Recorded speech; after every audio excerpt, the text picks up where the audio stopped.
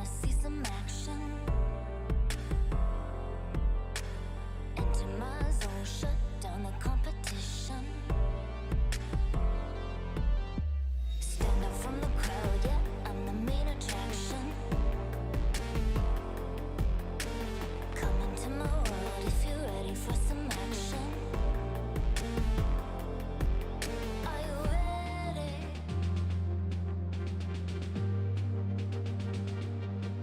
Are you ready?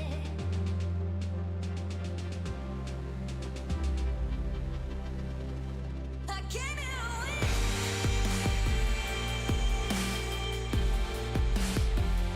I'll never give in.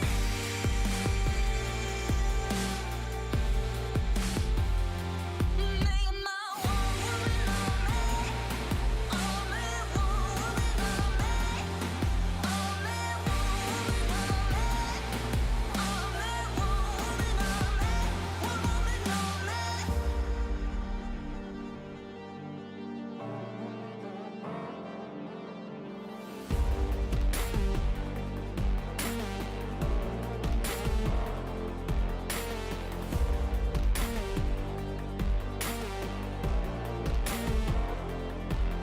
Are you ready?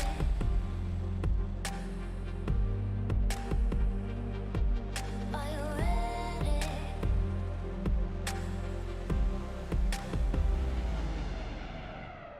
I came here to win.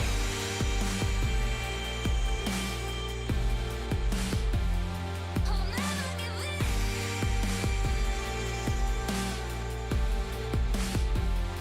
Make my one woman on me. Only one woman on me. Only one woman on me. Only one woman on me. One woman on me.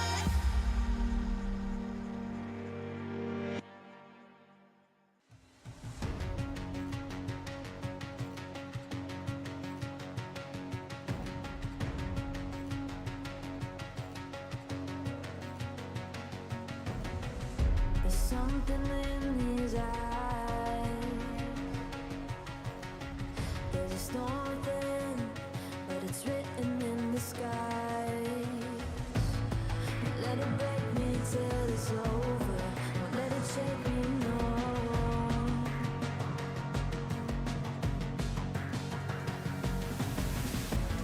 Won't let it make me go under. Won't let it make me go under. So now it's time to fly. Nothing's gonna stop me now. Nothing's gonna stop me now. Nothing's gonna stop me now.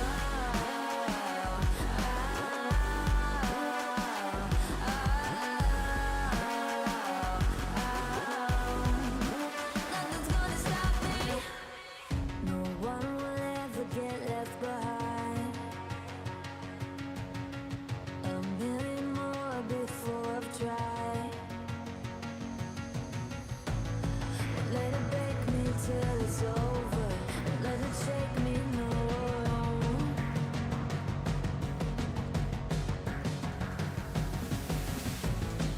Let it make me go under. Let it make me go under. So now it's time to fly. So now it's time to fly. Nothing's gonna stop me now. Nothing's gonna stop me now. Nothing's gonna stop me now. Nothing's gonna stop me now. Nothing's gonna stop me now.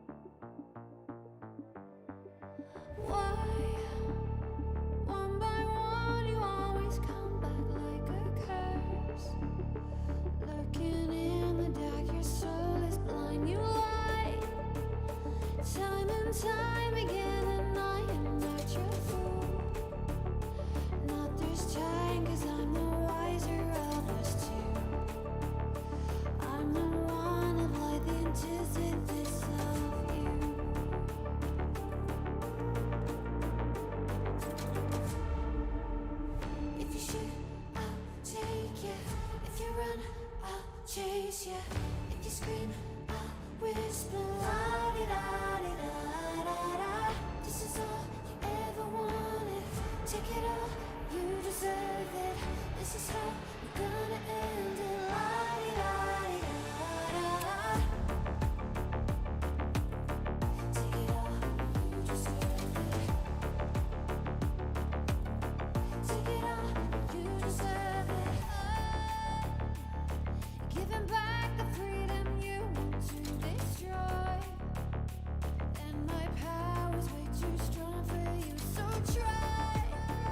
'Cause you can't dominate and nor will you survive.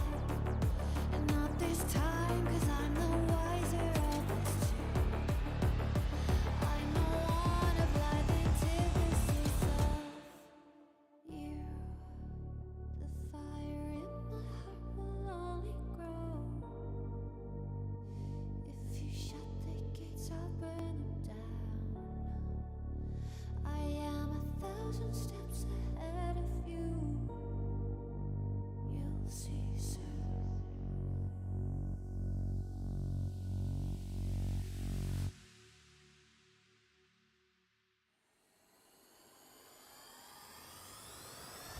If you shoot, I'll take it. If you run, I'll chase it. If you scream, I'll whisper. La-di-da-di-da-da-da. This is all I ever wanted. Take it all, you deserve it. This is how we're gonna end it. La-di-da-di-da-da-da. If you shoot, I'll take it. If you run, I'll chase it. If you scream, I'll whisper. La-di-da-di-da-da-da.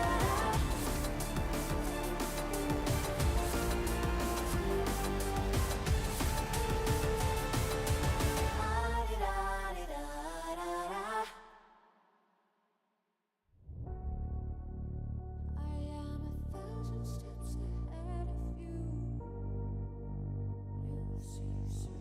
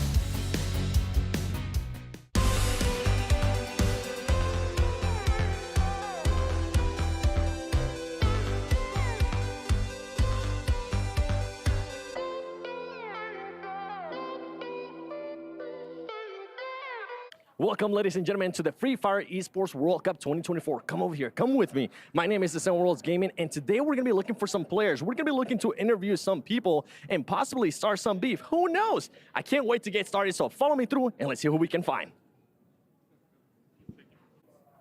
Welcome back, ladies and gentlemen. I'm here with none other than Gaming Gladiators, all the way from Indonesia. How are you guys enjoying Riyadh so far?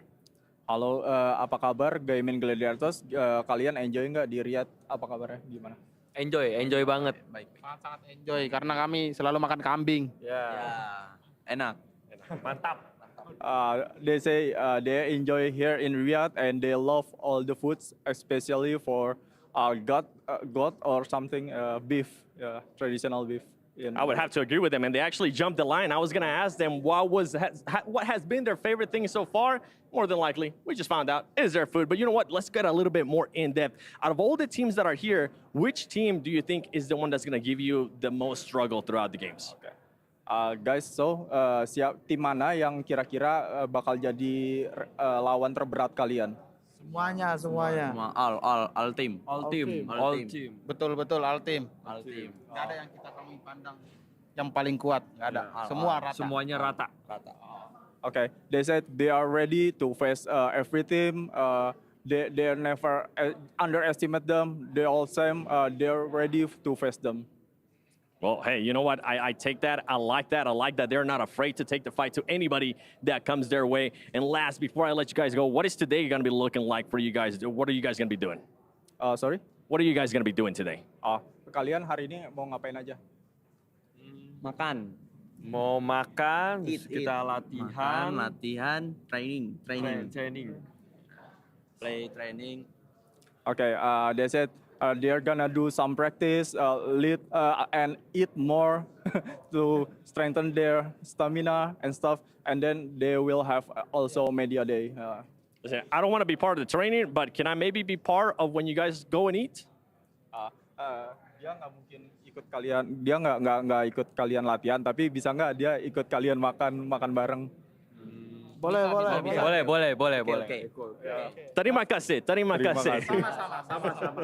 I wish you guys the best. Hopefully you guys do end up winning the tournament, and I can't wait to see what you guys do. Enjoy the rest of your day. Thank you. Welcome, ladies and gentlemen, to the Esports World Cup 2024 Free Fire. I'm joined by All Glory Gaming, a team from Latin America. By the way, my name is the Ceremonies Gaming, and I can't wait to see what this team's going to do. So let's just dive in. How are you guys enjoying Riyadh? ¿Cómo se sienten y cómo se sienten aquí en Riyadh? Estamos muy contentos y muy enfocados. We are very happy and we're very focused.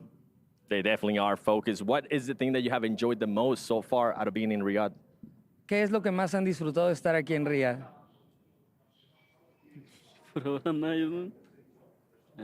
La comida, donde nos hospedamos, muy lindo lugar.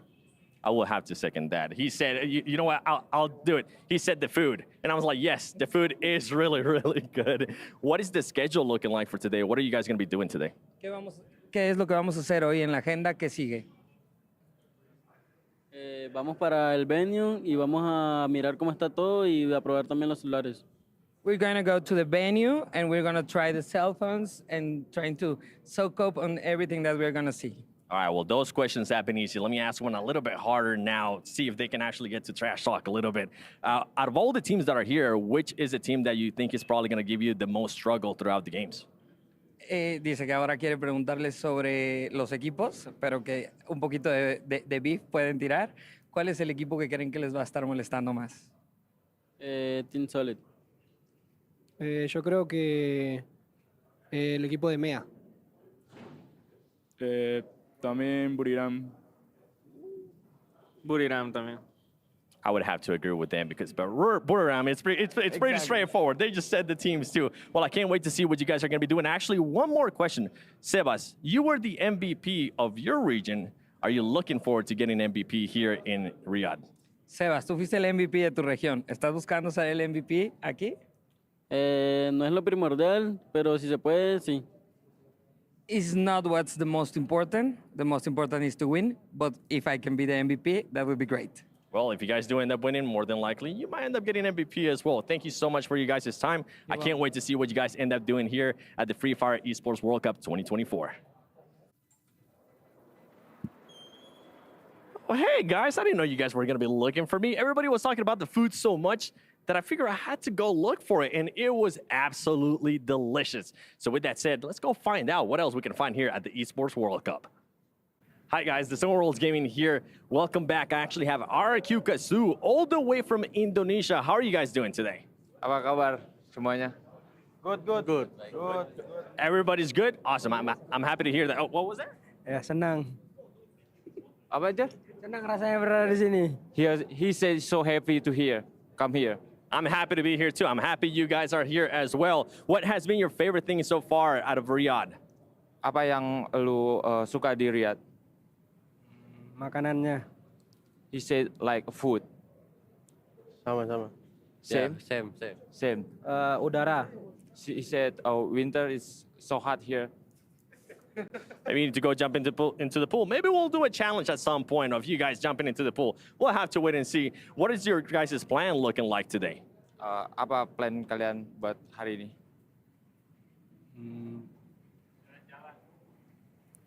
Apa lu ada plan hari ini?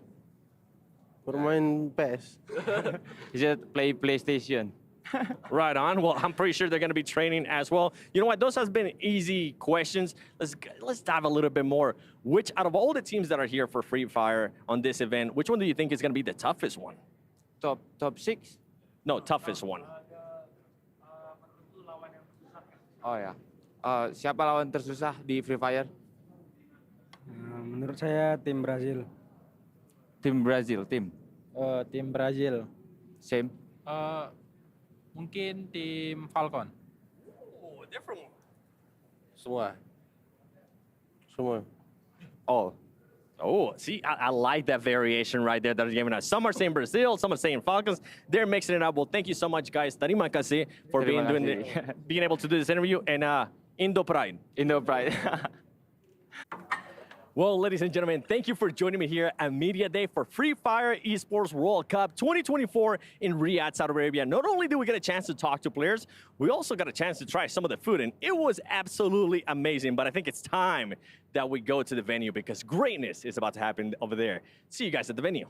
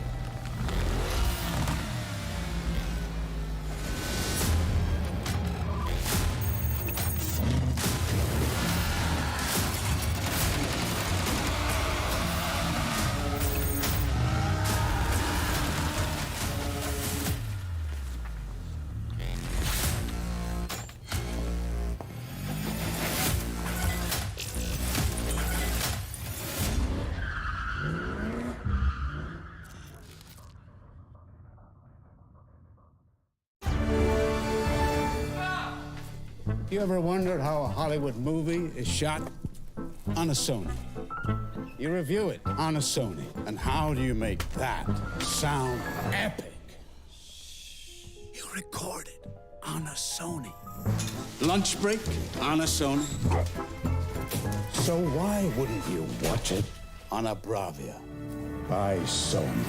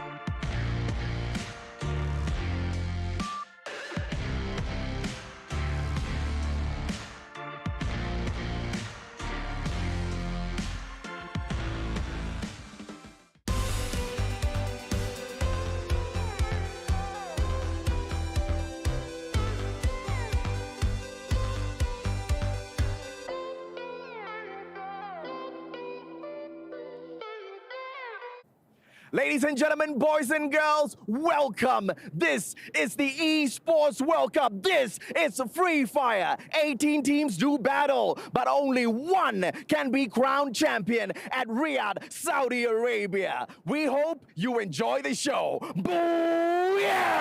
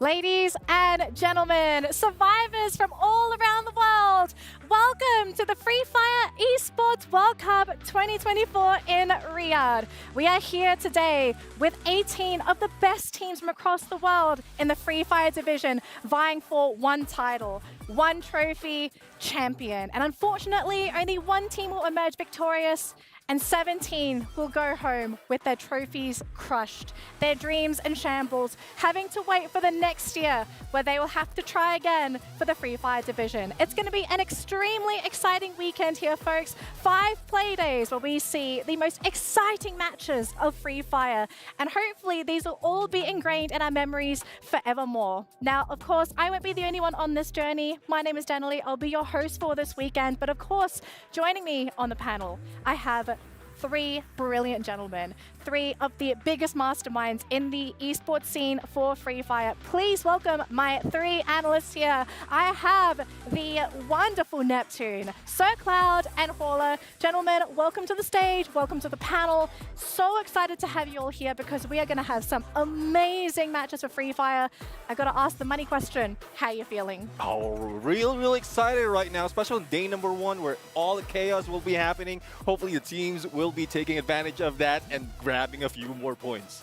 This tournament will be explosive since we gathered the best of the best teams in the world in this one venue for not only part of the prize pool, but also for a ticket to the Worlds. Of course, and the best part is it's going to be 5 days, 18 teams. Let's find out who the champion is and who deserves bragging rights moving forward. Exactly. So with those 5 play days, right, we have opportunities for these teams to rack up those points. We are not going to be seeing any teams eliminated in the upcoming 3 days. Everybody will be competing for 3 days, but after that, though, if you haven't racked up enough points, you are out of the competition. Let's run this format very quickly, gentlemen, so people are up to speed on what happens in a game of Free Fire. Neptune, let's start with our first 3 play days. Talking about 3 days, it will be 3 groups and 6 teams for each group, and 2 of which will be playing per day. Starting it off day number 1 with A and B, then day number 2 with B and C. To finish it off, we have day number 3 with A and C.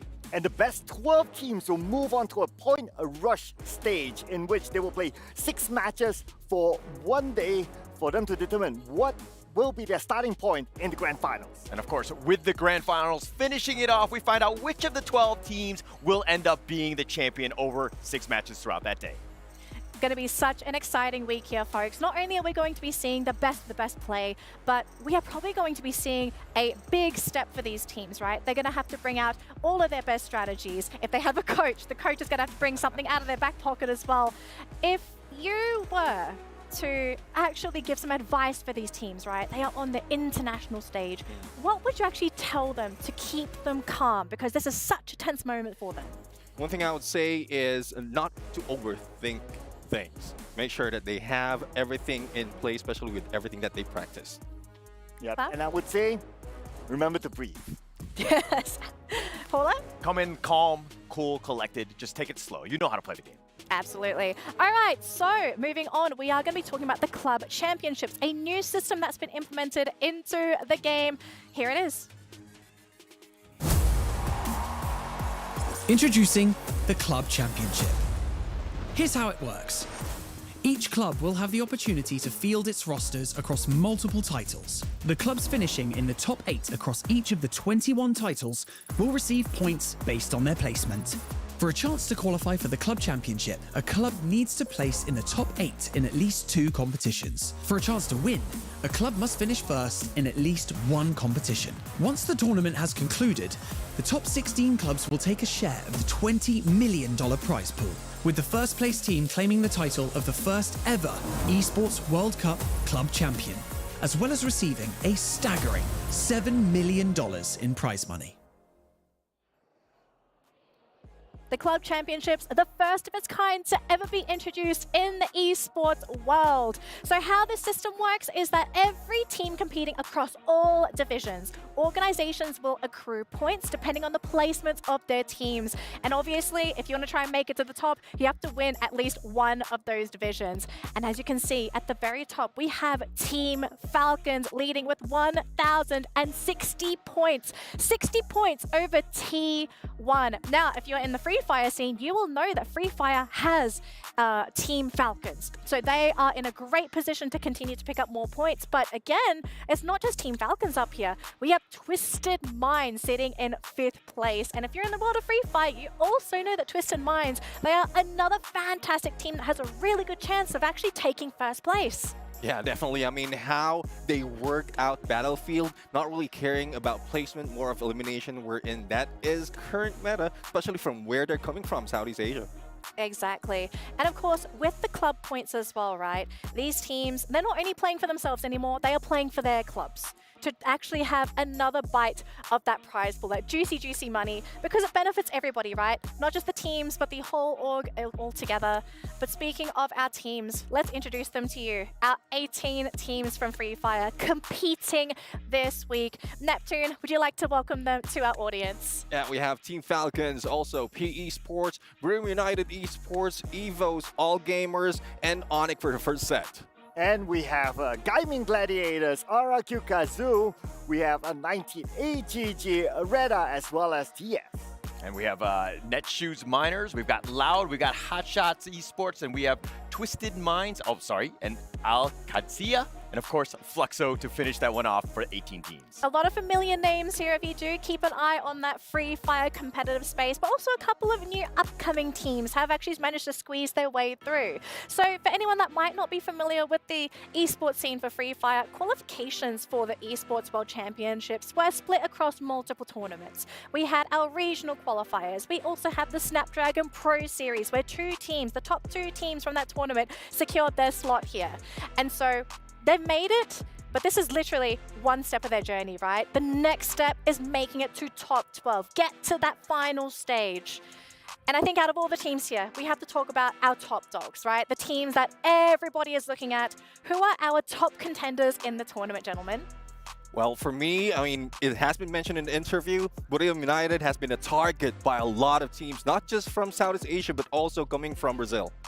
Yeah, and we have to look at Twisted Minds. They were recently crowned champions of the Snapdragon Pro Series Mobile Masters, and they beat a lot of the teams that are playing here on the stage today. I'm going to go with another Brazilian squad. I like Team Salad. I feel like they're a very aggressive team. They're #1 in the league right now, and they're making waves in that Brazilian scene. So we do have a bit of a spread here across the board. I mean, there's a reason why we have a spread, right? The best teams in the entire world here to prove themselves and become the first champions for the Esports World Cup. Now, to kick things off, let's have a look at the point system so you guys know how these teams are getting those points, right? You've got to make it to top 12. How do you make it to top 12? Well, here it is. For every match of Free Fire, depending on your placements, you'll be earning points. And the team that gets first place, or in a game of Free Fire, that Booyah, you'll be locking in 12 points for your team. Second place will take home 9, and as you go down, you'll be accruing less and less points. And unfortunately for 11th and 12th, if you end up down there, you're going to be taking home no placement points. But there's always that saving grace. Elimination points, the second way to pick up points in a game of Free Fire. For every player your team eliminates, you'll be picking up an additional point for your team. So sure, maybe you finish at the bottom, in the middle of the pack, but if you get those eliminations, we have seen comebacks happen. Yeah, definitely. A lot of teams are taking over this meta we're in, not really caring that much in elimination points, because the more that you get, rather not caring that much on placement, because the more elimination that you get, the higher you get on the placement. Exactly. And Hola, I kind of want to point this to you because you've been with me in the Free Fire scene for a very long time. And I kind of feel like the point system, it has highly influenced how the teams have played recently. Back in the day, very slow, very passive, lots of safe plays. But now we're seeing so much aggression. Why is that? Yeah, I mean, it's still high risk, high reward. You have the revive system. You have other ways to kind of get yourself back into the game. There's a lot of potential of just kind of extending your game. So you don't have to play scared. You can play, as aggressive as you want and take those risks. Exactly. All right, as we continue on, the trophy keys. If you haven't heard of this before, this is an iconic thing here at the Esports World Cup. Every team that's qualified has a key, but unfortunately only one team will be able to keep their key. And if you're still unsure and you're still a little bit confused, here's a quick rundown on how the Esports keys work. The Esports World Cup is a unique tournament and will have a very unique trophy system, consisting of keys, game trophies, the Club Championship trophy, and the totem. Introducing the key. This symbolizes a participant's right to compete in Riyadh. Each team or player will receive a personalized key consisting of the inner key and the outer frame. Winning a competition earns you a game trophy. A champion's key will be inserted inside. The frame will be placed into the totem. A physical block on display in Riyadh, serving as a progress bar of the Esports World Cup. The totem will remain in Riyadh as a chronicle of the Esports World Cup history. Those who get eliminated throughout the competition must give up their keys and see them crushed. Their broken keys will be tossed into the totem and encased in resin, symbolizing those that tried to win but fell short. However, as an additional privilege for winning, each game's champion gets to select 3 opponents' keys to be encased in the base of their trophy as an additional, more personal prize. Losers will go home with their keys replaced with a token that marks where they ended their journey. Witness history unfold at the Esports World Cup. Only one key will remain at the end of the competition. But speaking of these keys, not only are they a rite of passage for these teams as they did qualify for the tournament, but it's probably also a bit of a currency amongst the teams, right? They're probably thinking to themselves, if we win this tournament, whose key do we want to take, right? If you were given the opportunity to take any team's key, whose would you swipe? Well, I know I did mention this earlier as one of the top teams in my list, but I would like to swipe the key for Bermuda or of Bermuda United Esports, because why not? I mean, I see them as a top dog. Why not take down a top dog for whoever will be able to do that? Yep, I did mention the key thing about this team, Twisted Minds, because during this Dragon Pro Series Mobile Masters, they became the champion and they won against wouldn't say all, but a lot of these teams that are playing against them today. So I'm pretty sure they would want to seek revenge onto them. So Twisted Minds is that one key that would be one that these teams want to take off. All right, I was going to go a different route. I'm going to go with PE Sports, the squad from Vietnam. I feel like there's a lot of potential. They do great in the Free Fire World Series SEA Spring League. They got second place. They had the most kills in those rounds twice with 19 and 18. They get a bunch of kills. They kill everybody. But I just found out, as an update, there's a bit of an issue with one of their players. Their all-star player, Nero, I'm sure you guys have heard of him. He's actually down with a fever, so we actually might not see him today. So I'm a little saddened by that, but PE Sports still a key that I would want to take away from. Interesting. All right. I didn't hear any Brazilian keys, which I thought was pretty interesting, right? Because especially for Free Fire, there's been a interesting dynamic between Thailand and Brazil, right? These two regions clashing heads, wanting to always take these titles away from each other. We will continue on that a little bit later on though, but prize pool, you're probably wondering, what else are these teams playing for? Well, not only is it just a title, a key, and a trophy, but we also have a prize pool for these teams. Champion for the Free Fire division will be taking home $300,000 US, a lion's share of the $1 million prize pool for Free Fire. If you don't come in first, you still take home a pretty big share there. Second place, $175,000. But everyone here that is competing, they have guaranteed a minimum of $5,000, right? $5,000 for the last team. But look, you're guaranteed a prize. It's just, at this point, how much more can you get? Yeah, definitely. I mean, if you are guaranteed $5,000, why not move up a little bit? Not a little bit. You want to move up a lot. What are you talking about, sir? Come on. Let's grab the number one spot, and you'll grab the biggest piece of the pie. Yeah, and if you kind of look at it, right, every step has its own prize pool or share of a prize. Like it increases by every step. So that also means that, in other words, every placement counts. Yeah, every placement counts, and of course the first 3 days is the most important because you just got to survive. You got to get to that playoff race, the points rush, and get to the top 12, and that's where the real money's going to be, and you have a real chance at making some waves here. Yeah, and as you can see behind us, actually, we have the players stepping onto the battlefield, getting ready to play.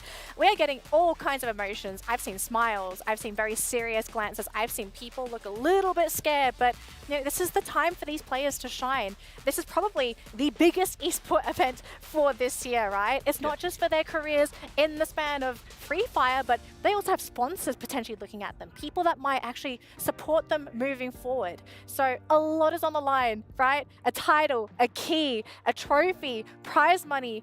I just cannot imagine how these players are feeling. But what we do know is the schedule for today's matches. I know everyone is so excited to kick things off. What's our first map of the day here, Neptune? Of course, none other than the OG map itself, the green rest of Bermuda. Most of the time, always match number one. Yep, and we do have a Purgatory as our match number 2. Also a very popular map. Yeah, and let's go with the number 3 one. I think it's more, dare I say, local temperature style with the heat and everything with Kalahari. And of course, I know, Danny, you love it because you like to call it calamari, if I remember correctly. No, that wasn't me. I can absolutely tell you that was somebody else, but I do love Kalahari. Extremely fun map, followed by Alpine, next Terra, and then my most important favorite map. Okay, I might love Kalahari, but the random map, map number 6, I feel is going to be such an interesting one here for the teams because you don't know what that map is going to be. You have to be ready for it. Now, I want to know your predictions, gentlemen. Who do you think are going to be your top 3 teams going into the competition overall? Yeah, for me, well, couldn't take away Bermuda United Esports, already have that, and then followed by Team Falcons because how they qualified, and then Team Solid coming from Brazil. Dude, come on, man. Come on, dude. We're talking about Falcons, all right? Yeah. Recently crowned champions of the FFWSC, and also we have a Falcons nest nearby. They are definitely champions in my prediction. And then we talk about Bermuda United Esports. But, of course, not to forget the Brazilian team, Fluxo is my prediction as well. Yeah, Bermuda United Esports, easy one, right? I mean, I think they've been top 3. Yes, let me do the track record right here. Free Fire SG 2021, first place. Second place, Sentosa 2022. Champions again, Bangkok 2022. Free Fire World Series last year, second place. Third place in SEA Spring just recently. They've always been top 3. So they're always a top dog. Have you heard something called a home buff? I mean, the Falcons nest is just right down the road. It is there. It is there, but I think it's too hot for them to actually receive the ball. I don't know. Okay, we're going to calm things down a little bit here on the desk, but we do want to hear what the casters have to say. I'd love to hear your predictions, actually. On our casters desk, we have the wonderful Tash Bunny and Offie. Would love to hear your thoughts. Who do you two think are going to be your top dogs in the competition? Oh, very exciting question, honestly. I mean, coming in from the region of Southeast Asia, I think me and Offie can both agree that we are going to be, you know, we've seen how what Southeast Asia can offer. For me, it's going to be Team Falcons. They've shown us time and time again. I hate saying that word, but it is true. How they've always very versatile with how they play. They have so many pages on their playbook. Yep. And also for me, we'll go with Attach as well for Falcons. And for me, for the second one would be Twisted Minds. Twisted Minds is a good one, honestly. I really like that. Yeah, really good one, honestly, for Twisted Minds. Regardless, I think Buriram United had a pretty rough run. Would love to see what they can bring in. But, you know, what do you think, Donnelly? I mean, you know, I don't think anyone can really disagree with your predictions. I'm not hearing any hot takes, okay? Very quickly, hot takes, dark horses, okay? We definitely have some in the competition, and I don't think I've heard any, aside from PE Sports, okay? Hallers had PE Sports. Okay. We'll hear this a little bit later on, though, but it looks like the opening ceremony is ready to go. Let's welcome the team to the stage.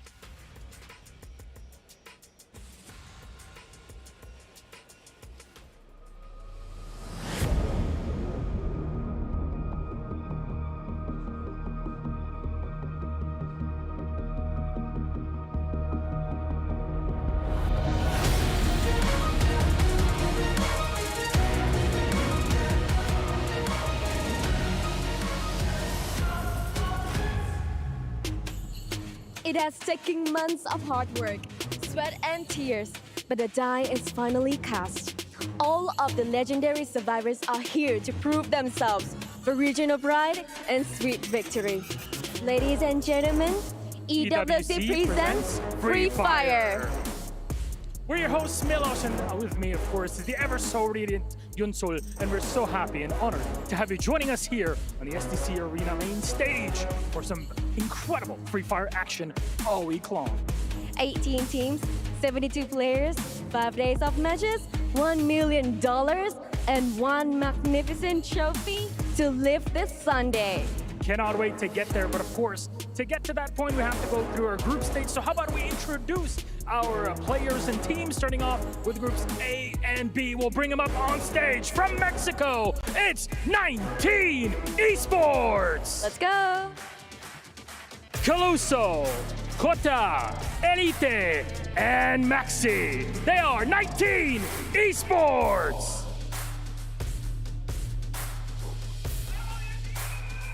Coming from Brazil, Cohen, Drax, Lost, and Yago. They are loud.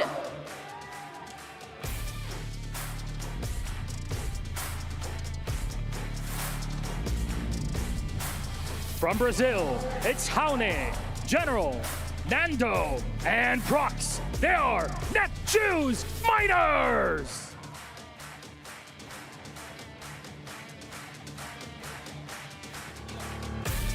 From Pakistan, Hasu, Action, Anas, and Sajid. They are Hotshot Esports!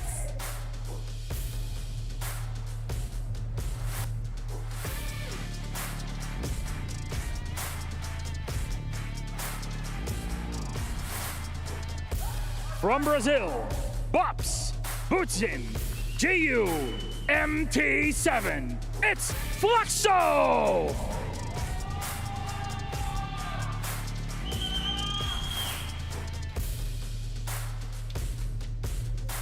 From Mexico, Vidalao, Colors, Chris, Lopez XL, they are Reda Esports!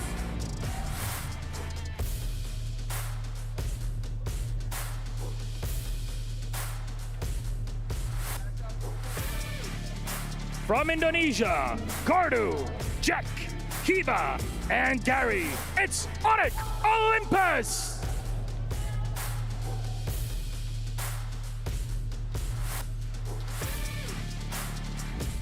From Thailand, Jonah, Get High, Moshi, and Wasana. They are Buriram United Esports!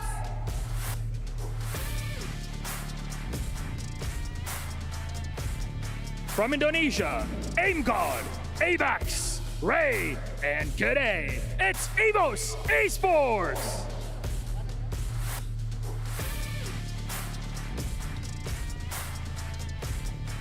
From Indonesia, Razor, Abe High, Mal, and Dudes.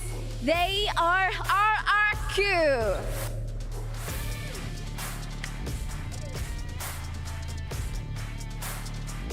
from Thailand, Do, Saifa, Caramel, and Stop.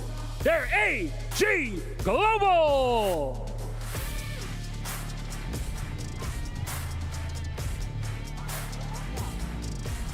And lastly, from Vietnam, Nero, Don't Cry, Hangan, and LBT. They are P Esports!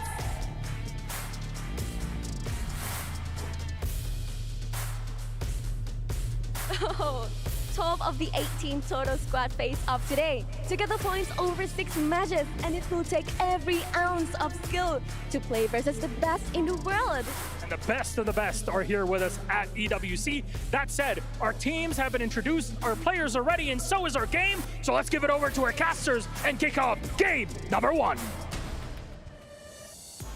Ooh, exciting, explosive. This is what we want to see on day 1 of the Free Fire Esports World Cup. Tash Manilas and Obvi here, your casters, and we are seeing, like Danley said, a lot of range of emotions coming in from these players. And I think one of the players from Esports are actually sick, they've mentioned before. And also what got me exciting for this match is that Group A and Group B will be fighting for 6 games for tonight. Yeah. And what we are seeing, they are getting prepared actually. Yeah, very, very prepared. I mean, when we talk about preparations, I mean, when we talk about playing globally, they have played globally before. Yep. Snapdragon Pro Series recently has happened, and they have met up with each other. Free Fire World Series from so many different regions has happened as well. So when we talk about preparing here, we talk about the adjustments, adaptations from the different regions, from a smaller region into a bigger region. How is each player going to play against each other? And I always say, day number 1 is a day of adaptation, day of ice breaking. Yes, correct. And also what got me interested for the whole game for tonight is that with the new update, Oh yeah. what's the meta that we'll be using for the match, especially for Bermuda? You know, you were mentioning the meta to me. I would love to hear more about that. Yep. So for you guys at home who don't know the meta, Avi. Yeah. So one of it is that the Skylar, with the new updates, they will be he will be having 2 charge. Right. So that will be a game changer. Right. What by breaking the glue wall. So by that, will the players tonight will be using that Skylar Yeah. as their main skill as well. Yeah, Skylar is really terrifying when you think about it. It has a range where every single glue wall in the area will definitely be broken. Yep. So, you know, we talked about how it will definitely encourage more rush-style plays, right? Yep. And this is something that's very native, I feel, to Southeast Asia, how everyone loves playing aggressively. We see it happen, especially from Teams Falcons. We've Yep. seen it happen from Reverse Red. And I think I had a conversation with Carol last night about how in Brazil, for Loud, they're a little bit more of a slow-style play. So how will this affect their style? Oh, then there'll be some possibilities. They'll be going towards the compound because probably if let's say they are in open space, we have the new update as well for the glue wetter, Right. whereby the damage is increased from 170 towards 230 damage to Yeah. the glue wall. So if let's say they'll be going towards the on open space, then the chances are then there'll be some problems to the players. Yeah, I think you can see on the tables as well. You can see the little keys there, and it's really exciting when you think about these keys. I think EWC has made it really fun and very interesting how you are actually not only just climbing the top, you're also literally crushing your opponents. I think the desk talked a little bit just now about you know who they would have crushed in the bottom. Honestly, for me, the idea of being able to just snatch the key from a team you had rivalry with for a while, just putting it in not only the monument but also the trophy is a very, very exciting. It's very satisfying when you think about it. Yeah, it's very satisfying when you can overtake the other teams that are your rival. Yeah. Especially like the previous one during the Snapdragon mobile challenges. And we can see that coming from Twisted Mind and Fluxo, the chances are they'll be fighting towards each other for the number 1. And if let's say the rivalry going towards between them is going to happen for this whole match, maybe? Yeah, for you guys who don't know, I mean, the Buram United, we should tell them about it. we should tell everyone at home. The Buram United were competing before. They were definitely the favorites coming up forward, right? And it felt like the Brazilian teams had already marked them. And that is one of the, I would say, the shortcomings of being on top for such a long time. You sort of put a target on your back. And every time Buram United were landing, they got hot dropped by the Brazilian teams, which really kind of put a damper on their points. So coming into this tournament, what do you think Buram United can do to combat this?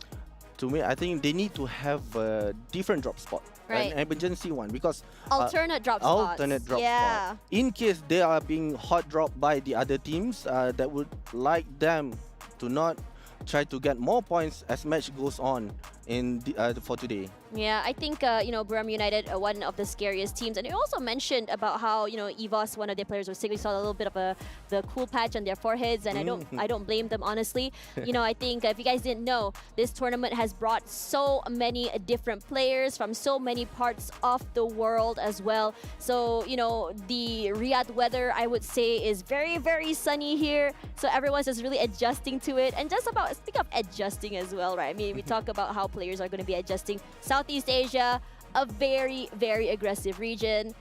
How do you think they will fare against the rest of the world? Oh, then the chances are for Southeast Asia teams, and we know that most of the teams that are coming in today as well are coming from that region. For them to be fighting with the other regions such as Latam, we have Brazil from the PK qualifiers and MENA as well.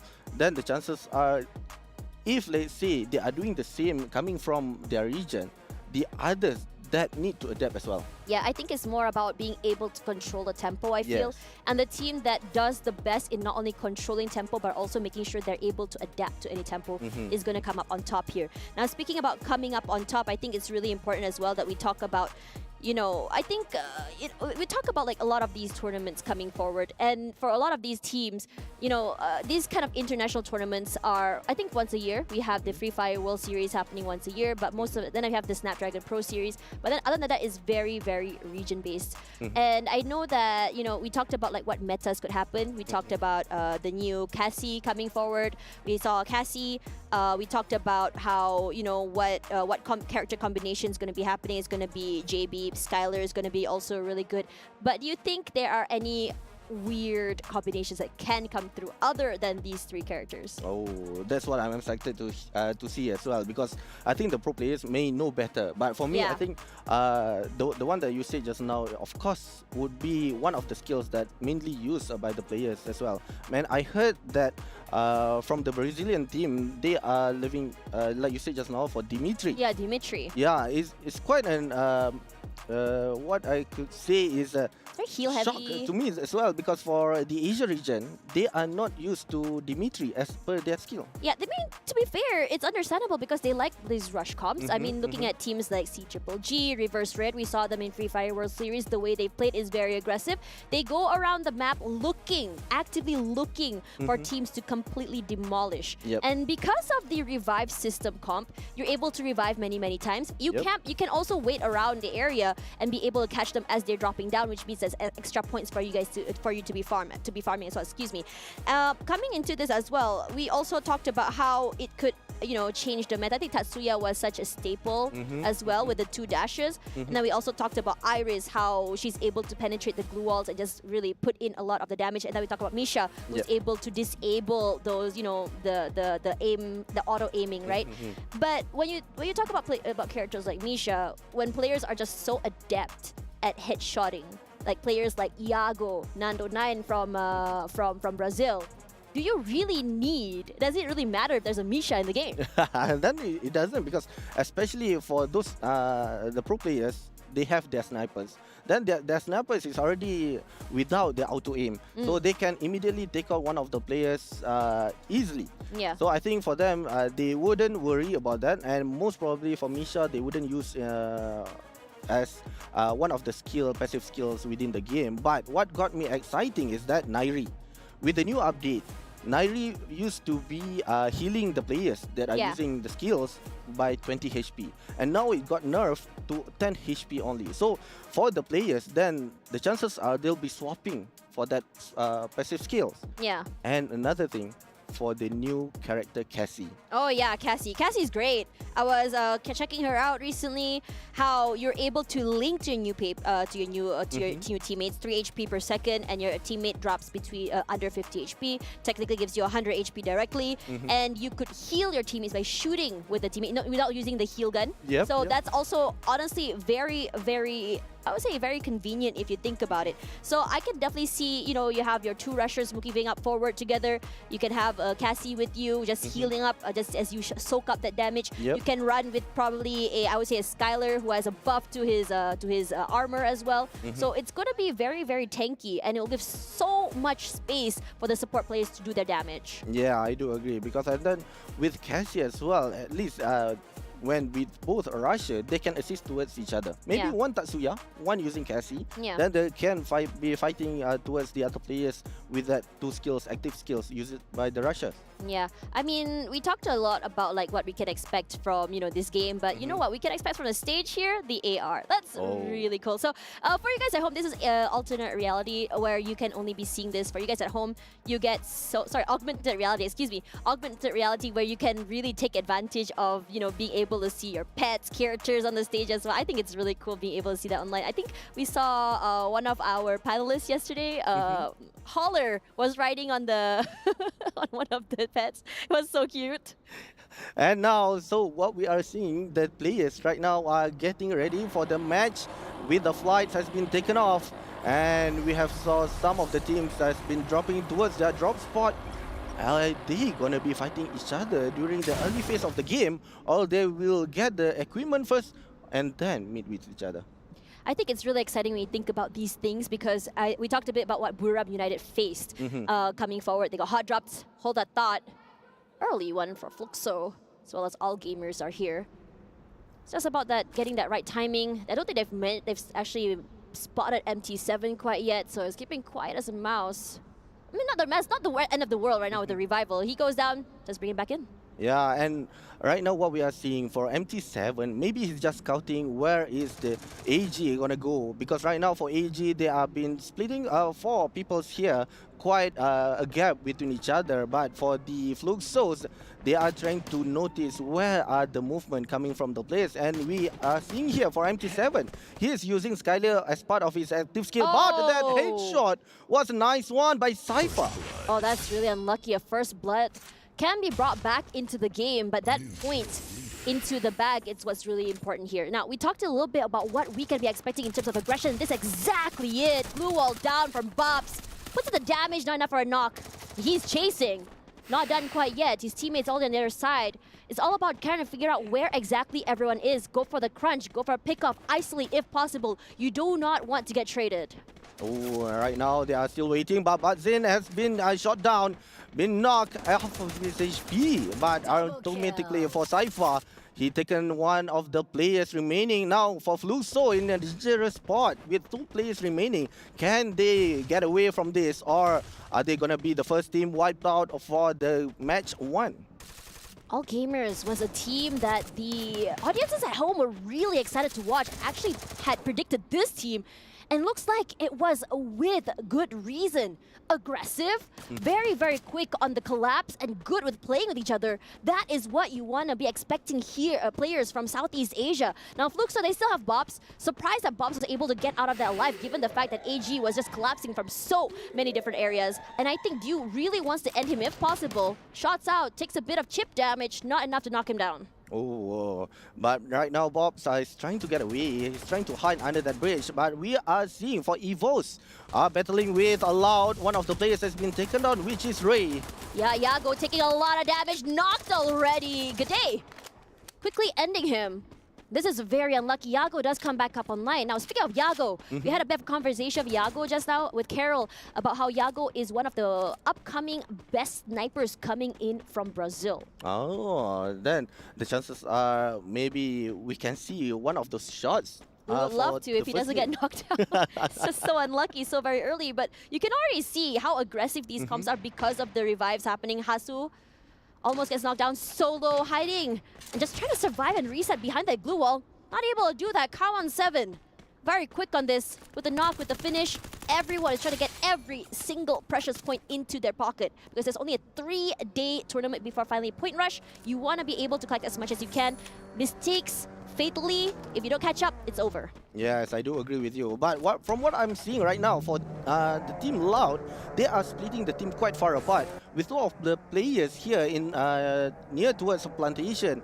But for them, the other two players is in Graveyard and Observatory. So the chances are they need to be grouping up. But we have another fight here. RRQ Mal has been taken out and immediately been killed by the other team, which is PE Sport.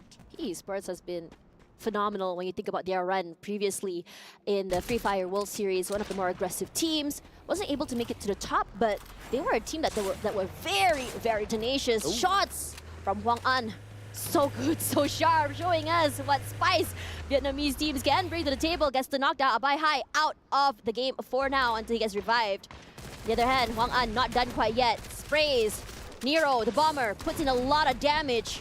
And I love the fact that when these teams collapse, it's always together just to really disallow these trades to happen, minimizing damage to the team and also disallowing points to be collected. You want to be able to take these fights safely as you can. You retain your team, retain your shields, retain your armor. And for now, this fight between Loud is just ongoing, non-stop.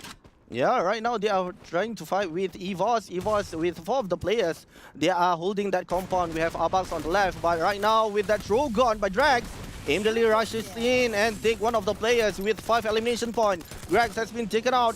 Chawan is trying to be safe, hiding in behind that glue wall, but immediately taken out right there. Oh, so unlucky. Loud looks so good right now, though. I mean, we were talking about how prolonged these fights are for Loud, but they're just so quick on that revive, so quick to recover and go straight in for these fights. A Malay word, liat. Very tough to kill, very slippery, like an eel would be the right word for it. Very, very good gameplay coming from them. Outside the zone, but still tenacious. PE Esports still here. They haven't really finished. They finished the fights, going in for that reset if possible. Now coming into this, I think this particular fight for PE Sports, we talked about how tenacious they are, but they weren't able to make it toward the end. What do you think of their stamina for this particular team? For me, I think at the early starts, they are doing good. And for them, a little bit history for PE Sport. They were number 2 in the Sea Spring Free Fire World Series. So right now, what are they trying to do is they're trying to get most points, and they have gotten 4 as at the 6th minute. But right now for Loud, Drax, unfortunately for him, he's been taken out by EVOS Gede. The thing about Loud is that they're not worried about being caught out. They're playing very, very separately. This is all coming down to the individual skills, but no individualism here. As we look at Areta, spots out one player of PE Esports here. PE Esports was playing toward the shore side. Now, the reason why they're having to cross here is because they need to get into the circle. To get closer or deeper inside the circle, they're going to have to take this fight. Now, it's just about that waiting. They have really buff each other up. Teleports on the top side of this building. It's all about finding the right areas, the right situations. This high ground will give a lot of value to the team PE Esports. They do encroach into the compound, but little they know, Reta, one player on the outer side, Lopes, if he's able to find the right timing for this, I would say this crunch, or rather this pickoff, it'll be massive. But Hwang An is on the other end, so it's just the same read from each team. Which team will be making the first mistake is the question.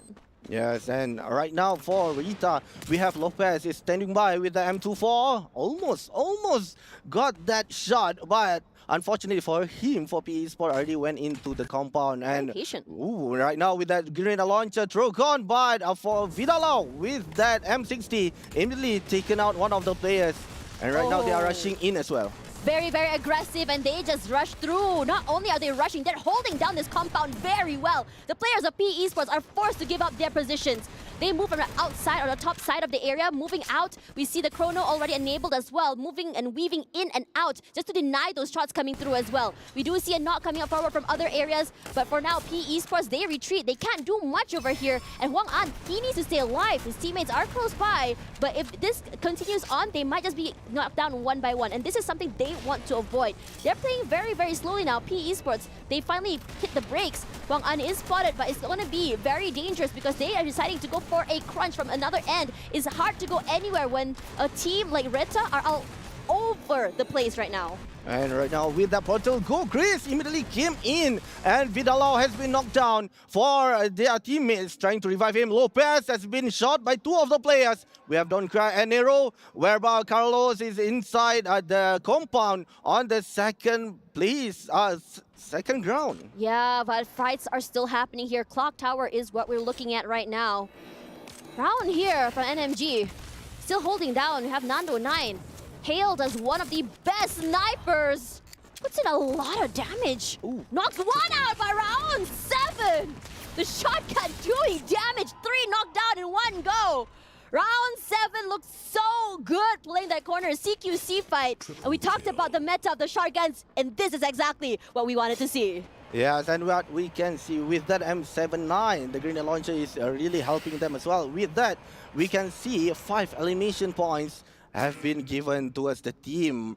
And right now what we are seeing, we have another two teams are coming towards the clock tower, whereby for the Team Niners, right now they are trying to hit one of the players, which right beside them, owning Olympus. Can they take out, or are they trying to maintain this compound in the middle of clock tower? You want to be able to. It is one of the prime areas to hold.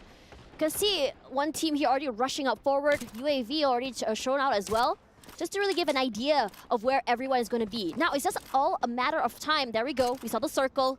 Moving up toward the top side is a hard shift. So Clock Tower is still going to be a very, very hotly contested area. But for now, the Brazilians are going to be holding down the line, and they're going to be very, very happy with it. Nando 9 does get a bit of a chip damage, not enough to do much yet. But PE Esports, they're going to have to go for a very, very long rotation from Rimnam Village. Yes, and right now we are seeing the zone gonna be shrinking in 10 seconds. Of course, for the fourth zone, it'll be much more damage towards all the players. And with the zone going towards Clock Tower, we have only 3 squads inside the zone, which is the Miners. We have Evos and RRQ, but for the others, they'll be needing to fight for the others as well to maintain a compound. If not, then the chances are they have to use their glue wall to keep each other's off. Despite this chaos, despite this aggression, no team has been hard knocked out yet. Revives all around, yeah, but loud. 10 eliminations on the back. This is the 3rd best Brazilian team, and they're showing us that despite that title, they can prove that they can make it to top otherwise. And right now we are seeing Gary being taken out, one of the players coming from Evos on the kill feeds. And right now for the zones, we are seeing a hot shot down below. Near towards them is AG, whereby 4 of the players right now trying to move in towards the compound. This is could be quite dangerous moment coming from hot shot, because if they are staying on the open zone, then the chances are they'll be stuck in the middle, whereby in the clock tower we have PE Sport trying to move towards clock tower and AG right behind them. And right now what we are seeing, they are still trying to find a safe place where they can do the rotation while the zone is shrinking toward the force circle. Still have Dio on the outside as well, just moved into the area. They have a compound to the side. They have to take this fight toward the southern side there, but Action alone on the inside, Anas on the outside. They can, if they can able to isolate these fights properly, they can come up on top. It's not the end of the world. Very, very winnable. Stop rushes up forward. It's gonna be Dew who gets the first knockdown onto Action.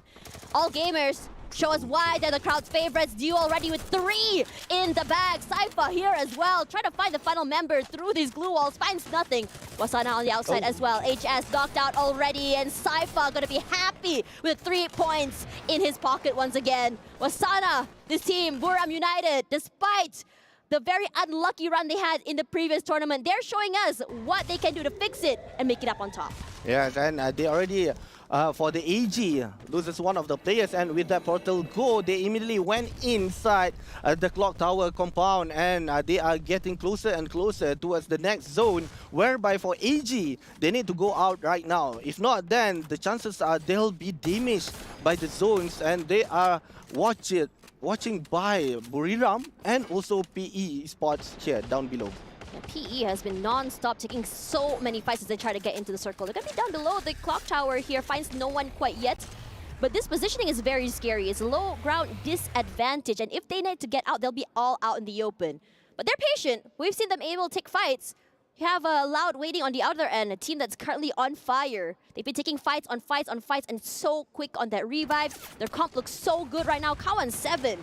One of the, I think, giving so much support to his teammates to do the things that Loud is able to do right now. And they're playing it very, very safe. They're taking their time. And they're understanding that there's so many people in this clock tower area, a very hotly contested spot. They don't have advantages. They need to find a way to make it their situation. Perhaps a third party will be really important. Perhaps catching anyone in the middle of the rotations, that'll be really important. But they're not keeping quiet regardless. Yeah, and they're holding the compound quite well for the team Loud and make sure that the others will not coming to them. But right now what we are seeing for Buriram, we have one team down below which is quite close. They got the knockout, but for AG, Karamo has been taken out. Yeah, it's a very, very aggressive fight. Wasana once again with a quad. Entire team knocked down just like that. Penta, in fact, for round 7. The Brazilians showing us the powers they can bring here against the Southeast Asians. A quad, in fact, for Iago as well. Loud is being extremely loud, and I am loving it, and so does Brazil. They're still holding down the line despite the disadvantages. They're doing so well. All gamers, despite being the crowd favorite, not making it out yet, quite yet, but it's looking Loud is trying to take over this entirety of the area. No movement quite yet from the other members of the team on the inside of the area. But for this time, NMG staying quiet as a mouse. Don't want to take this fight. Nando 9 knocked down. Oh, right now we only left with 6 teams, and Wasana already got Nando 9 right there. And for Phoenix Esports, they are P Esports. They are down below. They are waiting in the tunnel here, but they need to be careful because Loud just left to them, and with the bomb has been thrown, Chrono has been opened, and now they are fighting with each other. LBT with only half of his HP. Looking so good. Nero on a killing spree. Going so aggressive. PE. They take down the Kings, the aggressors, and the whole lobby breathes a sigh of relief. Don't cry. Looking so good. 3 left in the bag. No one found Gary quite yet, and he's been surviving for so long. PE Sports, though, he's there. He's running for his life. Displays so many utilities placed down. All the damage, all the heals, everything in the kitchen sink. Don't cry. Knocked down already. Because the RRQ going very aggressive. A new kill leader on the platform, and they're not stopping at all. Despite the low ground disadvantage, they go aggressive. They take this fight, and they yell back, "We are down here below, and we can come up to the top." And right now for RRQ, they are leading the points with 8 eliminations. And for General, he got Moshe coming from Buriram. But for RRQ, they are waiting. They are trying to find a safe place. For Buriram, it's just above them on Clock Tower compound. For Phoenix Esports, we have Nero. Nero trying to close in towards Gary, and he's been shot by Abai High. The point steal! It's so good, Nero! Finds one right before. I think he's trying to deny some points. Doesn't move quite yet as we move into this area, RRQ. Now the new kill leaders, 9 in the bag. Regardless, we now have our top 5 PE down and out. Everyone else, RRQ, healthy and healthy with 4. And so is NMG. Net Shoes, Miners, they're looking so good right now. They want to go aggressive. And we talk about how Nando 9 wanted to come in as one of the best snipers, taking his throne away from Iago. No, and we left with only 3 teams, but NMG almost got the players coming from Buriram. We have 4 players coming from NMG with RRQ, revive their own teammate. Buriram, only 3 players left. We are on the 17th minute, 11 players remaining, but they are only being split by that wall. Here we go, Buriram United spots out, has to be careful. You can see RRQ waiting for the ultimate time to rush, and this is the time. Moving forward, the monster truck moves out of the way. Mal, jump shots all around. He's so quick, finds Wasana, immediately knocks him down. And Wasana has been one of the heavy hitters. Nando 9 does answer back though. Massive, huge. Another one knocked down in the back. RRQ looks so clean, so clean. Aggressive with their plays. And now NMG, they cannot go anywhere. And the monster truck completely obliterates, rushes them, and crushes them as well. And it looks so good for RRQ. 2 members left. 1 more member from Buriram United can't do more than that. A quarter kill for Razor. And a booyah on the line for this team, showing us what they bring for the Indonesians. Nice, good job towards RRQ. What a gameplay. What we are seeing, how Buriram is trying to create a chaos with that monster truck. And now RRQ maintain their spots, immediately taken out Miners as well. And now the booyah goes towards them as well. literally crushing their opponents. Like they want to crush the keys from the other teams. Started off so good for the Brazilian teams. It looked amazing, honestly. But I think that's a story for the panel itself. So for now, we're going to go for a quick break. When we come back, Dan Lee, as well as the panelists, are going to tell us what happened in that game.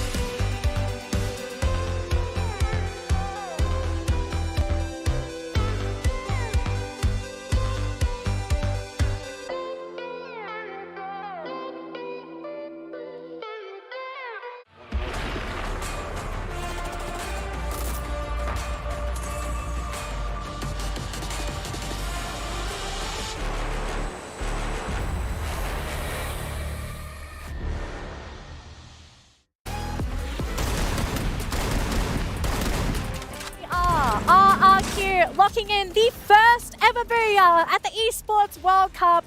And boy, did they do it in an extravagant fashion. Amazing play. That ending, okay, we very rarely see an ending like that in a game of Free Fire, but Cloud, Neptune, look at this beauty. Chaotic action.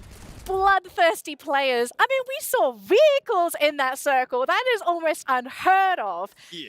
I mean, it's been a while since a vehicle has been used to really finish a game, but I love how it's turning up because they're really using the dynamics of a Free Fire Battle Royale as it is, and as well as how they got into that position. But I guess there's a lot more story from the beginning of the match up until what we've just seen. Exactly. So Cloud, we actually saw something very surprising, right? We saw Fluxo being the first team eliminated in the round. And I know a lot of players, a lot of teams were expecting them to to place high. What kind of happened with Fluxo in that round? Yeah, I was genuinely surprised as well because in my top 3 prediction, Fluxo was one of those teams. Okay, I hate to be that person as well. Fluxo was my number 1, so yeah. something kind of happened. There you go, right? So we have a lot of love from our panelists here for Fluxo, but then again, you know, here's the thing that I always say, it doesn't matter how you start, it matters how you end. So it's only game 1, ladies and gentlemen.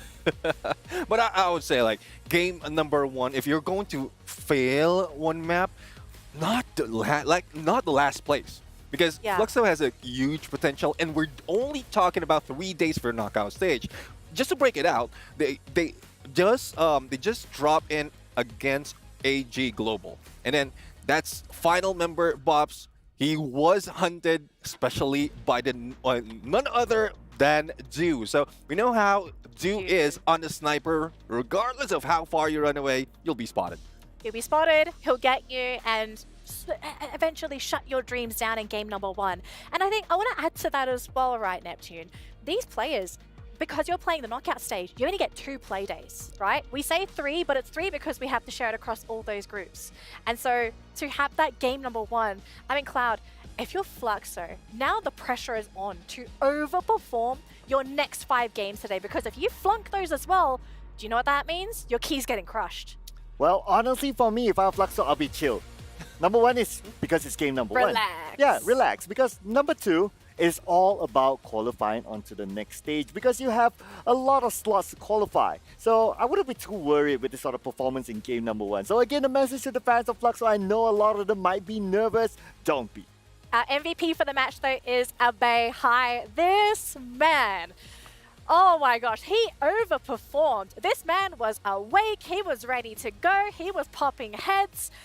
Look, I don't know if this man can play any better, okay? If he starts the World Championships, okay, the World Esports Cup like this, I can't imagine what else we can expect from him. Yeah, definitely. I mean, from the qualifiers, he's always present when it comes to engagement. And earlier, I thought it was PE Sports going solo was able to take down the one in front of him as they go into the circle, but it was Abe who was so far away. Yeah, and speaking about PE Sports, I really like how they navigated around the terrain. Like they used the tunnel to get to their destination, closer to the circle, and they avoided all those unnecessary fights that were happening above them. It's like, hey, you guys want to party? We'll let you guys have the party. We'll stay chill down there. And by doing so, they even got an extra kill out of that. It pays to be passive sometimes, right? Just got to be passive, wait for that opportunity. But, you know, we finished our first game, right? Bermuda is done and dusted. We still have to jump into the rest of the map pool. So, you know what that means? Purgatory is next. So, speaking of Purgatory, right? What are some teams that we're going to look at here? Because we do know for a fact there are certain teams that do favor certain maps. Yeah, I mean, I would say there are a few teams who are very proficient in open areas, just like Bermuda from what we've seen, and similarly Purgatory. So couldn't take away RRQ, as well as Bermuda United, who has been proficient in not just like more than 1 or 2 maps from the qualifiers, but it's more of how they place themselves as well as how they grab elimination along the way. So it might be overselling Bermuda United, but a lot of teams might be able to grab a few more points later on. Yeah, speaking about a few more points, I'm pretty sure that Fluxo wants to bounce back from game number 1. So who knows, maybe it's just a warm-up match. But you know, just like how every other gamer would say out there, if in game number 1 you don't do well, it's like, it's just a warm-up match. Coming to game number 2, I mean, Purgatory could be a map that they're very much well prepared for. Maybe it's a map that the Indonesians are going to take over again, right? Because let's be realistic. Who thought RRQ would be taking the first game? Bermuda of all maps, right? Everyone knows how to play Bermuda. And of all the teams, RRQ, the team that every single time I put my money on them, I say RRQ is going to win, something clicks. Maybe I'm just very unlucky, who knows? But this team, I'm very excited for them. I know the Indonesian fans are very excited for them, but obviously the Thai fans, the fans from Brazil, they want revenge, okay? They want their big dogs to take that trophy, to take those points. I mean, Vietnam, right? Vietnam, PE Sports, they're really playing fantastically so far. So obviously the Vietnam fans are very excited too. Yeah. Do we have any predictions, do you think, for this next map? Again, well, we're talking about a little bit of chaos, and I guess that is what RRQ managed to take advantage on that map number 1. and this is where a few bounce back will be happening. Earlier, you did mention that Fluxo might be able to go in by this map number 2, but we might see a few more who missed their chance in grabbing a few more elimination, who has been passive all the way, like Netchu's Miners. They understand how to play with that circle, but not so much in terms of points. Yeah, I'm a fan of tactics. So I really love what I saw from PE Sports in game number 1, how they rotated around the map, how they decide on what sort of fights do they want to take, how they even block out loud. You gotta think about it at some point to stop them from coming in. And they sneakily stole away an elimination as they tried to get into the circle. Yeah, the circle kept running away from them, and I think that's totally understandable, but hey, it's still about survivability. At the end of the day, a Battle Royale game is all about surviving. Yeah. Well, thank you so much, gentlemen. It looks like game number 2 is ready. So let's jump into it with our casters. Tash Bunny, as well as Ovi, take it away. Wow, wow, wow. This is going to be a very exciting one as we go into the second map. Yep. I mean, when we talk about maps that have been played a lot, Bermuda, Purgatory are definitely going to be those maps that we want to look out for. RQ, a great recovery coming forward. They were very quiet in the beginning, and I love the fact that they had that mid-round call to just go aggressive toward the end. Very different than what we saw from Loud. Now, speaking of Loud, what we saw from their regional style play was a very passive style gameplay. We saw a lot of eliminations or kills picked up. What was more interesting is the fact that I think because of the meta shift, they had shifted to more aggressive style. It looks so good on them. Yes, and also what we can see from the early of the fights, they are splitting solo by each of their team members, and they group together at nearly at the middle of the game. That's where they are getting more and more points, and eventually during the mid game, they're already leading towards the standing itself during that fight. But what I want to touch a little bit here for map Purgatory. It's quite a big map. It is a massive map. And also, we can see that the Brasilia is the only compound, the only place which have lots of compound. Yeah. And this is what I'm wondering. We have 12 pro players here. Which compound that they would like to take out of all the spaces that they can get to? Yeah, I think when you talk about compounds, what's really important is that I think when it comes to compounds and circles, I think it's a more anticlimactic ending because you can't really tell where each player is going to be, and just clearing out every single compound is going to be a pain. Now, if you are holding a compound and the circle shifts away from you, you are forced out into an open area. And especially since all the other compounds are going to be held by other teams, it puts you in such a vulnerable position. So what are your protocols if that were to happen? It's such a gamble, right, when you come into these kind of situations and this kind of areas. I also really want, now talking after we talked about that, you know, the compound of Brasilia, I really also want to talk about like teams here. In your opinion, which teams really, I mean, like, I think we could say like it's almost similar style of play when you talk about Purgatory as well as Bermuda. But do you think there's any team in your opinion that really shines on this particular map? For this map, from what I can see, the chances are, out of the 12 teams right here, maybe Buriram. But the gameplay coming from Loud on the first one was quite good. So for me, the chances are, if let's say they can maintain their momentum towards the at the end of the game, then the chances are they might be the one that will be taking the booyah for this round. That's right. Now, flights coming into from Mount Villa all the way to the crossroads. Now, Sir Cloud did mention something very interesting in the pre-show just now, is that when you play, it's just the first map, you can sort of, it's okay to lose very, very early. But given the fact that this format is very, very short, only 2 days to play technically, depending on the groups, it's very scary when you lose a map. Fluxo is one of the teams. Can they keep up is the question. Yes, can they keep up? And now the flight path are going towards Crossroad. We are seeing Mount Villa. 2 of the squads here. We have Fluxo and Owning Olympus. They will be fighting towards each other for the early games. And right now we have seeing Botzins is trying to find one more weapon towards him. He's immediately used that pocket shop. Trying to find, are they going to be towards the Fluxo or Fluxo going towards Owning Olympus? It's interesting. Bit more quiet.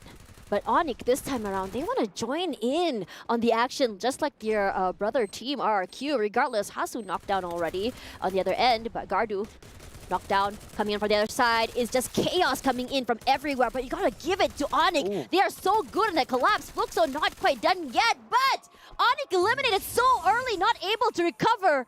In these situations, you expect one player to already be skedaddling out of the way into the revive center, but Fluxo, they had protocols to disallow this from happening. Oh, unfortunate for Onyx Olympus. They have been taken out on the 12th place on the first minute. But Aim God just got one of the eliminations coming from Chawan. And right now for Rita, they are fighting with Netshoe Minus. Yeah, Vidalao coming in, quickly picking up that point, confirm. In fact, one of the members of the Netshoes Miners are already running out of the way as well. So this is a good thing for them. Vidalao with a double in the bag, in fact. No worries about recovering their teammates, but it's NMG out. And this is a very, very interesting moment for us because we talked about the revive, about how players are able to play aggressive and just have one player running out of the way to go for that revive. But the problem is when they are dropping in together, teams that are hot dropping, teams that are dropping to another team, the biggest thing that comes into this is how fast can you get the loot? How fast can you recover from this situation? Because in this situation, when you're not able to quickly prepare yourself for these early fights, you will be punished. And that's what we are seeing from these two teams. Yes, and for now, we are seeing EVOS. They are trying to revive their own teammate with Ray, using that 400 coins, using that vending machine as well. G'day has been revived with 1 elimination points, goes towards them for Loud. They are, right now, they are doing a rotation whereby they are trying to find where are the other members. But for Lost 21, it's almost close towards them, which is PE Sports. And for Hot Shots, they are coming in towards RRQ, which is on the central. This is quite dangerous for Hot Shot if, let's say, they have been figured out or found out by RRQ. We talked about how Loud is playing today, very aggressive, but it's not a team-based aggression. It's all just confidence, individualism, confident in how they play, confident that your teammate is able to revive you quickly as you can. We had a conversation just now about how fast the recovery is as soon as they get picked up. But speaking of recovery, not happening quite yet. As you can see, all gamers, the team of our crowd favorites here, picks up Huang Ang, quick on that as well. He goes down, no problem to revive. His teammates are still around.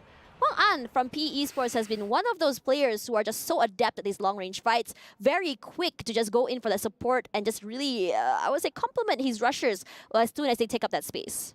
Oh, but now we are seeing on the 3rd minute, for Hot Shot, they already swam towards central. But the way they are playing right now, they are trying to avoid as many fights as possible by by walking near the beach there. But if Abai notice them, then the chances are they'll be fighting towards each other. But I guess he did not maybe notice the players towards them as well. Oh, that's beautiful how they've been playing this. Now, the way they've been playing this toward Loud is just massive. And finding Loud this early is good, honestly. You want to just really stop their momentum. And Loud is a team that right now it looks like it's a very high-risk, high-reward play, individualism play, aggressive very, very early and quick on that revive. But the thing is, playing separately means that you're not going to get knocked out together as a team, which means that you are going to be playing inside the game. And so I think there were questions as well, I think from Yunsul mentioning to us, like, what happened to the Brazilians? I said, I don't think there's anything bad happening to the Brazilians. It's just the way they play. And on the day, Booyah, because of the format, Booyah is going to be that bonus that you can get in terms of points.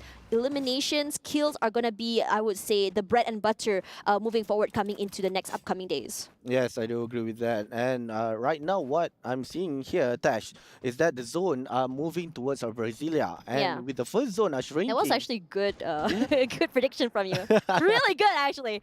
the players, what I'm seeing right now, most of the players, they are playing outside the zone. Right. So are they trying to catch one of the teams by playing outside, or they will try to get to the compound first?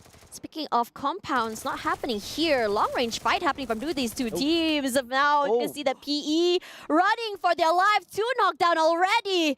Evos G'day gonna be very happy. He's taken up a lot of space for his teammates, survived for as long as he can, and it's just distracted all the other members of PE Sports there. So we still have one member. No worries on that revive, but being in the zone for too long also means, I would say, a drop in your resources coming into the late game. So they're going to have to figure out how they're going to be able to recover moving forward. There you go. There's the revive. Now, PE Sports, we talk about how they're doing very well in Southeast Asia. Very aggressive team, does very well. A bit unlucky in the beginning, but survivability-wise, I think toward the mid-game was pretty good.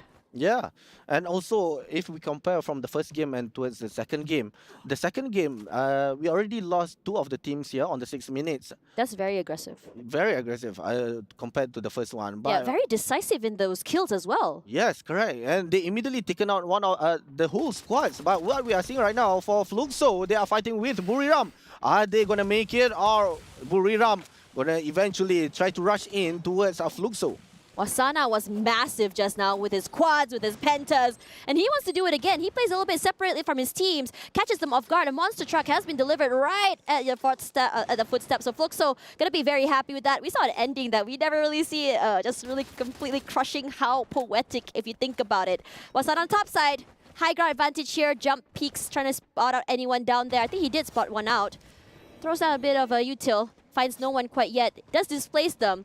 Straight into their arms, not quite. And look at Fluxo. They're choosing to play outside of the zone instead. They're understanding they don't have the firepower. They had it at a disadvantage in terms of the zone as well. And they're trying to say, okay, it's fine. Let's just play a little bit more passive. Let's try and hope someone passes by, or perhaps get a pick off first before we fully commit. And speaker committed here. Evoss still going aggressive. Finds himself in front of Loud. Cooks up a nade. Finds no one. Good day. Jumping up forward. Kawan unfortunately blows himself out by accident. What happened there, Loud? But it's okay. Gets the revive. Oh, but immediately for Gade, he got that grenade launcher, which is M79. But for Loud, they are fighting with Evo's Divine. We are seeing Abax with that shot. Oh, automatically they are trying to get one of the players. For Loud, they are still maintaining their position inside their compound, but they are trying to go down to take a safer place. But one of the players coming from Loud is trying to take Abax here. It's so good. Look at the collapse coming in from Evoss. They have completely surrounded the other members of Loud. It's all about trying to stay alive. Yago, though, showing us what he does in terms of getting those sniper shots. He gets Abax. He goes aggressive. And now the other members of Evoss forced to move away, running out of supplies, running out of items. They can't take this fight for so much longer. Ray tries to put in damage. Kawan 7 survives another round. Yago as well. A nade forward. The weapons coming through. No damage. Ray surviving for as long as he can. Gade from the lower ground. No advantage toward him. Aim God. They are just too separated. And this is not good as we go to another fight. Buram United finally finds himself in front of Fluxo. They go aggressive. Geo, in fact, gets a triple quad right there. So aggressive. And Fluxo making up for that oopsie they did in the beginning of the game. Oh, but immediately they're trying to find 2 of the players coming from Buriram. We have Wasana still alive with Moshi. He's trying to hide behind that glue wall, but immediately for Bobs, he's chasing. But for Buriram, they're trying to take some space to create some gaps towards Fluxo. But Fluxo are not giving them any rooms. He looks so good right now. Bobs, you saw just now one of the, I would say, playmakers for the team. He gets knocked, unfortunately. Wasana showing us why he is one of the game makers or the game changers for this particular team. Not quite done yet. Fluxo, despite losing 2, they can still come back to survive this. Jump shot forward, but Zin can do more than that. MT7 is still alive though, but Wasana walks away with 3 points in the bag as we move into this particular fight. Chris finds Cluso. He's not done quite yet. Guys see 19 rushing up. Chris with 3. He's waiting on the outside. Elite trying his best to put in a lot of damage, breaking those glue walls. Kill leader is gonna be Retaf. Meanwhile though, 19 gonna be eliminated. Vidala with the triple. Very, very aggressive on this team. Yeah, a great shot with that throw gun done by Vidalo. Immediately taken out one of the squad just now for Rita. They are leading the elimination points, but close by towards them, we have Ray trying to hide himself away from notice by the others. Oh, look at that loot. There are a lot. Catching! Oh man, Loud! They are still very aggressive, taking fight after fight. Do you see how fast they go for those revives every single time they get knocked down? Kawan 7 just pulls himself up. Immediate revival for the team. And it's so good because it allows them to reconvene. Now MT7 finally gets caught off guard all alone. Buram United, they say you can run, but you cannot hide. They did find them in the end. They did get a revive, I believe. Not too sure. But for this time around, Buram United, they are showing us a nice little balance of survivability and aggression, and I'm really liking how they're playing this. And speaking of liking it, PE Sports once again finds himself in this fight. Stopped literally just stops, don't cry. Can't do anything. Gets knocked down. Nero knocked out to the lobby once again, waiting for that revive or that pickup to happen once again. Abax as well from EVOS finds LBT. P Esports once again finds themselves in these rotations where they're not able to avoid these fights, and it's never been in their favor. Oh, unfortunately for Huang, he need to get as safe as possible because right now the zone are moving towards nearby the river. So the chances are he'll be met with RRQ and Hotshot. But right now what we are seeing for AG with 4 elimination points, we're on the 11th minute. But for PE Sport, been taken out on the 8th place, done by RRQ. And we have EVOS. Gade is trying to see where are the players coming from the AG. But Abax has already been inside. He's trying to hit half of his HP, but immediately been taken out by Stop with that Drogon. So good right now. Stop with a triple already. Very aggressive. We are seeing a lot of hero plays come through, and it's because his teammates are able to give him that space to go aggressive. Gade all alone. All gamers wants to find him. They go around, can take in one perhaps before he goes down. Glue wall, knocked out of the way. Quickly repositions, eats a lot of damage. 42 HP going down, down. No more than that. Stop clears him down, and Stop completely obliterates another team. His teammates have been doing a lot to give him that pressure and that space. Aim God as well with a double kill himself. He's not done quite yet despite losing 2, and they are just quickly just rushing into the circle. All gamers cannot hold on any longer and deciding, okay, that's fine. Take the next compound and we will gatekeep the rest of EVOS from this side. And they'll be giving the chance for Ray to revive his own teammate. We are seeing Aim God has been trying to go inside the zone, but AG is not giving the chance for them to go. And with 2 of the players, Caramel is trying to look for the others. Are there any EVOS players still outside? But right now they are sharing. Aim God has been taken out by Doom. And together with Duds, RRQ also got Gade. Ray needs to make a miracle happen right now. All alone, quietly, not a revival spot in sight. Perhaps can go for a pick-off. Yes, he does! Doesn't get the pick-off though. Doesn't get the confirm.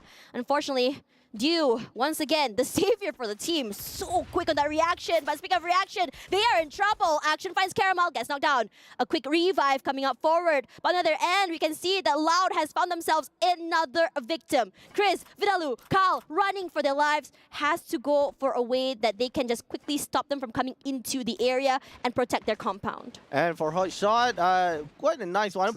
Unfortunately for Buriram, they've been taken out by the team RRQ. And now we are left with a 6 squad on the 13th minute. 19 players remaining. For us, is still watching on the uphill there. There's a battle by Hotshot and towards the AG. And we are seeing Sajid got Cypher. Are they gonna be wiping out AG from the fight between the 2 teams? So good on one end, quickly finds one. Clearly stealing the spotlight, but the spotlight now is on Retta. They're taking a lot of damage. Just taken down one by one. It's so hard to go for that pickup. Zone not on their side either. And the rest of the team is just completely just collapsing onto them.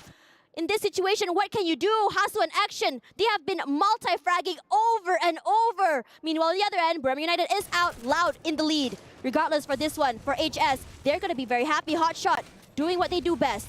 They're one of the best in their regions, and they want to show why they're the best in their region. In this situation, Loud is here, fighting 2 teams at the same time. In fact, it's going to be RRQ as well as Hotshot in front of them, and they are not stopping.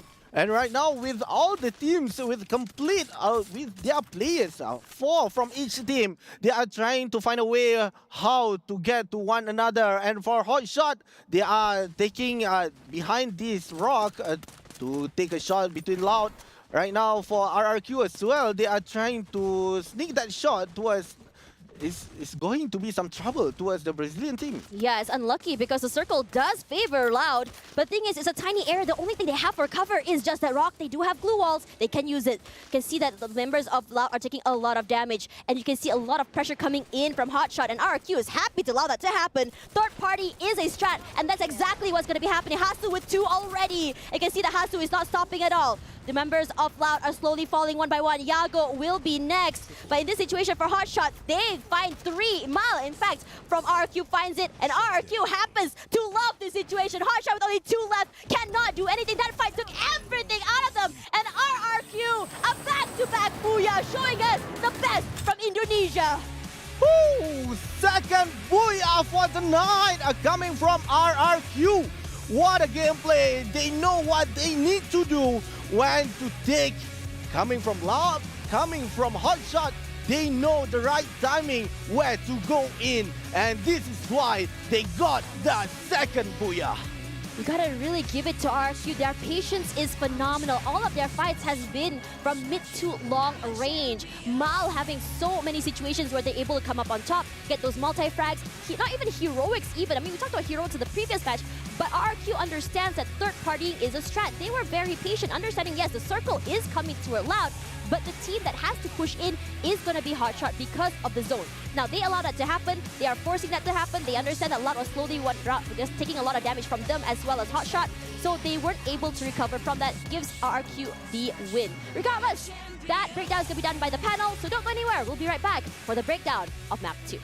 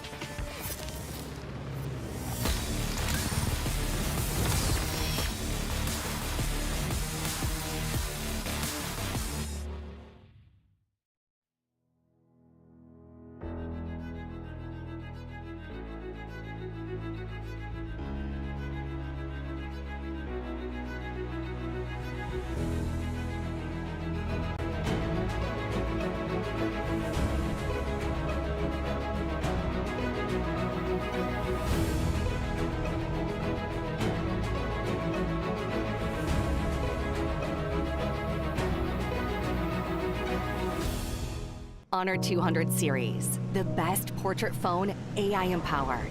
Studio level, AI portrait camera, 3 hardcore portrait modes. Color, vibrant and classic to capture portraits that truly stand out. AI empowered magic portal. Snapdragon 8S Gen 3 AI chipset. 5,200 milliampere per hours silicon carbon battery, 100 watt, Honor Supercharge.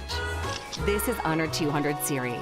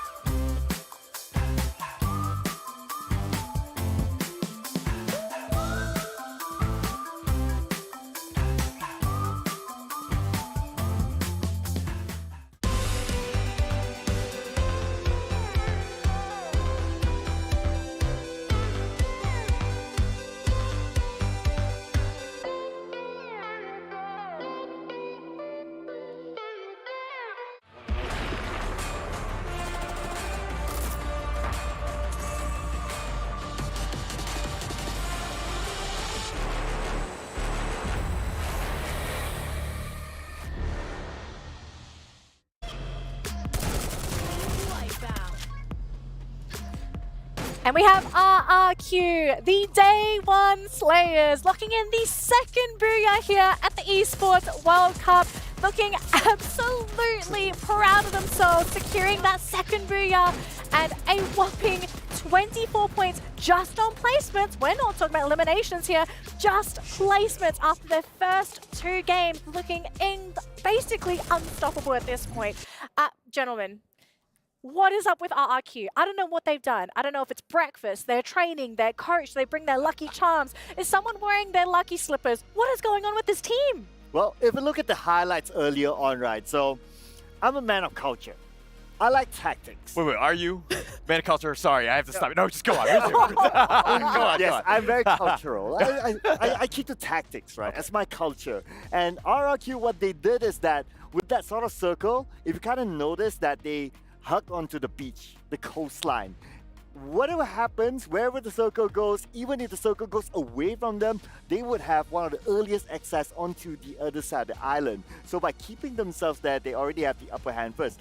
But when we reached to stage 4, the circle went all onto them, and well, I guess they had the opportunity of playing at the game there. Yeah. I think they were just very lucky. I don't know what it is. I mean, RRQ, don't get me wrong, they got a bunch of kills. Come They on, really played it it's not well. luck, man, And it's to skill. get Come on. back-to-back is actually a tremendous job, right? But let's talk about the other team, Evos, the other one. We saw the play from G'day. He was going 1 versus 2. He somehow survived that one. And then also Con7 from Loud actually coming in with a grenade launcher. He knocked himself down when he was trying to shoot him. So G'day, again, very lucky. So I don't know what it is about the Indonesian squads, but they have a bit of a blessing, so to speak, where things are just kind of missing them left and right. Dude, the first fight, G'day 2v1. Hey, that was crazy. PE That was actually Sports. And if we were to break down that fight itself, PE Sports, they had the higher ground against G'day. Yeah. But G'day, who was at the lower ground, naturally you'll be thinking to yourself, I was kicking back at my seat, right? Just watching the game, I was thinking, G'day is gone.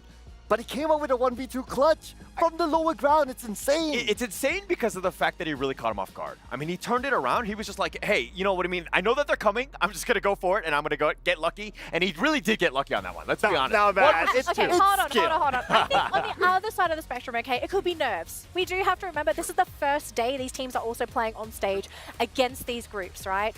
They're basically going in blind because, let's be real, you're going to be bringing new strats in onto the world stage. You're not going to be doing the normal stuff, right? So maybe it's the jitters, the adrenaline. You think, oh, it's just one person, okay? It's just one. Oh, it's good. Oh, okay, bye, guys. Well, next game.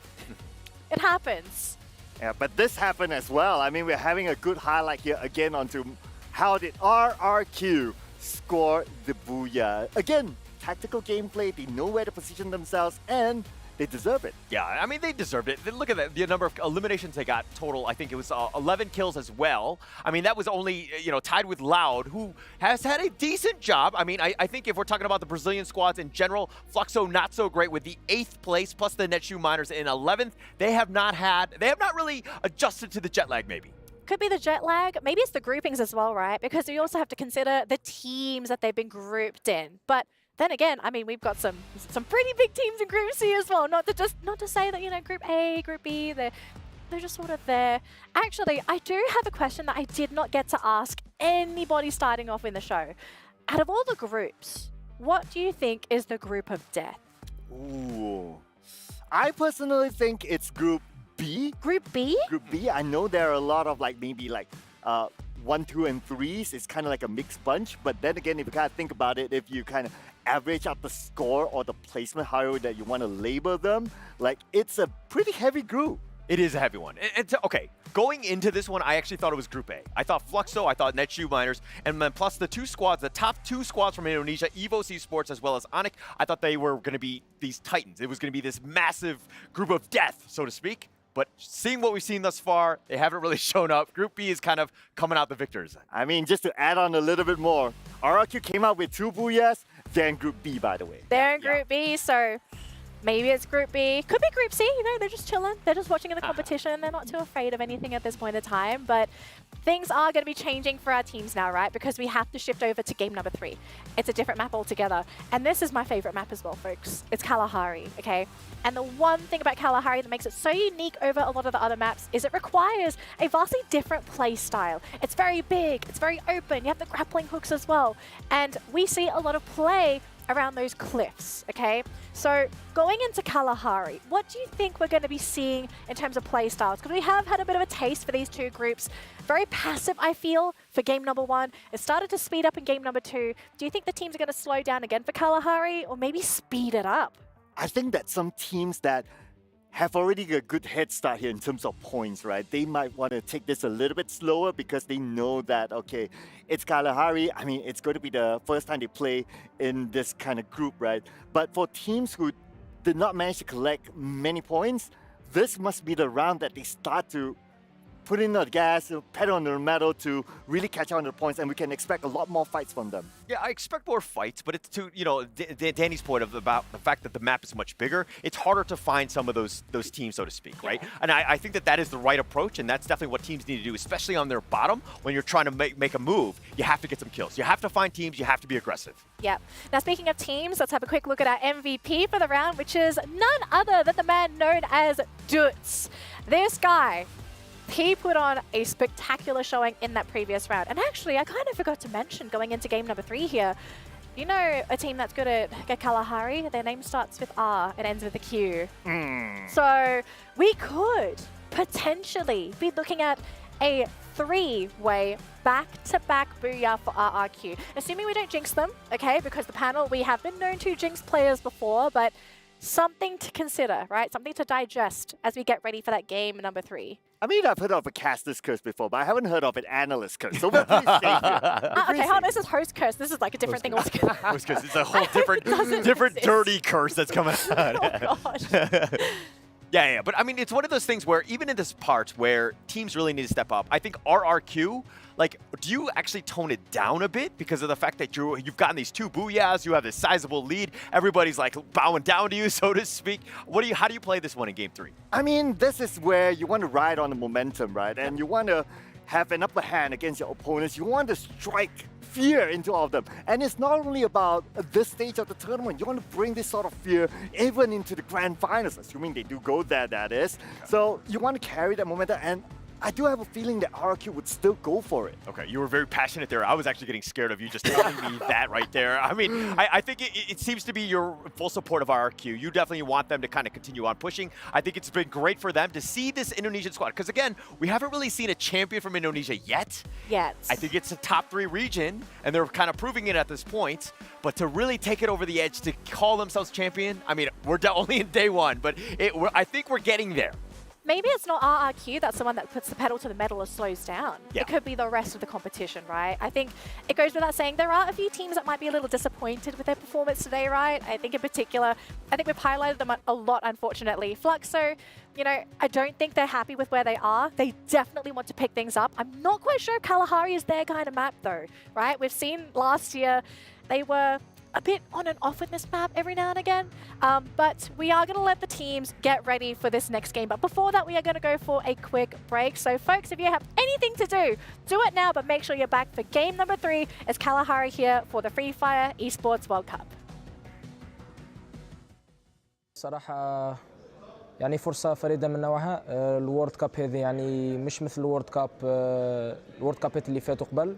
وورد كاب من نوع جديد وبتنظيم جديد وبطريقة جديدة وسكوادات قوية كالعادة.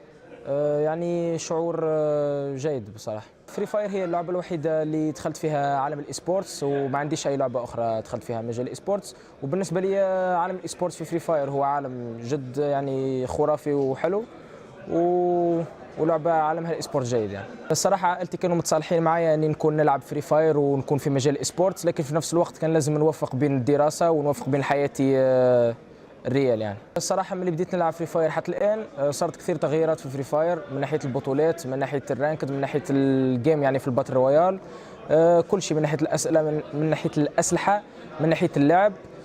فري فاير تطورت كثير على قبل وراها في تطور ملحوظ. الصراحة وجودي هنا مع فريقي وكممثل للسيرفر مينا نشعر بالفخر، وباذن الله في هذا كاس عالم نفكروا ان نجيبوا من المراكز الاولى باش نشرفوا سيرفر مينا ونشرفوا العرب، باش نخلوا سيرفر مينا يعني فخور بنا. صراحه نفكروا باش نضمنوا التاهل للنهائي ونضمنوا المراكز الاولى من ضمن الفرق القويه. الصراحه بالنسبه لي فريقي يعني الميزه اللي عنده هي الريفانج، هي العوده في اخر الرومات، واللي نشوفها يعني ميزه قويه جدا وتفيد في النهائيات، خاطر تقدر في روم او رومين ترجع على الفرق الاخرين وتاخذ مركز حلو. الصراحه بالنسبه لي الفرق التايلانديه والفرق البرازيليه يعني هما اللي راح تكون لهم نسبه كبيره انهم يجيبوا المراكز الاولى، خاطر معروفين هما السيرفرين الاقوى يعني في اللعبه تاع فري فاير، لكن يعني يقدر يكون في اخر البطوله يعني مفاجات وفرق اخرى تتحصل على المراكز الاولى. It's not the first time meeting another pro players. I played in 3 other World Cups before. الصراحة فريقي نقدروا نلعبوا aggressive، نقدروا نلعبوا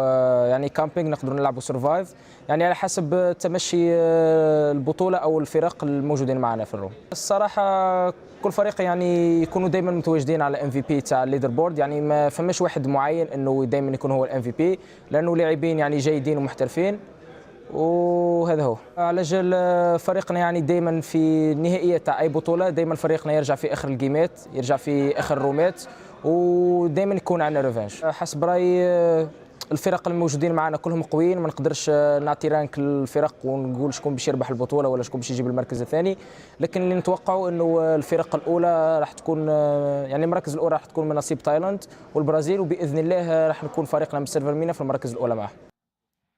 Wow, what a statement there by Team Al-Qadsiya. Yeah. 3 World Cups he's played in. That gives him a lot, I think, experience advantage over the rest of the teams. But for now, putting that aside, RRQ, 2 back-to-back booyahs is something to talk about. And I think that, you know, coming into today, we had 2 different MVPs for each of the games, which show that individually, individual brilliance does really come into the team as well. And I think it's also really important. I mean, we highlighted Loud in game number 1, and I really want to highlight more of RRQ in this particular one. Because RRQ, this one, I mean, we talked about how they had this amazing mid-round calls. They have a protocol on from what circle to what circle are they going to go for a less aggressive stance, more aggressive when to really go aggressive, when to just really pause. They put pressure onto Loud, who had a priority on that circle, an advantage of the circle, kind of like saying, okay, we see Hotshot shooting toward them, let's do the same, letting them fight because they don't have the circle advantage, and finally just overwhelming them. This is honestly 4D chess for them, let's be real here. And also, when they got the back-to-back booyah, they are leading the overall ranking right now. We are seeing that Loud behind 13 points towards RRQ. And to me, for RRQ, it's doing very well right now. Yeah. And for both of the game, what they have done is that they wait for the right moment for the other to fight first. Yeah, I mean, when you talk about day number 1 situations, it's really hard to put a finger on saying this is the gauge of power rankings we're going to be seeing for the rest of the tournament. I think you and I both know on day number 1, we always see these back-to-back booyahs happen, these teams that does so very well, and sadly toward the end, they go very, very silent, which is why I really want to say that, okay, great, coming to this game, you have to go, you know, hit the ground running, but how much of your cards are you going to show to your opponent? Do you already have a different playbook? Because teams are going to be adjusting as the day ends. Yeah, but to me, I think that's where they need to understand as well. But they are fighting for 6 matches tonight. Exactly. And there will be another 6 match maybe on the day 2 or day 3. Right? So it's just 2 days only they have. Only 2 days. Yeah. So they need to go all out, whereby then they will be moving towards the point rush. Point Rush is interesting, honestly, if you think about it. It's for you guys at home who didn't catch the pre-show. Point Rush is a situation where you have 1 day where all these points that you collected, all the points you collect on that day doesn't really matter toward the current standings, but where you place on Point Rush gives you those extra points as you go into the grand final. So if you get first place, it gives you a lot of points rushing forward. It gives you a lot of wiggle room. It gives you a little bit of a relief in case you fumble 1 or 2 maps. So that's very, very important when you think about it. Yes, and now we are moving towards the 3rd game, Dash. We are seeing Kalahari will be playing for the 3rd match. And for right now, personally, I think that Fluxo and Loud, they will try to do their best, because both of the times we are seeing Buriram, RRQ are the one that are gatekeeping them for getting in towards the zone and towards the booyah as well. Yeah, the rotations have been meeting quite a lot if you think about it. I do agree with you on top of that. And I think that, you know, in the previous round, Brazil showed dominance over Buriram United. And this time around, Buriram United seems to have protocols in place. They seem to really learn from their mistakes, which is something that's really important to talk about. Now, coming into this one, I am really excited. Again, I think Fluxo did pretty okay in map number 2. They really tried to catch up. They got a decent amount of points, but definitely not enough to really catch up to the end. Yes, and Free Fire and the Esports with that, World Cup. And what a day we've had, kicking off 2 incredible games full of action, Namso. Yes, very 2 amazing games, and all of the MVPs are given to Abe High. and Dudes from RRQ. They both having their first booyah in the 2 game. Such amazing. But for other C teams like Buriram or PE Sports, they all having a very good start. And we cannot say too loud from Brazil. They're amazing, and so are the rest of the team as well. How do you think right now? Honestly, I am very excited to see what goes on in our next games. Remember, we have 4 in total left for today, but our 2 coming up are ready to go. So let's give it over to our casters and continue with some more Free Fire action.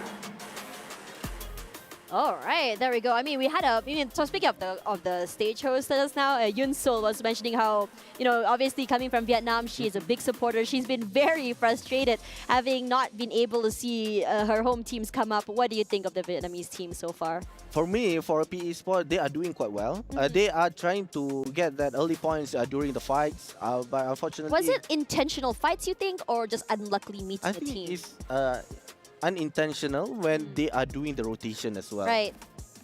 I think they have really good recovery when you think about PE Sports. I mean, you saw that they can, despite the disadvantages they had on map 1, right? The low ground, not being able to get the best positionings. They just relied on just instinct, on just skill in general. And they were able to just pick off teams and players here and there, which I think is really good. They had protocols on how exactly they want to approach it. But coming into Kalahari, matching the heat, what we've seen outside here in the Riyadh Boulevard of EWC, I'm very excited because it just feels like we're here at the EWC in the game itself. And now with the game is starting for the game 3, the flight paths are coming towards Council Hall, towards Mammoth, and with that, most of the teams are already dropping from the airplane towards their drop zone. We have confinement taken by Hotshot. PE Sports coming from Vietnam goes towards confinement hall, but they are 2 squads will be fighting each other in shrines, which is Evo Divine and Rita. Quite aggressive already. Hit the ground running, literally at this situation. Abax rushing onto the left side, making sure that no prowlers are hanging around here. You can see first blood already knocked down already. Quick for that. Evo's losing members 1 by 1. Reta taking advantage of this. Haven't found the last person quite yet. Aim God is back for now for EVOS, so he runs away. Quickly going to the vending machine to go for the pickups. Able to do so, no worries, but it does unfortunately give 3 points to Reta.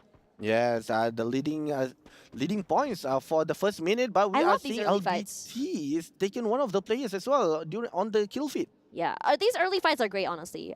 Don't get me wrong, I love them because of the, I think the change in meta definitely contributed to this. Now, PE Sports, we saw them moving toward Council Hall, but look at where, one of the players are toward Bayfront. He's all alone here, and I think it's a good thing because if he goes down, Council Hall has a place to revive if they want to. And speaking of that, you can see a lot of revivals happening quite yet, but for Areta, I don't think they're going to be changing their momentum or their speed quite yet. They're very aggressive, goes for that. Lopez on the outer side finds one. Aim God goes down. Double kill for him, in fact. In this situation, it looks so good for them. They take these fights, they go aggressive, and they don't allow them to revive as quick as they can. And now for EVOS, they find themselves back on square 1. Yes, for Ita, they are already getting that elimination point. And but right now, what we are seeing the early fights, how they immediately taken out for EVOS Divine, for EVOS Esports, because for them, they are controlling where they'll be going because for Rita players, they know where to position themselves. But right now what we are seeing for Fluxo, they'll be met with Wasana coming from Buriram. Wasana has been such a heavy hitter for Buriram United. Multi-fragger, very aggressive. Now in this situation, we saw Hotshot coming in toward them. And I think coming into this particular fight for Do Not Cry being at the bottom, they've just been trying, this PE Sports, I mean, we talked about how they're always taking these early fights, and it's never been intentional. It's just been a situation where their rotations and drop spots are just side by side. Hasu gets knocked down. And this situation for Hotshot, you can see one player already skedaddling out of there trying to go for that revive, and it's frustrating. You want to be able to make sure you can survive for as long as you can, and PE Esports is the team to survive here, and Yunsul must be screaming at the top of her lungs right now. Of course, with a PE Sport having that fire around their logo, meaning that they are leading the elimination points within these minutes right here. But for Hotshot, The most important thing for Hotshot, they need to revive their own teammate again. If not, then the chances are they'll be the first one to be eliminated within 3 minutes in game. With 45 players remaining, we are seeing RRQ going to fight with 19 Esports. 19 Esports going up against the back-to-back Booyah players in the previous games might be very daunting. Carlax gonna find Carmel from AG. For now, little do you know, RRQ is close by, hasn't moved a muscle quite yet. We talked about protocols for RRQ. They want to avoid these early fights. They keep quiet. They don't initiate if they can. But looking in these situations where they're all looted up, they have the high ground position, they're looking really good. If, say, 19 Esports move toward them in a situation that allows them to completely just kind of collapse onto them in a advantageous situation, I am sure they would take advantage of that. Now, Carlax already with a triple kill. One of the hottest players, I think. We've seen him really just pop off in the last 2 matches. A scary player to watch out for. Yeah, but right now what I'm seeing here for 19 Esports, together with RRQ, they are trying to position themselves. RRQ, they try to avoid that early match fights, but for 19, they also wanted that points. Because for 19, they are currently with 0 eliminations. And AG as well gonna join the party there with RRQ in the middle. Can RRQ survive this game? Yeah, protocols, they have to be careful. One player needs to get out of there alive, at least. No initiations quite yet. Dutz does go down. The nade completely obliterates him while at the bottom side. Gonna be have to be careful. A 3-way drop down from this team is massive, but look at that. Abai High coming out with 1 pick for his own. 1 knock, 1 knocked out to the lobby itself. They're in trouble. Low ground here for 19 Esports. Not able to hold on to the area, and they're in trouble. They get down by one, go out. And 19 Esports, 12th place. They cannot take the fight against RRQ, and there is a reason why this team are passive, but if you poke them hard enough, they will bite back. And for RRQ, they are being sniped by Dew. With that MA2B, we are seeing how Dew being sneaky, trying to take one of the players coming from RRQ, whereby they are trying to get back towards the compound to revive their own teammate here. Different situation here for Fluxo. Finds themselves toe-to-toe again with Buriram United, but this time Fluxo doesn't seem that they want to take this fight quite yet. Moving out of the way, giving a bit of space, but potentially giving themselves the right positioning to be able to just collapse onto them or answer back. Puts in, running for his life, his back open toward Moshi, and he completely knocks him down. Nearly goes down. Yes, he does, actually. So quick on that. Moshi shows himself as one of the most adept snipers that we can expect in this tournament, and it's looking very spicy already. And what we are seeing just now, Moshi with that sniper, get that headshot. What an amazing shot indeed done by Moshi coming from Buriram. But what we are seeing here for the zone is going towards Refinery. But the others we are seeing on Santa Catarina, there's Netshoe Minus. While we are seeing Hotshot, they already revived their own teammates, 4 of them in Stone Ridge. But for Mammoth, Buriram still going towards Fluxo. Circle just hard shifting toward the left side there. For Loud, who dropped in the Refinery, still very happy. But speaking of that, Gio all alone. Wasana is all alone, separated from his teammates, but there is a lot of pressure coming onto Jonah. On top of the Bones all alone, he's in trouble. Wasana is here, rushing up forward. He wants to take the fight, and he does. Moshi on the farther end finds Gio. He quickly recovers. A band-aid situation for his teammate. Can they actually just quickly follow this up?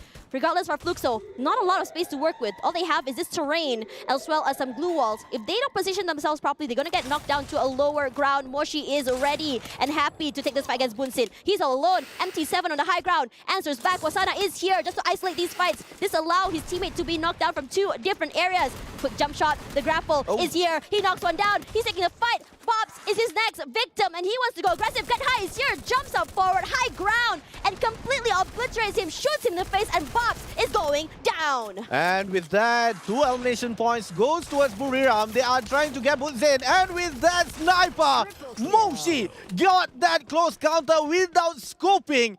What a good shot coming. And now Fluxo, we have Gio has been revived. Need to get away as far as possible to revive his own teammate. Very, very risky play, all alone, loving this fight coming here from Loud. Look at how they've been playing this. Now, Refinery was Loud's area. They held that to a T. Didn't realize that Onyx is here. Yago had separated himself from his teammates. So what he has been doing is just doing the long-range fights from the bottom side, putting in the damage, and they're just playing one by one on the one side. Kawan 7 knocked down there for Loud. But the thing is, for the other team here, they're doing very, very well in terms of avoiding the other members of Loud and disallowing them from going very, very aggressive. Onyx tries his best to put in the damage, not able to do that, nades down.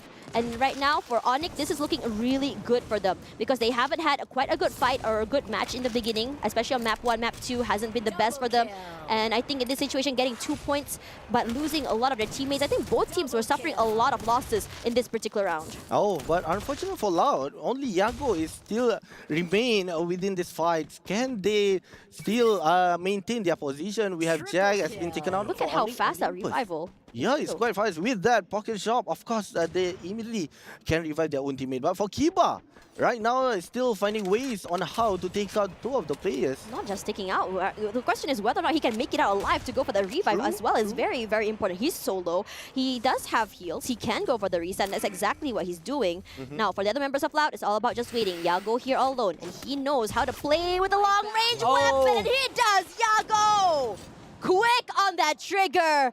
One of the best snipers in Brazil showing what he can bring here to EWC. Unfortunate for Onyx Olympus has been taken out to 11th place on the 9th minute. But for Fluke, so Gio is still trying to revive his own teammate. He's only got 300 coins, but can he made it? Right now, he's moving towards a tough circle. The revival. Yeah, it's a very tough circle when you think about it. Hard shift to the left, everyone forced to move toward the western side over and over. So I expect a lot of fights to be happening toward the western side. And the first one is going to be from Miners. You're going to be expecting it from RRQ, who's just holding down the line. And RRQ, the fact of the matter is when you want to hold down the middle of the area of the circle, one thing I have to remember is that you have to be really, really good at making sure you can defend your compound or your area. And because Kalahari is such a big, open, wide area, these snipers are something that they have to be very wary about. Yes, of course, the sniper playing a big role here.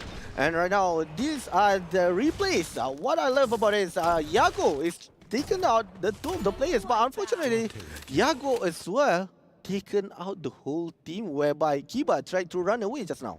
Yeah, one thing that's great about Yago is that he's understanding that he has a role to be able to get these pickoffs. His teammates are there to give him the support, give him the space, give him the pressure. And if his teammates are able to do that, it gives him so much value in terms of playing on his own. That's why he can position himself so far away from the team. Now, Circle is currently not in their favor, so Loud has to leave the refinery area eventually. It's going to be dropping down. And the prime spots right now has been taken by RRQ, as well as the maze has been taken out by Hotshot, I believe, over there. So in this situation, it's all about being able to survive as long as you can, holding down the area. And with that also, we are seeing that most of the team already taken out a compound.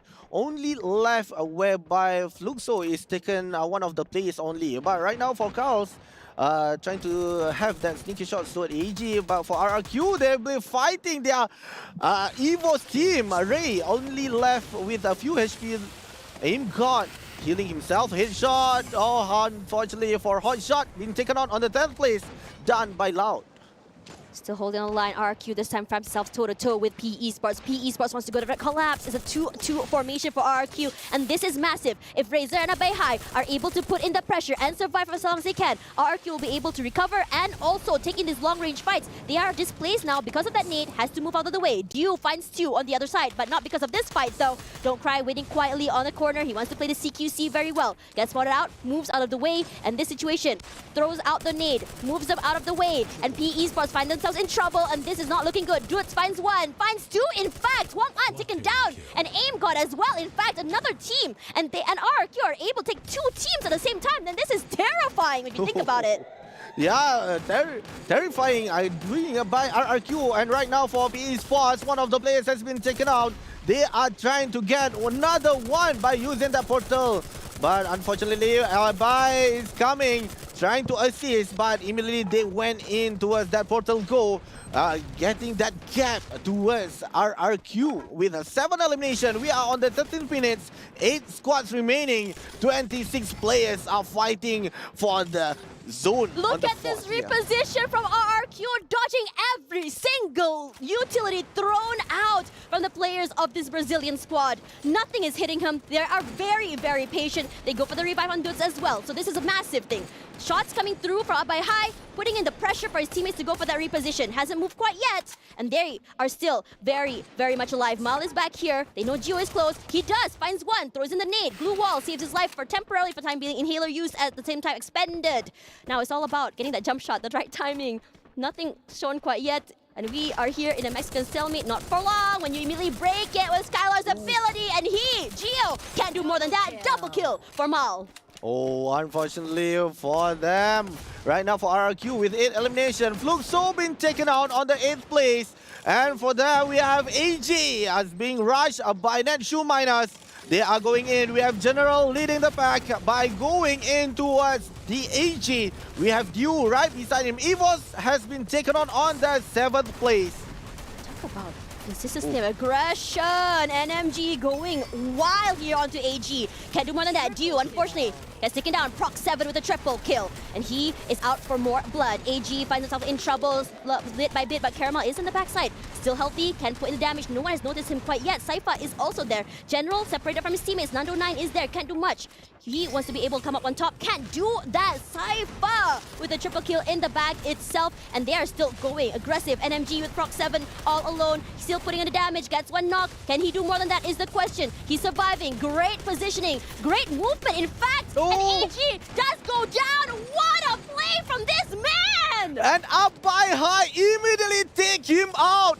2 of the squads and Netshoe Miners only left 1. PE Sport is on the 5th place. Been taken out by them. With 4 teams remaining, we have Raoul, the only players remaining for Netshoe Miners with 6 elimination points. He need to go in. He cannot stay here. If not, then the chances are he'll be taken out by the zone. We are on the 5th zone, which is a very, very deadly for them. RQ with only 1 left. Loud and Buram United are only 2 teams of 4, very, very healthy. Drax 7 has to go for the reposition. Loud, looking good. This is possibly going to be their map. Yago knocked down. He's a lot of damage has to be picked up here. But Buram United is the one inside of the circle. Has to go for a pickup to get high. And Loud, they put in more and more pressure. And this is where I talk about how RQ is able to press the brakes and just keep quiet. Oh, well, for Buriram, they are getting that gap. They are leaving Abai high in between they as know. well. But unfortunately for them, that Gluetta is hitting towards him. Can Abai still maintain? He is the last man, but for AG, been dropped to the 4th place. Oh, look at how he played the terrain. That's actually so genius. He's very, very adept at playing with these tiny little micro angles. Wasana and the other members of Buram United, they see the high ground advantage and they know they have circle advantage too. Putting in a lot of pressure and understanding that they're not going to allow them any space into the circle itself. Loud answer back. They go forward. They are aggressive. Lost 21. Knocked down. Lobbied already. Monster chart comes through, but do you need it to go for the kill off is the question. Not quite yet. Jonah is on the other end. Killing spree from Moshi. Buram United with only 1 person left, and who gets the booyah? It's going to be Buram United. Oh, what a fight! What a comeback coming from Buriram.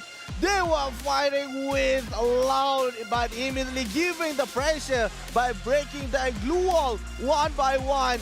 And immediately, unfortunate for RRQ as well, although the last man standing just up above them was taken out immediately by Buriram. You gotta really give it to Buram United, understanding where to go aggressive. I was a bit concerned for them because RRQ was doing the same sly strat as they were doing the last one. Playing very quiet, waiting for the right time. But Buram United knew that they were there, marked them already, in fact, and completely moved them out of the way. They were forced out into the open. And the fact of the matter is, they had all the advantages in their favor. They had the circle, they had the high ground, and Loud had no choice but to rush forward, which ultimately led to their end. For Buriram, they were amazing for this match, and for RRQ, unfortunate for them. But that will be a place for our analysts who will be taking a break and going to match number 4 later on.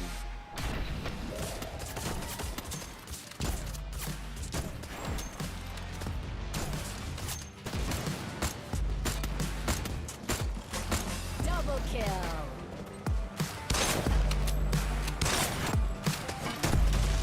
Triple.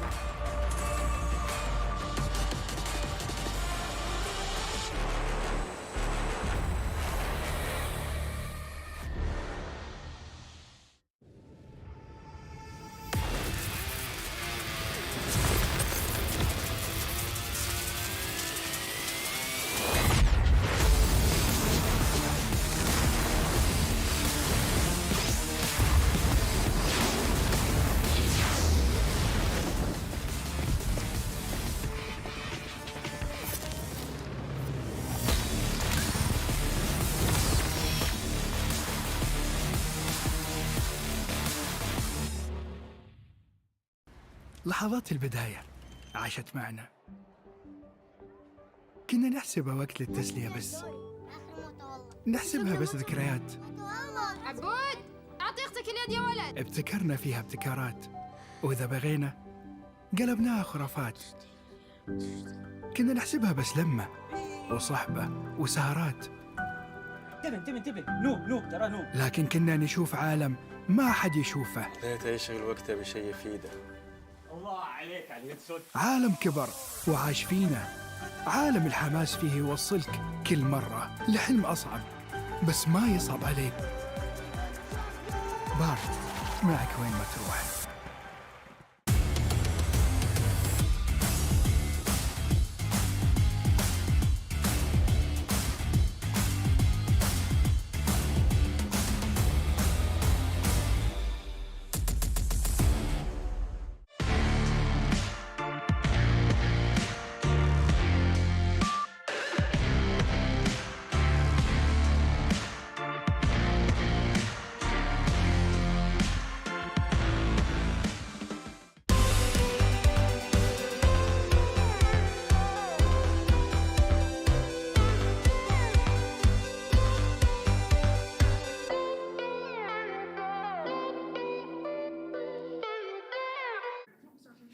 Welcome back to the Esports World Cup. My name is the 7WG, and we're actually here at the Club Champion Totem. As you can see, we have already crowned 2 champions for previous games, but we're waiting to see who's going to be the champion for Free Fire Esports World Cup 2024. The cool thing about this is that for the key, there's an outer shell that they get to put up there, and for the inner key, they're able to put inside the trophy and the winning team gets to go home. So let us know in the comments below, who do you think is gonna become the champion for Free Fire? I can't wait to see which name we're gonna be putting up there. Back to you guys. Speaking of champions, we could be seeing a returning champion, right? Buriram fans unite as they take the 3rd booyah of the day. I think a lot of the Thai fans, they were waiting with bated breath, waiting to see, is Buriram back? And game number 3, that seems to be the match for them, and they look great. Very clean entry into that late game, very smooth. But gentlemen, break it down for me. What really was the winning formula for Buriram in the late game for Kalahari? I think it's more of how they started it off for map number 2. Because earlier we saw how they positioned themselves pretty similar to what we've seen for RRQ. And then this is just them testing the waters, trying to find out if aggressiveness really works for them. And then towards this map, that is where they slowed it down, find out their groove, and then just start being the Buriram United that we all know. Definitely, and you seem to be dressed the part. You have the colors of Buriram United. Obviously, it's one of your favorites that you're going into this one, but they played really well, right? It was one of those moments where I think Moshi really stepped up.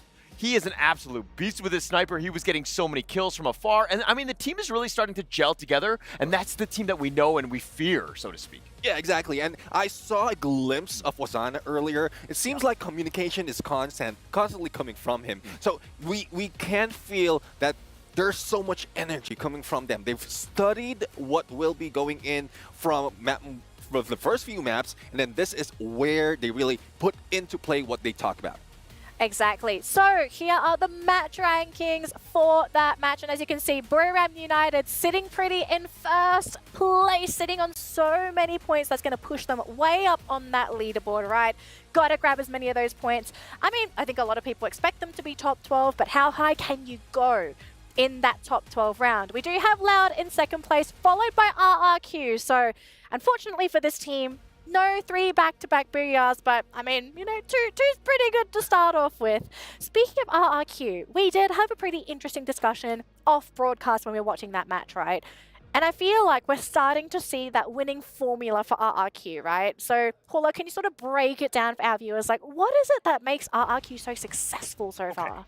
Well, to be honest, I don't mean to undersell the skill that they have, but they've been kind of lucky. Some of the circles have been fortuitous for them. They've been in the right spot at the right time when they need to. They've been taking good fights, right? So the target selection has been on point. I think RRQ have been well coached, and that you're seeing the discipline in their games so far.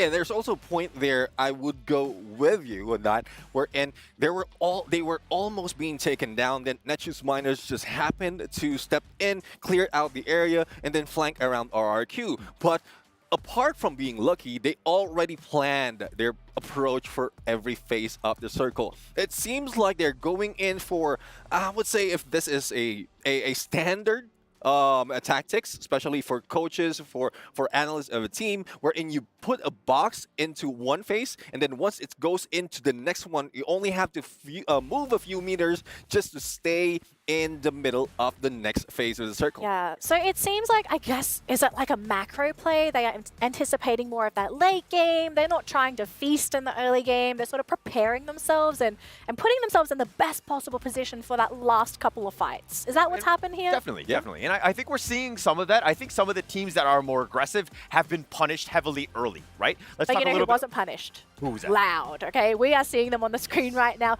This team was so aggressive. It's so aggressive. It's all, of course, on the back of Yago. I think he had 8 kills by the end of it. They had 14 in that match alone, so they got massive points. This is a huge win for them. This is, again, the second game in a row where they got second place. Very important for Loud to continue to be scoring very highly.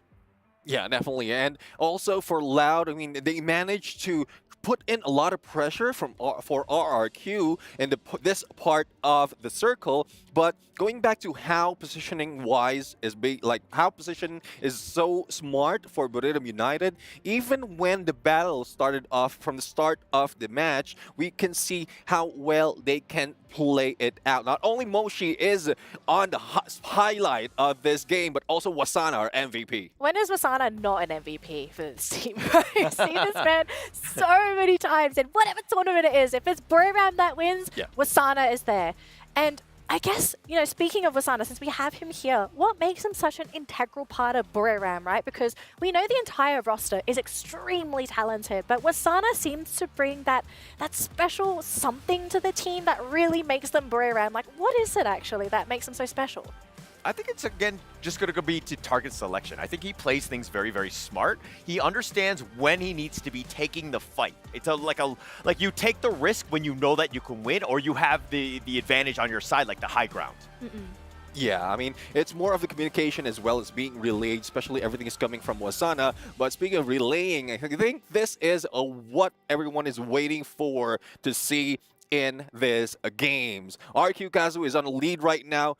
2 back-to-back Booyahs and still top 3 on the third match makes them with 66 points, but not too far from Loud, who's running in there for second. And we have Buriram in third place, so essentially our top 3 contenders of Kalahari, they're occupying top 3. So we are starting to see a bit of a semblance for our top dogs for groups A and B. And I think at this point, you can also kind of see who's struggling in this group, right?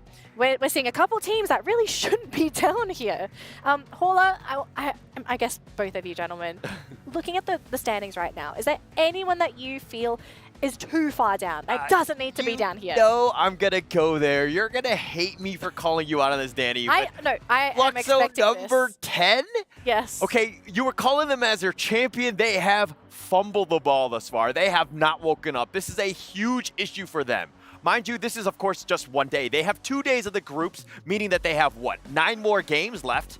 Now is the time. Fluxo, they need to really have a good game. Yeah, definitely. I mean, halfway through this day, if that is still how they're going to play it out, that will be a bad day for them. So they need to turn things around. But what worries me right now is what's happening internally with the team. Because they failed 2 maps earlier before this happened. And it seems like there might be some technically, isn't it 3 maps, right? They're halfway through the day today. So internal battle might be happening, might cause more of that to happen for the next 3 maps. Well, we're going to have to see if our teams at the bottom of the bracket can bounce back, because we are basically halfway through the day here, folks. Map number 4 is ready to go, though. Going to pass it over to our casters, the wonderful Tash Bunny and Ovi. Take it away for game number 4. Hello, everybody. I'm Dash Bunny, and he's Ovi. Just kidding. My name is AJ. I'm the Mustachio down here with the one and only Husky Indonesia with a fantastic start. Back-to-back Booyah. And, of course, everybody expects Buriram to step up. But the silent assassins, the Brazilians, Loud, have not been making a lot of noise getting those booyahs, but the eliminations, they're topping the leaderboard right now. Absolutely. I mean, the panelists had so many points set up, right? Like Holler talking about Fluxo being at the bottom, current world champions not really showing the medal just yet, but I dare say they still have 3 more rounds today. What makes a champion is how you recover from a bad start, and I really want to see Fluxo step up their game, because let me tell you, RRQ Kazu placing first right now, that's not on my bingo list, at least not for the first 3 rounds. Yeah, I mean, they're not a bad team, right? They're a great team. They placed, what, number 3 on the world stage last year. They were 4th when it comes to the SPS, at the recent Free Fire World Series Southeast Asia. But the biggest problem here with this team is it swings like a pendulum. This is the forward momentum that they've got building up right now.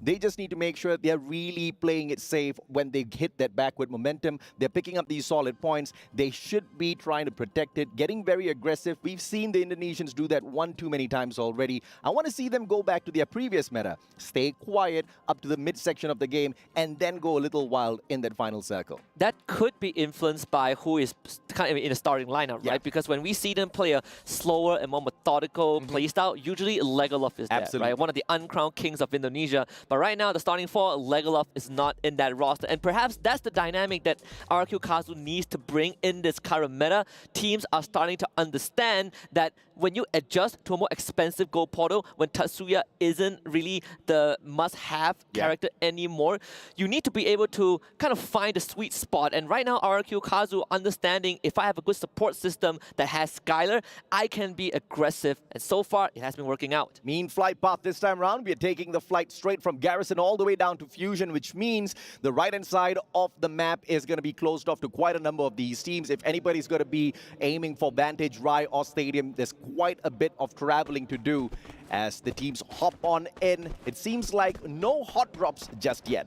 Absolutely. And I think that is something that these teams, especially Fluxo, is going to be very happy about, right? You want to slow the game down as much as possible, get their resources, play that mid to late game rotation, because early game has been absolutely horrendous for Fluxo. And of course, for a team as decorated as them, you want to be able to readjust, get some space for yourself. But for Lau, they want to continue the tempo, and it's on to PE Sports. Kawan's in a great position to get that information for the rest of his squad, but with that MP5, you're not going to get the range that you require to control the momentum of PE Sports. Now, PE Sports playing this really smart, moving on into the building, getting their loot first before engaging with Loud.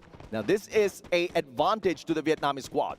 I think for PE Sports, you just stay silent. Wait for Loud to come to you. They have the high ground, but you do not need to show yourself. Loud eventually will have to make the first move, and PE Sports are just looking to cover as much ground as possible. And these initial picks right now are so valuable. We saw what happened to Fluxo in round 1. They lose one member, the entire round goes down in flames. And with so much ground to cover, you can see that Loud, they're starting to split up their forces, whereas for PE Sports, they just hunker down in the building. Bottle Go used up so early in this matchup. Is that going to be a waste? We will have to wait and see.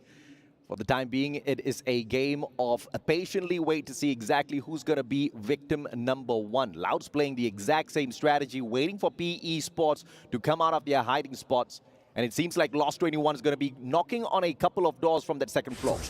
We'll see if PE Sports is going to take the bait or not. But on the other side, you are going to have AG going up against Fluxo. And again, this is something that we've seen from the start of the group stage, where Fluxo, they are just not having a good time against AG. And that reality sticks like a glue, because Futsin, he's all alone and does not even stand a chance. Revolver is nothing in the face of Dew. There's 3 down, and Fluxo on the last leg. MT7, the final player, quick on his feet. He brings Bobs and Gio right back into the equation. Early game, they're not going to suffer all that too much, but what is going to be really important is where do those 2 revive players hop on into? Do they get caught? Do they get taken out of the equation before they get their loot? In the meantime, RRQ dropping by, Abe High hitting those high notes. Kawan and Drax both taken down, leaving Lost 21 and his partner Yago.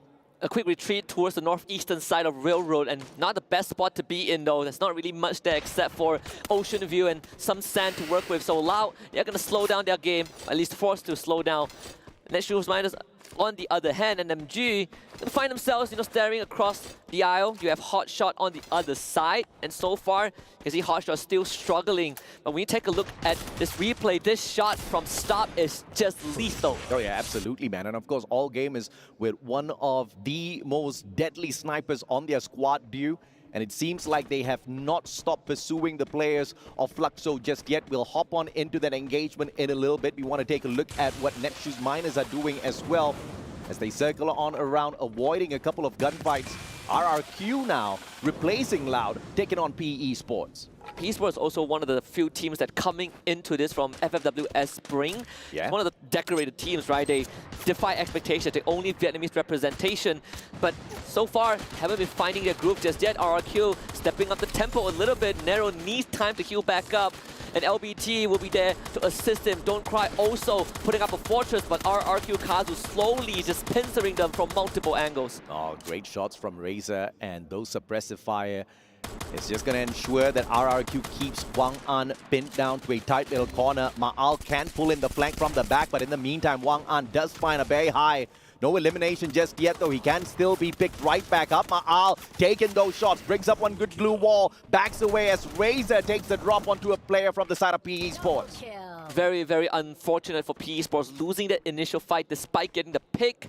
At the end of the day, the revive does come true, but that means that PE Sports might have to give up ground. And RQ Kazu continues to make sure that they are able to push PE Sports out of this. LBT forced onto the second floor. They're even shooting at the members of PE Sports who are being revived right now. Hong Ang doesn't even get the chance to touch the ground. Crippled. And LBT to follow. This is on his last health bar. Razor going for the rush. LBT gets pumped right in the cranium.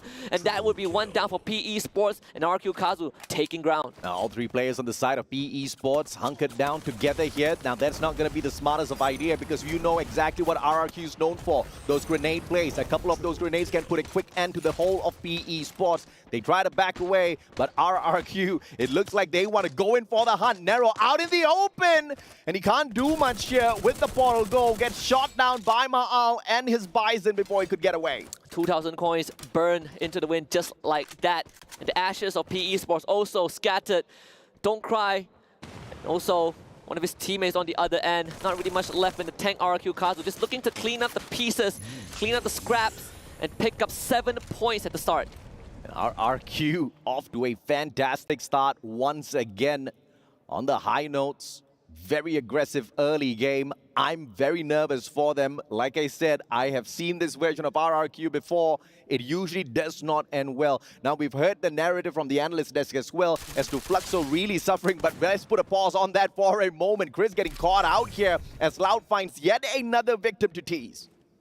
We talked about this being a slower start for Loud because of the rotation towards the northeastern side of Railroad, but if Prey shows up, Loud is going to take it. Drax, one of the most aggressive, one of the most reliable rushers in the Brazilian scene, now has a lot of problems to face. Not just from Vidalao, this is also from the rest of BRU who just arrived at this area. Snowfall doesn't look too friendly. Drax goes down. Reda Esports getting a breath of fresh air here as Buriram dropped by to torture the players off Loud, but will they be able to get away from Buriram? Vidalao caught out. Wasana catches one as well. Lopez XL, the final player alive with 100 coins on him. Pocket market in hand, but he can't buy nothing. Off he goes on his feet. Wasana on pursuit as well. Perhaps this is the end for Reda Esports as Wasana shows up. There's no way he gets away, and Reda out in 11.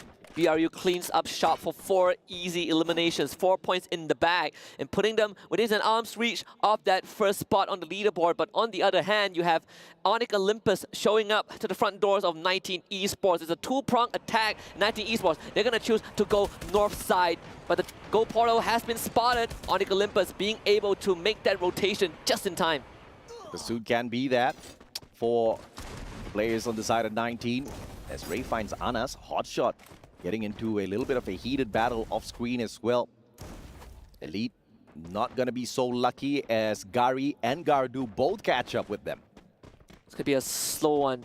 The fact that Onyx Olympus were able to make it out of that area means that they have no intention to contest for now, at least not directly with 19 Esports. They're willing to give up Militia because the circle still has a lot of space to work with. In fact, they are in the circle, but Onyx Olympus might change their mind if 19 Esports continues to stay in that area. Garu takes a couple of shots into his body, decides to back up, but 19 Esports, they want to go on the chase. Gardu surrounded by his own blue wall, and Jota ends up losing support from Zyru to get the elimination, and Kiba, support from the high ground, is going to support Onyx Olympus in this endeavor. 1-for-1 trade so far, but unfortunately no finishers for the side of 19 Esports just yet. They want to get some, but they don't get any. Zyru again coming in clutch, and Gary with the one tap to bring Onyx Olympus to 7. Zyru just saving the day, gets 3 points for the squad alongside Gary as well. They just whooped 19 Esports into shape, but it's not all over just yet. Elite did manage to get revived just moments ago, and he's now up on his feet. There's no way he gets to get out of this one, because even if you get away from Onyx Olympus, off-screen, Fluxo awaits. You see the trail of the goal portal, so this is an easy way to track down 19 Esports. Gardu puts the final nail in the coffin. 8 points for Onyx Olympus. And 19 Esports, they just picked the wrong fight. I mean, sometimes you just make mistakes like that. You can't walk away from it. Once you're in too deep, you have to commit. And a couple of mistakes, man. Nobody expected that Trogon to fail them in that way. Yeah, absolutely. Especially when you have all these knockdowns, right? You really got to feel for 19 Esports. Jota 10 got the initial knock, but just no finisher. And sometimes these little margins is what decides the victors. Neshu Minus, though, on the other hand, coming up strong so far, at least in this round. 6 eliminations coming in from the west side, completely controlling that area. But they got to move towards Militia, and that's where RQ Kazu and Onyx Olympus are at. This is the recovery game for Neshu Minus. Great number of eliminations in hand already in this game, number 4, as they approach the next circle. RRQ, on the other hand, still holding on to those 7 points, but pretty comfortable in Militia. They've got 2 vending machines to play around with, and this is a very comfortable position to be in, especially on the new meta. There are certain things where you just can't open up your pocket market and buy anymore. Absolutely. And you got to be a lot more cautious, a lot more frugal with how you use the gold portal, right? It's not exactly the cheapest thing in the game.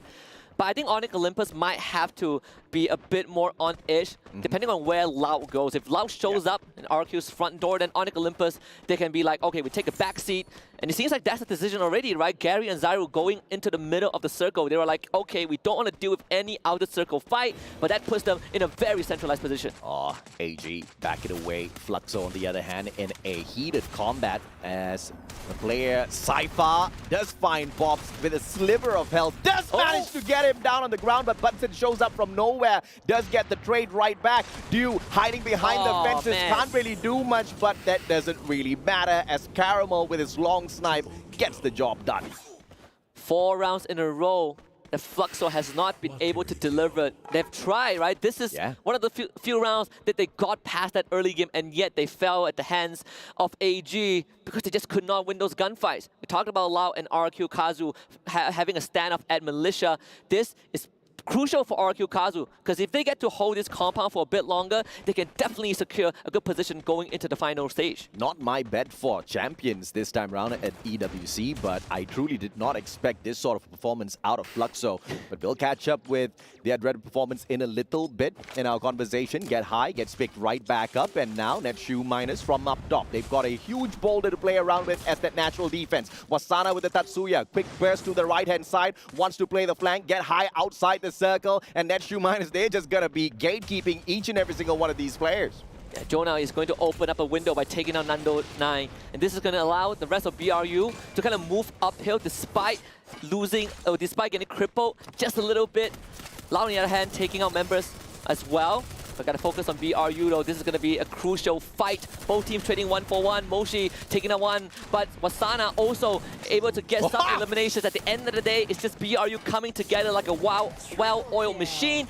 And Neshu Minus, they're going to be the ones that get mine at the very end, falling into pieces as BRU dismantles them for another 4 points. Down to the first player to get taken down, the final player to get eliminated on the side of Neshu Minus, but the battle's not over just yet for the side of Buriram. Here comes RRQ, Razor with a great opener, taking out the captain Jonah himself, and the rest of the Buriram players say, not today, not right now. Wasana clipped from the back. Dutz though has got the grenade launcher. This can be a crippling offense that RRQ can set up here, but they back away to play their own defense. They don't want to walk straight into the trap of Buriram. Both teams showing a lot of respect for each other. They can't get Wasana on the retreat. They have to back up because Get High was supporting them. And Moshi, he has already set up a nest for himself. So if RQ Kazu cannot find a sniper's nest, they are in a lot of trouble. But AG on the other side against Evil's Divine also finds himself in a bit of a pickle on that low ground. Do need to land some crucial shots, but that angle is not working out for him. But it's working out for Moshi on the other end, finding 2 in a row. One on Stop and one on Ray. BRU eating well tonight. Oh yeah, absolutely. Moshi with those long shots interfering in a battle that does not even need them at this point of time. Evil's Divine crippled with that shot as Ray was their eye in the sky. G'day circling around alongside Apex. He's got the Drogon in hand, but he barricades himself in. No longer offense from the side of G'day. He gets clipped. No elimination just yet. Running out of steam at the same time, Monic Olympus gets eliminated. Aim got absolutely sprayed to dust. And Esports Divine left with 2 and getting ran at by AG, Abax, and G'day. Not having much of a choice but to fight to the death. But unfortunately, it is just not their fight. Monster Truck, the only means of escape for Abax, but how far can he go? Cypher, Duke, Caramel, all on his tail, and Abax starting to weave and bob around the drifting.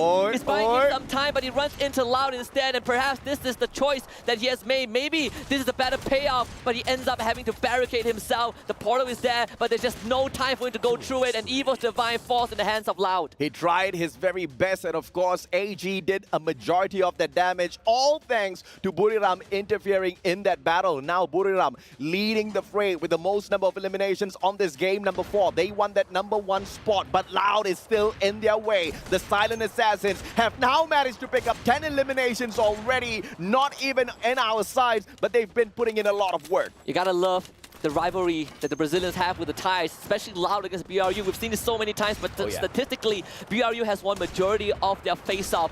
Maybe this one will be different. Moshi still untouched so far. The glue wall placement has been sublime. And Loud, they want to cover a bit of ground. They want to run towards BRU. Oh, beautiful shot of that Riptide Rhythm. But it does not phase the players on the side of Buriram just yet. Hot shots on the other hand, taken out by Cypher, and AG now taking the fight up straight to the players of Buriram. And Yago, Kawan, both players fighting Buriram at the very same time, taking them out of the equation. And now 4 players make that 3 on the side of Loud, take on all gamers. And Yago has just been on point. We talked about him being able to land those shots. The panel highlighted him, and he is still delivering on all fronts. Loud firing on all cylinders. Yago again with another one. This guy does not stop. And Loud looking to put Brazil on the board. It is just one more left for AG. It's Cypher, but Loud is here to make some noise. It's a booyah for the Brazilian team. The Silent Assassin, silent for 3 games, but putting in the work to be in the top 3 and finally swiping away that number 1 spot on the overall leaderboard. All thanks to this booyah. Absolutely, and what a finish for Loud. They started slow, just a bit like Fluxo, but at the end of the day, the ramp up was what gave Loud this moment. Finishing in good position, true and throughout, 2nd place, top 3 in the previous round, and the booyah in this one, overcoming BRU, overcoming AG, and most importantly, Yago on point with every single shot. Absolutely, man, and this is how you want to ramp up in the competition. 17 points in Bermuda, picking up 19 in Purgatory, 23 at Kalahari, and now walking away with the booyah. Solid number of eliminations in hand as well. Most definitely more than 24 points in this 4th game. Absolutely, and I think for Loud, this is a big moment, right? We saw RRQ definitely slowing down a little bit. Not because of their own doing, it's just circumstances do change. BRU stepping up the game. But one thing has been constant so far, AJ, the top 3 teams that we just saw on the leaderboard, they are still in that top 3 form. They all are still looking pretty darn good. Oh yeah, absolutely. And of course, there's just nothing much that, AG could do about this situation. They did do their very best up against the Indonesian players, but as they were circling around, Loud did manage to put quite a bit of pressure on them, taking away 2 of their players. And for the finisher, it was just all too easy, especially with Lost 21 as well as Kawan holding the fort from afar. 9 eliminations from the guy alone on the far end. 27 points. Once again, if you want to step up game after game, this is how you do it. Yeah, a lot of things are on the line, right? We even Lao, when we first saw them on that world stage 2-3 years ago, they have always felt like they've been sidelined, right? It's Vivo K that took over that spot. It was Fluxo or Magic Squad that took over that spot. Lao felt like an afterthought, but perhaps this is one of those few moments that they could put themselves on that radar. AG Global also coming in second, followed by BRU, RQ Kazu, Onyx Olympus, Evo's Divine. And the Indonesians are also having a good day. Oh yeah, absolutely, right? And the consistency out of RRQ here, perhaps not a podium finish in this fourth game, but their consistency is going to keep them in the running for the #1 spot. But we all have to remind ourselves, this is just the group stage. This is just to find our top 12 teams. So regardless of how well you do at the very top of the leaderboard, it's not really going to mean much if you cannot perform the exact same way on the final day in Sunday. Absolutely, and that's just the reality of this format, right? Yeah. It can be brutal at some times. The fact that you can have the best possible performance and it would not matter on that last day. But you know what? It's about sending a message, right? You got to start strong, and then you can think about finishing strong. Yeah, the biggest question here is who are the teams that are out there experimenting as to how they want to torture teams on Sunday, right? Who are these teams who are out there experimenting as to exactly how they're going to strategize their way into that final circle? Because it's not just about getting booyah after booyah after booyah. Yeah, I think this is the perfect example. The Brazilian team Loud. They didn't want to get too aggressive. They were obviously looking for that final circle, but not really throwing everything all in just yet. But well calculated for this fourth game. Absolutely. 2 more rounds to come in just a little bit. For now, we'll go to a break and we will return for more Free Fire action.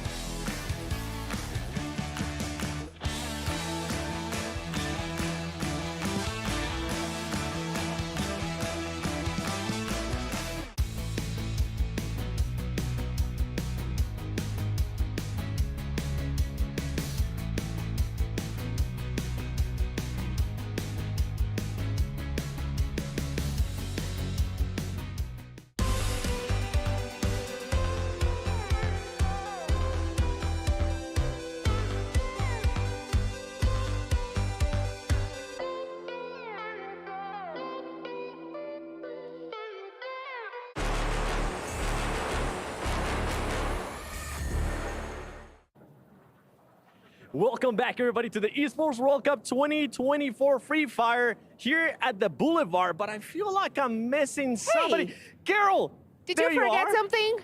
I forgot you. Yeah, Welcome I'm here. back. I wanted to explore the boulevard here with you because there's just so much awesome stuff. So you know what? I know. Let's walk around and see what we can find. Wow, look at this fancy stuff. Oh my gosh, I'm gonna have so much STC? fun here. I know. I think we definitely will have to go in there at some point and check out what they have because I saw some cool VR stuff. And not just that, I'm seeing a lot of more awesome stuff.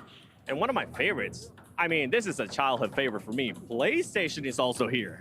I know, so I'm gonna leave you here doing the hard job, so I'm gonna have fun. See you later. I want to join too. Bye. Hey, we're having some fun here on the desk as well. Hello, everybody. Welcome back to the analyst panel here for the Free Fire Esports World Cup.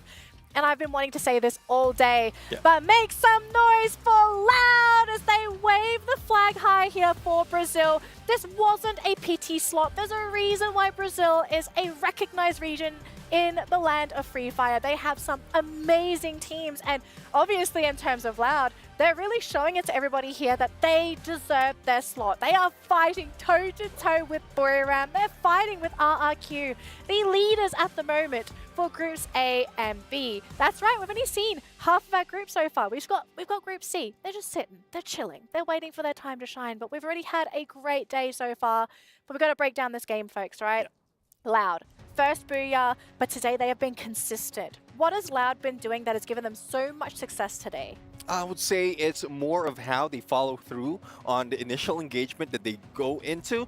There are also some instances wherein they try to end a few of those early engagement a little bit quicker, but if that doesn't happen, they distance themselves and keep themselves safe. And then from a distance, especially with Yago in play, that's where they start getting elimination. Yeah, and just like what our casters call them, right? The silent assassins.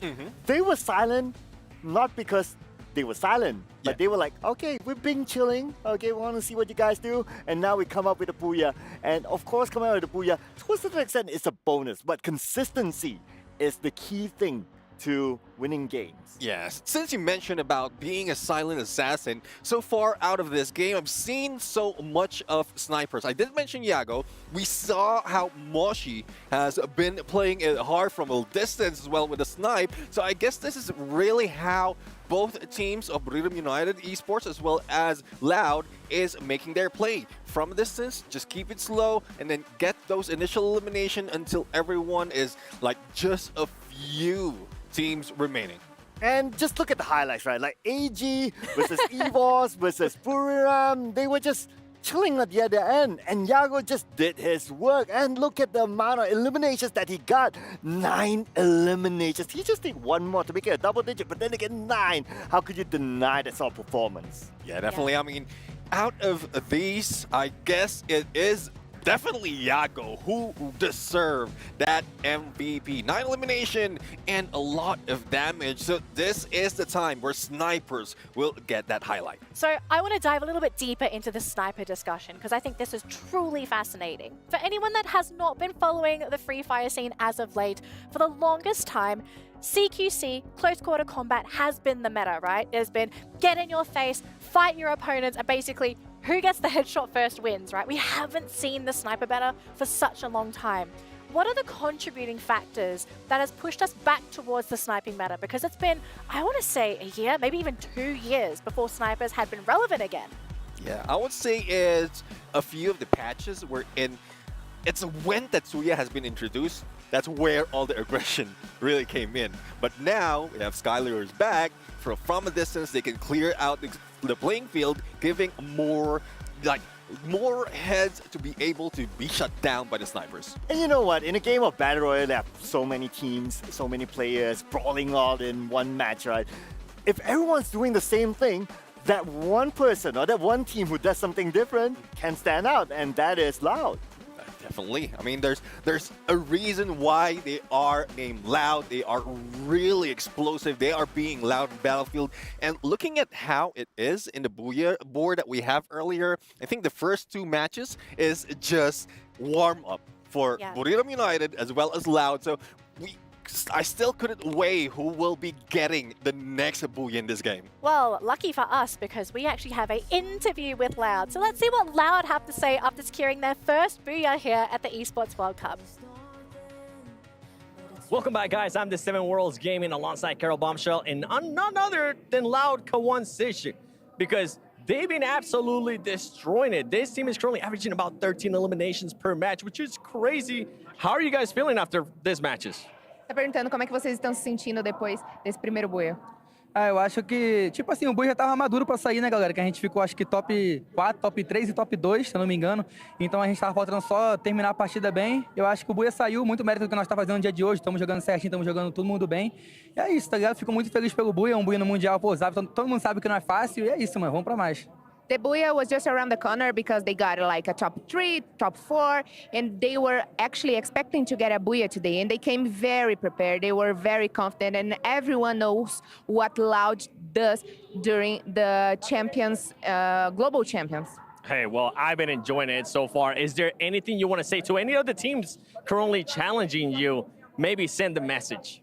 Tá perguntando se você quer mandar alguma mensagem para algum time que provavelmente está desafiando vocês aqui no dia de hoje.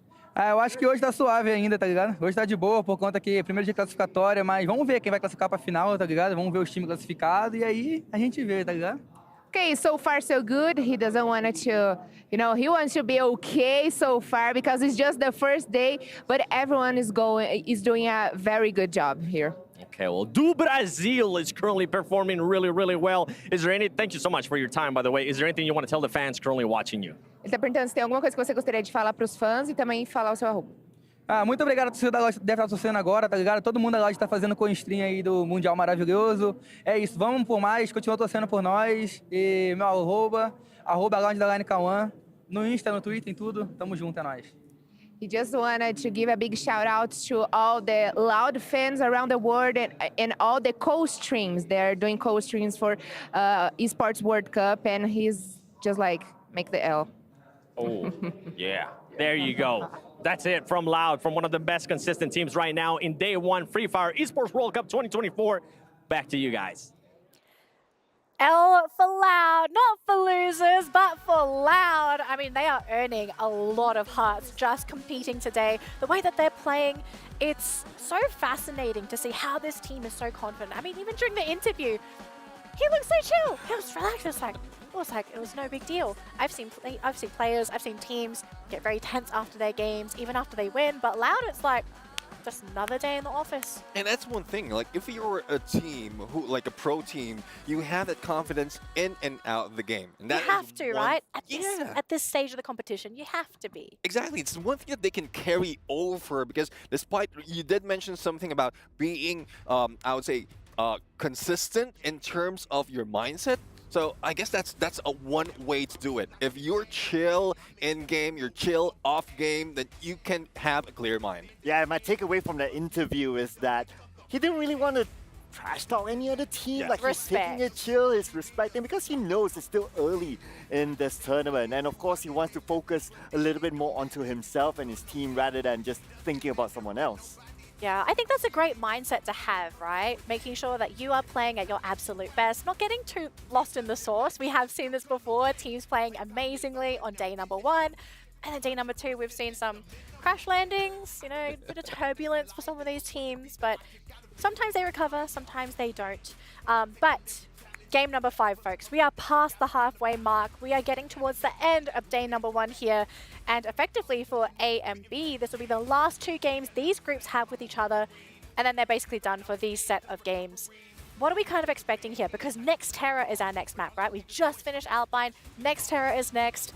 Do you think we're going to be seeing some really high-paced, high-octane matches? Or I think it's going to slow down here? Because I think some teams, they're kind of worried with where they are. Yeah, definitely. I mean, they need to be worried because it's already one day off, especially for those coming from Group A. So they will be sitting it out after this day and then just watching the game and trying to figure out if they have a chance. But looking at the board right now, looking at how they place themselves, all the 3 teams that we have in the Booyah board has around 30% of top 3 already. So won't be surprised if they can still take that match number 5, but I want to look at the ones at the bottom of the leaderboard, like Onyx Olympus, who's slowly moving up.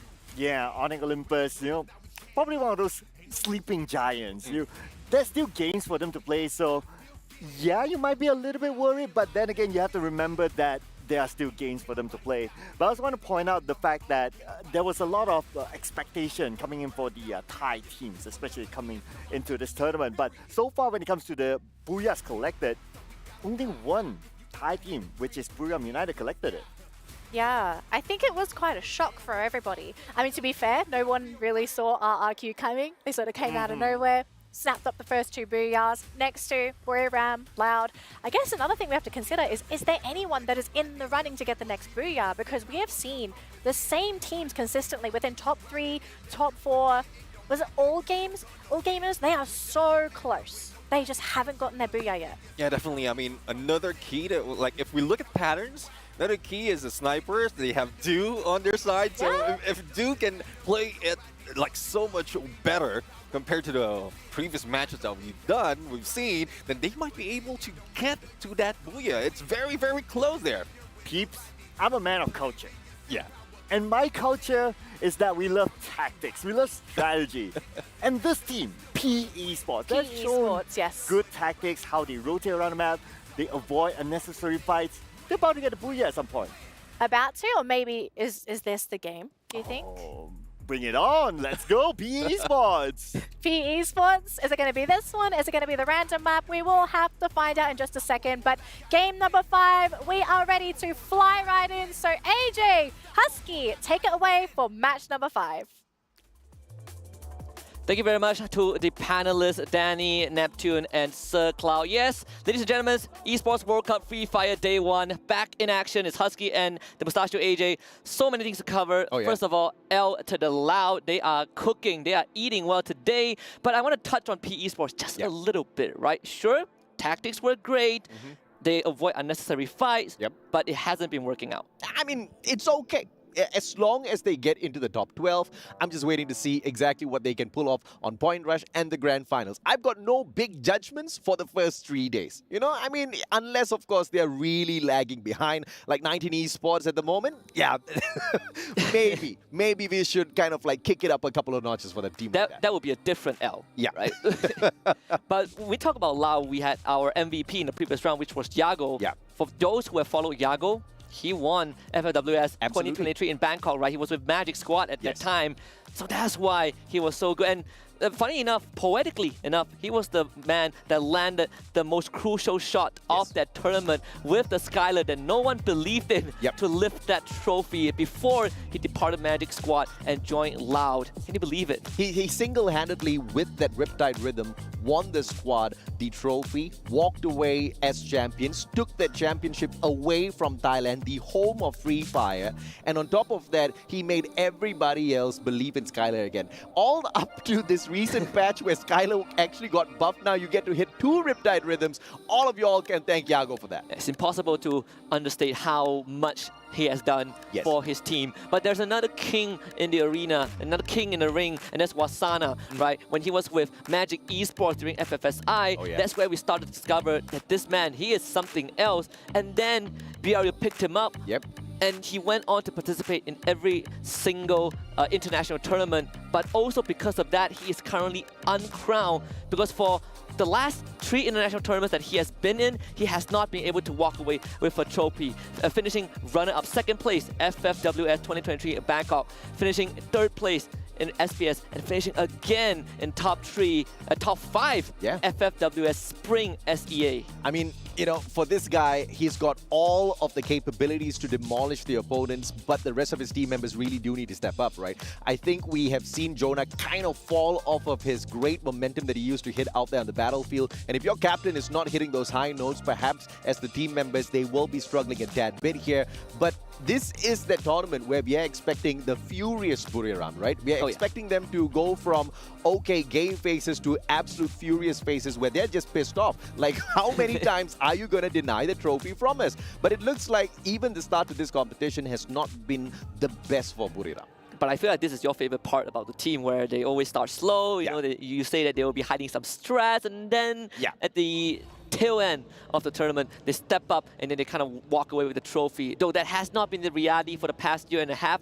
But I feel like eventually this is going to happen, right? You can't stay at the top forever. Teams are catching up, and I like the competition that we're having as we head into next Terra for round number 5. And of course, the hiding strats kind of formula does work out for some teams, right? We saw how Team Falcons kind of like laid low under the radar all throughout the group stages, and then bam, at the finals of FFWSC, they came up top as champions. We're still waiting to see if or not they're going to win the club championship for their brand overall by the end of the Free Fire competition. But let's take a look at this flight path as well. Everybody's comfortable in their own drop spots. I believe a lot of them have avoided the early engagements, except of course Lost 21 and Wasana, who are a little bit too close to each other at this point. Even Fluxo has taken the Intellect Center, right, in the far north. On the other end, you have Reta, who are basically in proximity of EVOS Divine. So this is where we can expect potential first contact in this round. And as for Reta, they're starting to cover as much ground as possible. CarXX with the first elimination and first blood for them. Yeah, the XM8 giving them the first point of the game. Aim God has got the aims, but no weapons to respond to those shots. And Reta will get an easy number 2 off of the Indonesian squad. Gade, in the meantime, is already making his good way away from this engagement. He does not want to have anything to do with them. Abax a little bit further away from them. Loud is within the vicinity as well. In the name of Kawan, he perhaps could drop a couple of shots and stop the player rotating away. I'm surprised that Aim God even wanted to run for the coins, right? It's kind of leaving a bit of a breadcrumbs behind, but for Reta, this is kind of the ideal start. You get 2 free points. They won't be able to wipe out the rest of EVOS Divine, but at least you're off to a decent opening. But we see that Negan thrown out off screens. Wasana that gets his head blown off.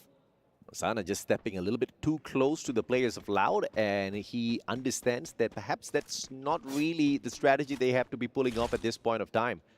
Slowly, he makes his way right back in through a revival, and Loud, all thanks to Buriram, have got 1 point to start things off with. Absolutely. And even for Loud, when we saw them on the international stage, we had talked about people such as Lost 21 and Kawan, right? Very solid players that just need a bit of polishing. On the other end, Fluxo is the team that has been suffering so far today. They got to face up against RRQ Kazu again. But I think MT7 is, you have to be a bargaining chip, right? You send him over to RQ Kazu and make sure the rest of the team gets out. The fact that you started at Intellect Center and still you now realize that the exit is blocked by one of the top 3 teams, you gotta find another way out. Strategy is really not checking out here for Fluxo. MT7 up on top, away from the rest of his team members, and he does not have a portal go in hand as well. Takes those great shots against Ma'al, but brings a little bit of unwanted attention to himself as well. The AUG still on level 1, so you're not going to get too much of heavy damage out of the gun. See how long he can hold RQ Kazu in this position. This could benefit the rest of Fluxo though. They're going to start flying in. You can see on that map, trying to rendezvous with the rest of the team. So RQ Kazu, they're going to call it quits. No point wasting time there. They still have a marker on Razor for another minute and a half. Just run the clock out and perhaps make that rotation. Plenty of space on the west side of the map. Everybody's got a full squad. And as I say that, Anas might just be the one to exit right now. Zairu stepping on in. Brave man, but Hasu punishes him for that.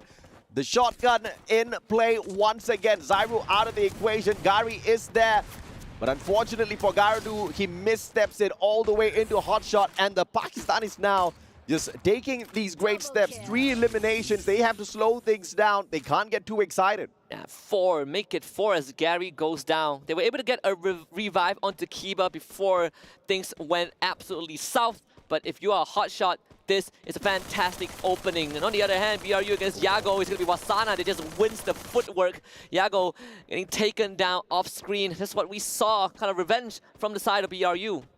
In Yago's defense, he just didn't have his favorite gun, right? Had to play off of the SMG. Not really his best weapon. If that was a sniper, I don't think Wasana would be smiling at this point of time. The guy would have had to get it revived once again. Esports up against EVOS Divine. Abax with a sliver of health alongside Ray, but it's Gade. Ray goes down. Abax down as well. Back to back. They get those knocks. Instant revival onto Ray. Aim God is there as well for that backup, but not yet. This is not the time for EVOS Divine, all thanks to the pocket market. Definitely not the time to get eliminated, but it is definitely time for PE Sports to show themselves a little bit, make their presence known in this lobby, getting a couple of points, something that they desperately need to at least get a safe haven in that top 12 by the end of today. But for a team like Reta, I think they're doing the exact same thing, skirting around kind of the edges of the map. And this is where teams like Reta, when they don't want to take too much risk, they try to slow it down a little bit, right? Take that long road to make sure that they at least guarantee that late game entry. But also the risk that comes with that is that if you get intercepted, you really don't have much place to go. Reta currently sitting in 8th, so not the most comfortable of positions. They have to make sure they find that final circle. Can't give it up to yet another early elimination. But skirting around the very edge of the safe zone seems to be a smart idea here. They stop halfway, not intruding into the compound of all gamers. So it is a decently passive play from the side of Reta. I like that. But in the meantime, Hotshot now going to find a hot contender out there on the battlefield. It's the one and only Loud. And they did go wide a little bit from the grenade launcher, but Hotshot actually are in a pretty decent position, especially Sajid. This is a crucial spot. If he can anchor down here, if he can become the fulcrum for Hotshot, they might be able to get a couple of points off of Loud. I think Loud kind of smells that. Blood in the water, at least danger in the air. They're gonna start scattering, start the retreat. Kawan getting tagged first by Action, and Sajid soon to join in. Hotshot continuing the pursuit. Oh, Kawan in a terrible position now with the mini Uzi in hand. Can't really do much from a distance like this. I want to see what's his second gun action. On the other hand, takes advantage with the Woodpecker, spots a little bit of his body peeking out, and he takes the guy out of the equation, but nothing lost for Loud there. They had the resources to bring the guy right back into play, but the question is, can they survive the onslaught that Hotshot is trying to bring upon them right now? Here comes the rush. The gears are turning for Hotshot. The engine's revved up. Hotshot taking the fight. Sajid coming in, and that's the trade already. Loud can't find much more than just that. Kawan would just have to watch his teammates bite the bullet as we find a quadra for Action. Hotshot coming online. Amazing aggression coming through from Hotshot, the team that missed the grand finals by just 6 points in the Free Fire World Series last year. They want to make it happen for themselves this time. All they need to do is aim for the top 12. If they can keep this up, top 12 is surely in their pockets. They have been a constant pride for the Pakistanis Free Fire scene, right? Year after year, they missed out. I think we talked about this behind the scenes where, sure, they missed out last year, but that was the closest they've ever come to. Yes. And perhaps this is going to be it. Loud eliminated as Lopex XL takes out Kawan off screen. So the team that just got Booyah faces an early exit.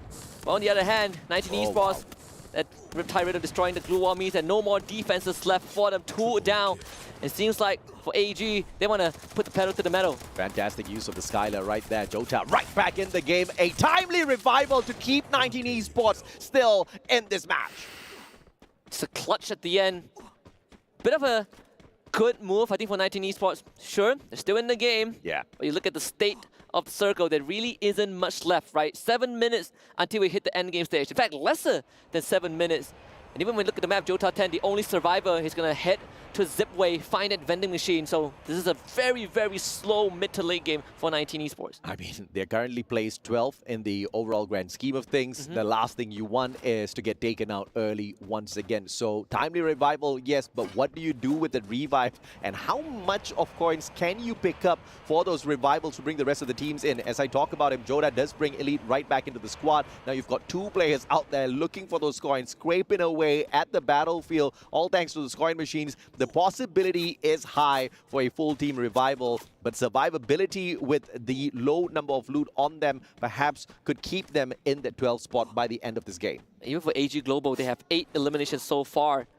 You feel like we kind of sideline them a little bit, right? Because they have good early to mid game, but late game, they don't really make it that far. Maybe this is one of the few times AG gets a bit more, shows a bit more of that presence. Fluxo, on the other hand, also having a decent round so far. You know, they ran to RQ Kazu in that early game after coming out Intellect Center, but at least they have a full squad and they have just transitioned smoothly into the mid game. And they even find LBT. Well, courtesy of Abe High, look who's going to pick it up. MT7 steals it. That's why you need Falco. But unfortunately, the pet's just not as buffed enough to waste on your slots there. Everybody else is going to be dragging in that R1, that Dreki, the Beastin. So Mr. Falco will need to wait for a little bit of a update, maybe a little bit of a buff in the next few patches. MT7 though, he smells a victim right outside the circle. Question is, can he get to him? The last thing Fluxo wants is to play these aggressive maneuvers and then lose players in such a crucial timing. Yeah, and they heeded your words. They're going to stop by Museum for now. I think you can also use that 19 Esports straggler as a bait if they continue to chase, but yeah, as things stand, we are going to have a bit of a stalemate between the teams until the next circle. Even for BRU, they are not making too many aggressive moves. Netshoe Miners doing the exact same thing. They're just still gatekeeping from Topia because this is a pretty decent spot with a lot of vantage points. Oh my! Let's say that ABAX gets found out. That doesn't result in a knock, so good on Evil's Divine. Yeah, great play there. Did manage to get the connection, but no knocks. Jota 10 out, 19 Esports still being tortured. PE Esports this time being the one to take those digs at them. But Elite 11 is going to be pretty much out of sight from everybody else unless, of course, there's another revival and the guy joins him up top on the tower. In the meantime, 19, they are going to stay alive for a little bit longer. Might not be for long. Depends on if BRU finds one of the members. Well, I say that Wasana has already found him. My. So 19 Esports on the last legs. Evil's Divine on the other hand, running into Netshoe Miners.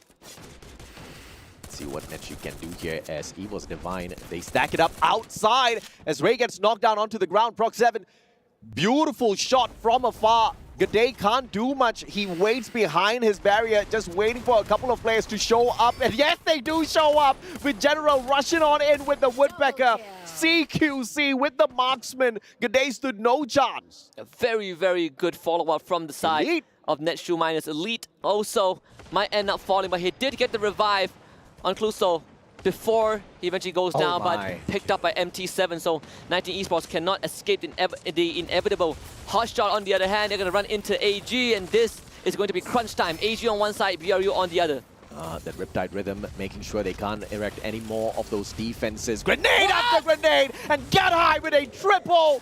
It's all up to that final player to get those pickups, and action goes down as well. Headshot eliminated all by Get High himself. Essentially getting a quad kill with 2 nades. Get High showing up big time. And hotshot streak ended in just a flash. BRU continues their streak.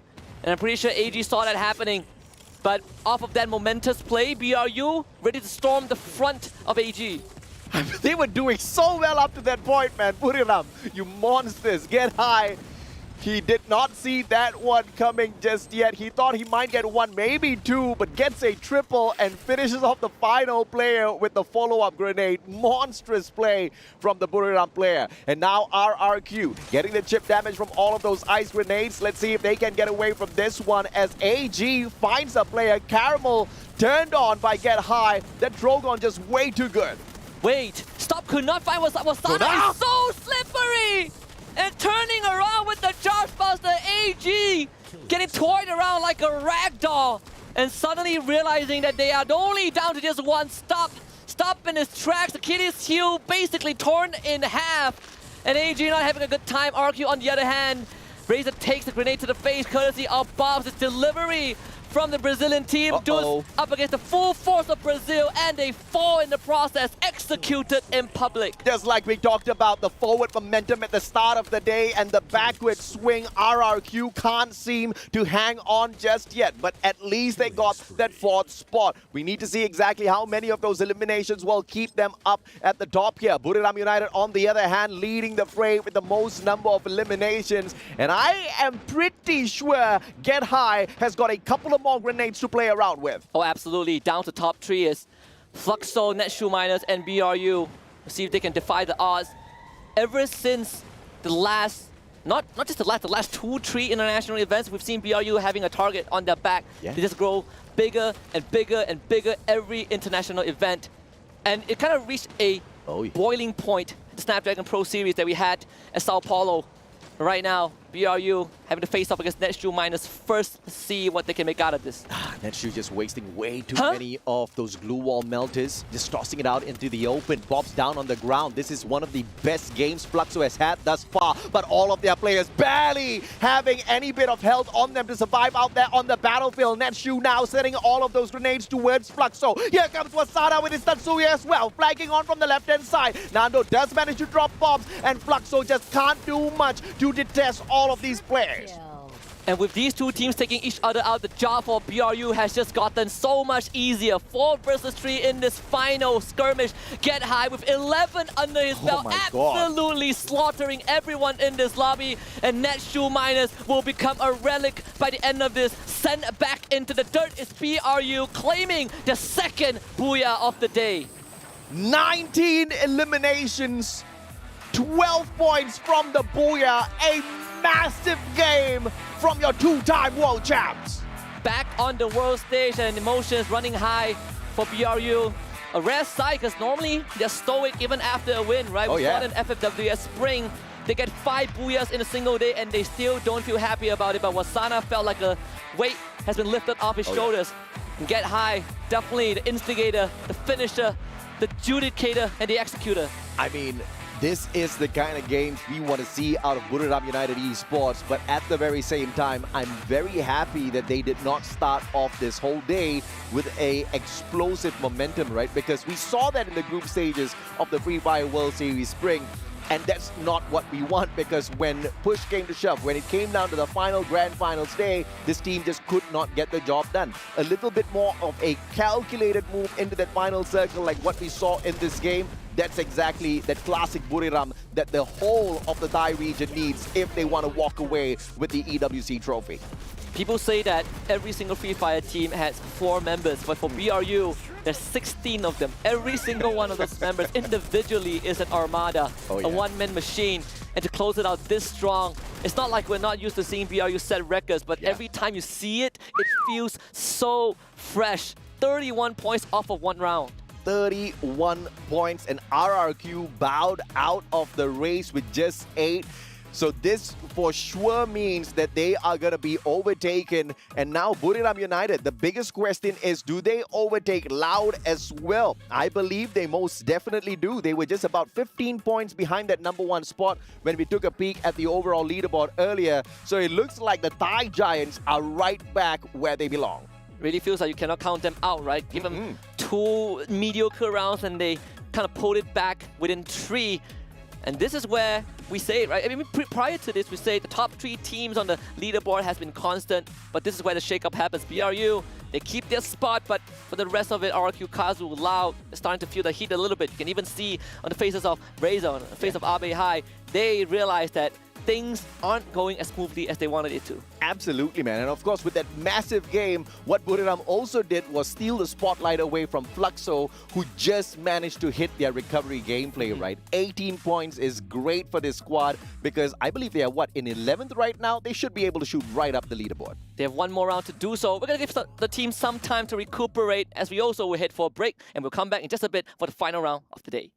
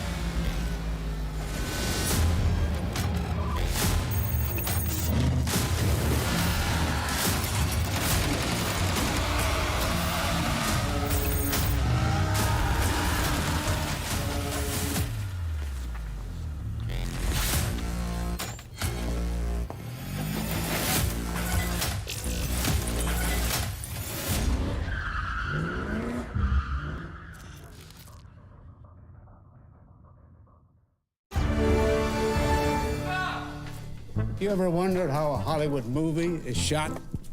On a Sony. You review it on a Sony. And how do you make that sound epic? You record it on a Sony. Lunch break on a Sony. So why wouldn't you watch it on a Bravia by Sony?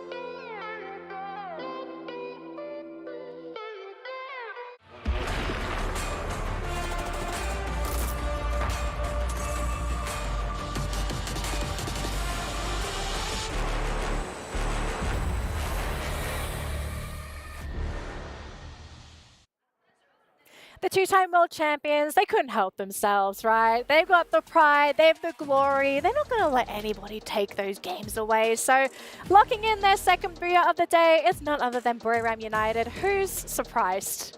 No. Nobody. Definitely not me. And BRU had this moment, right, where they were kind of like hiding in the weeds, kind of playing a little bit safe, so to speak. But then all of a sudden, they walk into this team that was just had 11 kills of Hot Shots Esports, the team from Pakistan. Action was starting to pop off. He was starting to get a little bit crazy. And then Get High had this amazing grenade, knocked out 3, then took out the team, and he took out everybody, right? He took away the hopes of that entire team, all because of that one single grenade. Yeah, and he's holding the numbers now, right? 11 eliminations just by himself. That's the number to beat at this moment. But speaking about beating, we started the show with our predictions, right? And we had a little bit of banter between Buriram and Falcons. Well, just say Falcons hasn't played yet. Okay, they haven't played yet, but are they able to play to the same level of BRU to this point, right? The booyahs, the amount of kills that they've gotten, everything has gone their way thus far. It's been very good for them. Dude, this is where the advantage of Group C, right? They get to see what's happening at Group A and Group B, and they can strategize and prepare themselves for tomorrow. So, hey, one up for them. Okay, it's one thing to watch a team and to see this. And we're watching the highlights here. This is the part where Hot Shots is kind of popping off. And we'll get to the BRU highlights because it's going to be them all the time. And I think at that point, Group C, it's going to be more of like, oh, wow. This team is even scarier than we expected. Going into tomorrow, I think that they're going to even fear them even more. Yeah, but speaking about fear, another team that probably I want to put attention to, which is Fluxo. Okay. I mean, this is the best finish so far. Yeah. Right? Best they got a finish, yes. third place finish, and we didn't talk about, or at least we didn't talk about, like, it doesn't matter how you start, it matters how you end. So Fluxo on the rise. Keep an eye on these guys. Okay, you sound a little bit like my dad when you say that with this whole starting and ending strong and all that stuff. Okay, great advice. And you're right. I do agree with you. Fluxo did actually do, they did much better. They really needed this game. They need to finish strong. They have one more game that's coming. And, you know, it's one of those moments where, you know, Fluxo, it's do or die at this point. It's do or die, and I actually think it might come down to maps, right? Because we are down to our final map today. Excellent. And it's a random map. The teams don't know what map this is. We don't know what map this is. We don't even know who this last round is going to favor. So I think if you're Fluxo at this point, are you praying that it's next Terra? Because that is their best performing map so far. Yeah, we'll continue on with it. I mean, it's one of those things where, hey, if it's done right, maybe we try the same strat, we do it again. Because again, Fluxo got a lot of points. They're going to need more of that. Yeah, and I totally agree with that. I mean, if you're starting to get the momentum with that same map, you want to get the chance to repeat that map again, and hopefully it goes your way. Hopefully it goes your way. Maybe I kind of could spin it at a different tangent as well, right? What if whatever map it is, it's a redo for Fluxo? I know there's a lot of emphasis for this team, but I know there are a lot of people that are, you know, kind of looking at this team. we don't know, right? It's going to come down to this last map. What is it going to be? We'll have to find out. We're going to find out right now here as we're jumping into game number 6 right now. What map is it? We're going to find out in just a second here. AJ Husky, take it away. Welcome back to the Esports World Cup for Free Fire. Where are we? And we are back in Is this Alpine? I believe this is where Loud won. This is exactly where Loud won. I mean, bro, I think they're going to be smiling year to year because they exited the fight just a tad bit too early in next Terra, and we are right back in the match where they picked up that booyah, and they seem to have a super hot drop here up against PE Sports, the team that is the ninja of the competition right now, constantly avoiding all of those engagements, but I don't think they can run away from the Brazilians because these guys are on for the hunt for the points. I mean, if we follow the patterns, there's a chance that Loud gets the second booyah, and we end the day with 3 teams getting 2 booyahs each. Ooh, and they happen to be the teams that were top 3 at 1 point. So pretty poetic. Wasana getting the first blood off screen. And Loud, on the other hand, taking it slow. I feel like we've seen this before, right? Loud and PE Sports when we were on Alpine in round number 4. This is the exact same setup. But RRQ, they came in and they interfered quite a bit at this spot. So let's see if that's going to repeat again as well. Buriram already picking off 1 point from the players of EVOS Divine. Wasana, not the best gun to hold on to. The Scar in his hand. Hasn't been upgraded just yet. The guy needs to find a spot. The Tatsuya best does help Gade out.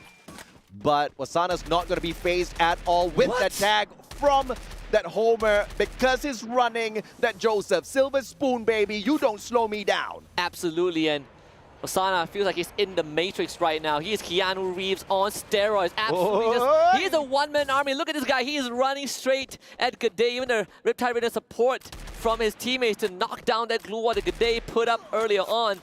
And Wasana, he's not backing off. Now taking on Ray. He's getting shot from multiple angles. And yet, this guy is refusing to take a step back.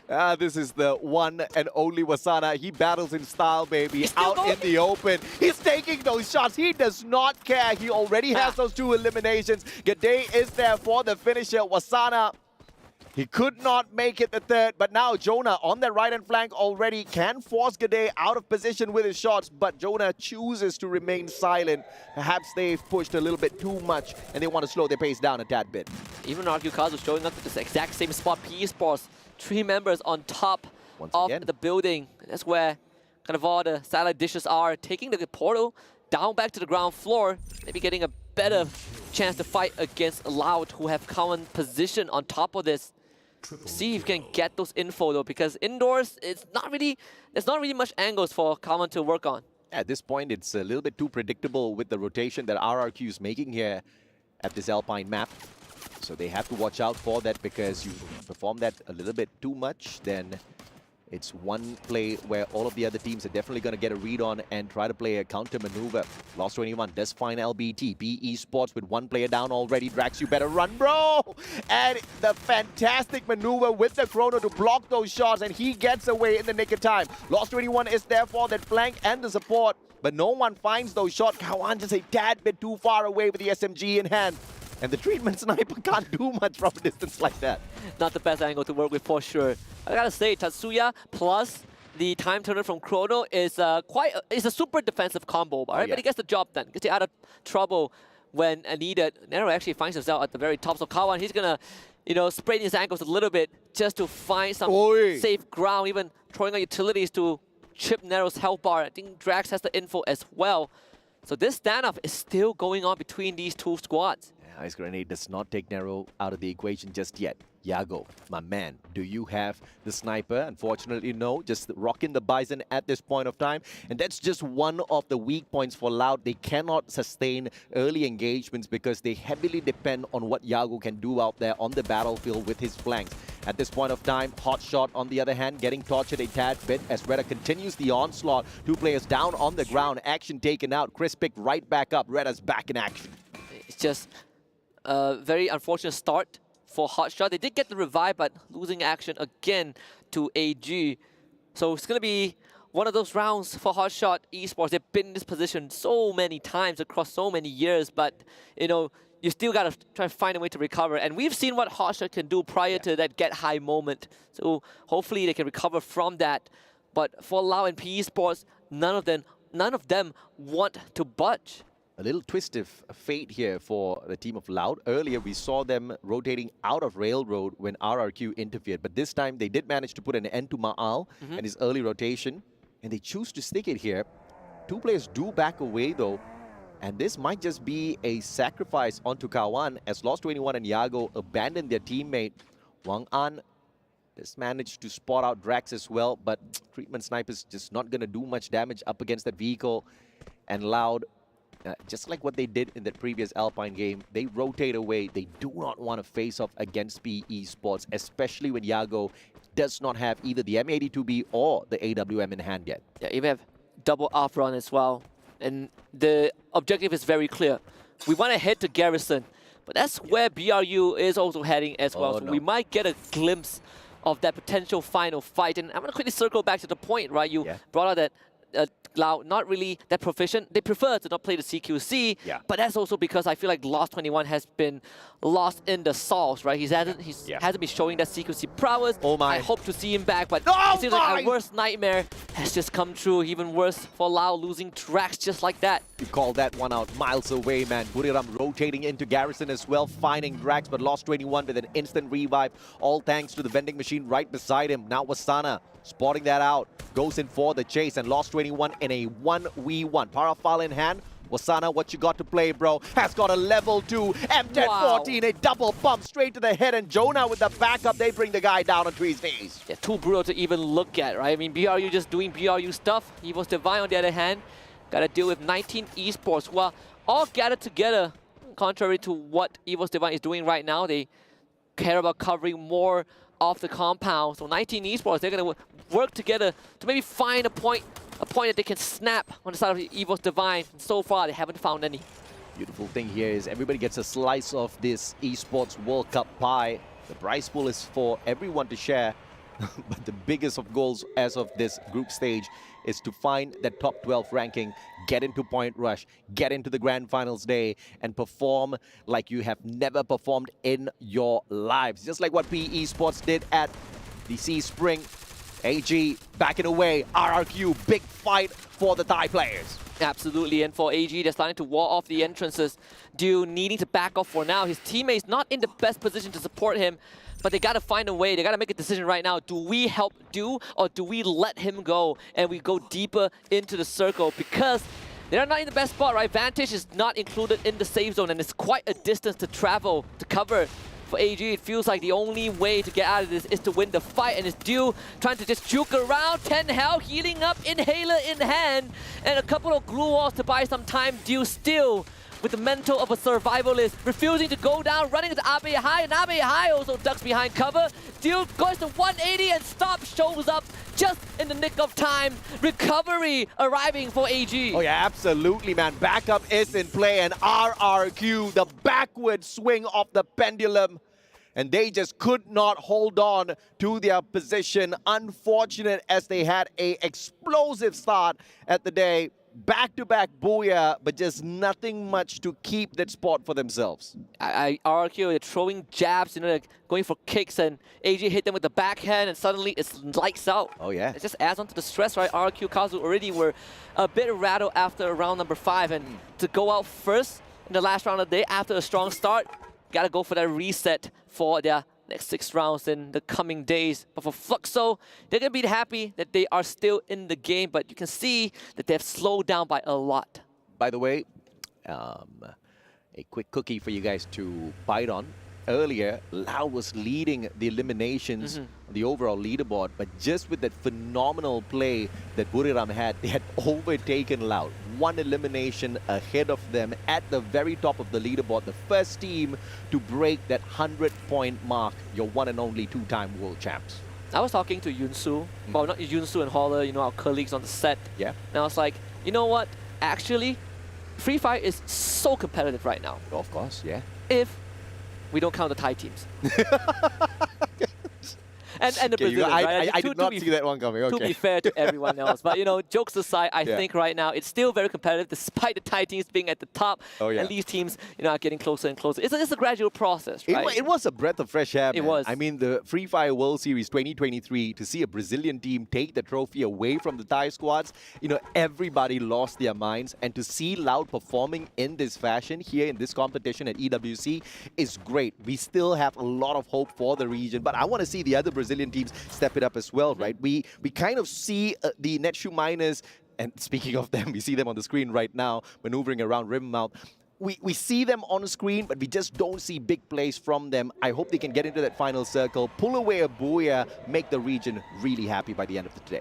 Even the recent SPS tournament, Netshoe Miners, they did show some presence, right? They're not at the top of the food chain for sure, but you know, you get a taste of what they can bring. Lopez! I mean, the shot not connecting. Hasu did go down to Lopez somehow, avoiding it only for a while. I think getting taken down in the end by MT7. Fluxo joining the occasion from afar. And just add on, this year, so important for the Brazilian teams. We're going back to Rio by the end of the year, right? They brought the trophy back, so they got to make it worth. Onyx Olympus, on the other hand, got to face off against 19 Esports. Home ground advantage for the Brazilians at Rio. Very slim chance the Thai teams get to wreck them on their own home soil, but we'll see exactly what happens when we get there. Jota 10 behind the tree. The circle's just not showing him any mercy whatsoever. Gardu will bear support from that right-hand side. They take the guy out a little bit too easy of the play. Stop now, backing away. Fluxo taking those shots, but they have to focus on Netshoe Miners as well. Cypher down on the ground, outside the circle. Stop is there to help him up, but will the circle get the rest of the job done? No procs! Oh! He does get it with a woodpecker! What a shot, and that means that those two members on the side of AG might just end up going down unless they have that adrenaline rush to help them get back up on their feet. It seems like Cypher has it, so Stop will be brought back up, but still, Caramel goes down in the process thanks to Ray. And this is a bit of a disaster for AG, right? They have to go for that hard reset thanks to Netshoe Miners. Fluxo now gatekeeping the players on the side of Netshoe Miners. As AG moves in towards Rai, that's going to be a little bit of a distraction to play up against Fluxo. And so that they don't take those spot shots against Netshoe Miners as they try to find a way back into the circle. Oh no. Buriram United on the other hand, circling around. Onyx Olympus, two-man strong. They're not going to be able to handle this. Moshi circles around. Wasana shows up in the nick of time, dropping Gary. Kiba runs away, tagged up by the Homer already. And that's about it for Onyx Olympus out in 11. Onyx Olympus just wanted to find refuge with the two remaining members, but they ended up running into the candy house, just like Hansel and Gretel, completely trapped by the members of BRU, pincered from every angle, blocked off by glue walls, and shredded afterwards. So this exit definitely will hurt Onyx Olympus. They join the Indonesian compatriots in the lobby. Fluxo, on the other hand, a couple of portals to work with. They're going to relocate to Rai, and that's a three-way fight. Fluxo saw an opportunity. They put down that portal go and instantly rotated around. Ra 1 out on the open. Does he get taken down? Yes, he does. Fluxo gets the triple. GU down on the ground, though. They have to go in for the quick pickup. As Butson circles around, GU's going to be right back up, all thanks to the Chrono. I believe Round did stand back up, but yeah, beautiful ice grenade takes him out. 6 points. AG also perishing to the blue. The Fluxo continues that rampage. On the other hand, Reta also not too shabby, right? They lost Opex XL, but they also have 6 points in the bag. Retired from afar, courtesy of Fluxo. It's between them and Reta. Reta has got nowhere to hide at this point of time, but Fluxo does not have enough time to pay attention to their opponents. They have to pay attention to the circle first. They don't have this placement just yet in the next zone as they circle around. Reta tries to gatekeep them. GU down on the ground. Bob's down as well. And Reta just absolutely flattening the players of Fluxo. It's Chris Angel, Mind Freak, Reta version. One snap with the finger and they wipe out Fluxo. What a play with the shotgun in that close range. Absolutely demolishing Fluxo in the CQC. Unexpected performance. I swear I was not expecting that one. And now put it up. They spot another fish out there that they want to fry. Reta 3-man strong. They wasted quite a number of those utilities already. Chris has any grenade to play in this next matchup. Wasana circling around. He's got the Drogon in hand. Spots a player, takes a bump, and Chris barely able to survive with a sliver of health. But Wasana, the trade is there. Jonah steps on in to bring his team member right back up, and here comes Esports Divine to finish off the Thai Giants. Let's see if the Vultures can clean up a little bit. BRU, they're in the weeds. Chris triggers, and Moshi goes down from the Grey Red, refuses to give up, and they're not out just yet, but they've left the mark. At least Wong Ang with the finisher onto Reta. As the rest of BRU, they're running towards PE Esports. This is an absolute bloodbath in this final zone. PE Esports finding refuge afar, but Esports Divine, they're continuing the pursuit. Loud. They're hanging on for their dear lives, just in the hands of Lost 21 now to play the placement points. 19 Esports out, but one of their better rounds in here. Get high on the ground. Jonah with a sliver of health gets dropped as well. Wang An just absolutely popping off with a sniper, and it's all up to the clutch god Moshi, but there's nothing you could do up against LBT. PE Esports hits a booyah to bring the day to a close. We've been waiting for PE Esports to show up. So much pressure on the region, coming in with Narrow having a fever and closing it out strong. PE Esports, they wanted this for a long time. No one even expected them to be the representatives and the sole representatives of their region. People were looking at WAG, Team Flash, but PE Esports, they've earned their spot, and they were still doubted, but this one might put it to rest. Absolutely, man. I mean, it is the final game of the day. They have not made too much of noise out there on the battlefield. They were placed 8th. The last time we took a peek at the overall leaderboard, this should help them climb a couple of spots, get into the top 5 perhaps. Absolutely, and even at the end, it was a bit comical that the individual survivors for Loud, you know, the Lost 21, his sniper was doing work on the BRU, Huang Ang's sniper was doing work on the BRU, and Esports Divine. And who do you, and what do you know, right? The individual survivors, the snipers of multiple teams were the one that caused enough chaos for Esports to kind of slip away with the win, considering that they have been a bit slow the entire day, and this is the morale boost that they need. A crucial snipe from Wang An. Wasana taken out of the equation. It means that the players of Buriram can't get up and close and personal with you to really put pressure on your squad. The rest of the team members from PE Esports as well stepping up. And it was not just pure luck here, right, from PE Esports. They were continuously calculating their maneuver in circle after circle. The previous games, they just could not get close enough to the final one. But this time, though, they played it perfectly to their side. Absolutely, and I gotta say that I believe I had this discussion with the talents from the Arabic broadcast, and I was like, you know, against BRU, you gotta take the fight to them, right? And we saw that from Reta. Yeah, they lost for sure, but they did leave a mark, you know. Esports Divine, they chased BRU to the ends of the earth. Did they win? No, BRU still wiped the floor with them, but they did enough damage to BRU. So what a day it has been. But that's it from us, from the desk. We're gonna throw it over back onto the panel. Danny and the rest, take it away. Thank you, Husky. Thank you, AJ. PE Esports closed things out here today with their first ever booyah, but of course, closing out the day by securing the first booyah for Vietnam. And I know a couple of our panelists super happy about this because they were considered the paddle underdogs. Well done with your predictions, gentlemen. Well done. What did I tell you about man of culture? I don't know if I'll call it I'm a daddy with 5 cats, so that's not too far away. Yeah. I love strategy, I love tactics. PE Esports, where's the camera? PE Esports, you done it right. Yeah, definitely. I mean, they've done it right. They might have failed a few rounds, but we saw as well the fire that they had. From the start of the show up until, well, I would say there's still a lot of aggression coming from them, but this time around they played it, as the man of culture says, tactically. Yeah, and it was actually perfect for them, right? This is the game that they really needed to have had, because it kind of puts them in the level of like the middle tier right now. I mean, we're gonna have to check the points to see where they're at to ensure that they're, you know, getting into the knockout stage or to the points rush stage. That's gonna be super important for them. Yeah, absolutely. I think everyone is actually wondering about the points now, right? Because we did see a big change in points. I think most significantly, RRQ being eliminated so early on in that final round. So very good chance that they're going to be knocked out of that top 1, maybe even top 2 spot. Maybe they're going to be in that 3rd. I don't think they'd be upset about it. I think they had a great start throughout the day. But I think we also have to talk about this team, right? Quick out the gate, a little slow across the finish line.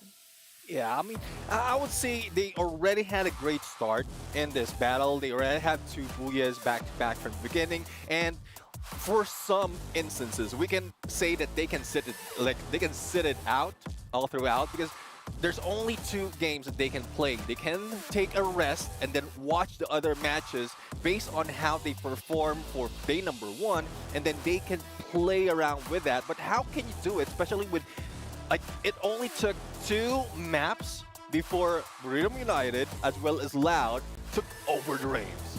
Oh man, Buriram United. I mean, just look at the gameplay. They know exactly when to come in as a third party. They didn't allow their opponents from Reda especially to even lick their wounds. By the time Reda was done with their fight, they came in and Reda was gone. Yeah, and Reddit has kind of been like that. They've been really third-partying. They are getting into the fights. They're getting a decent number of kills throughout the day.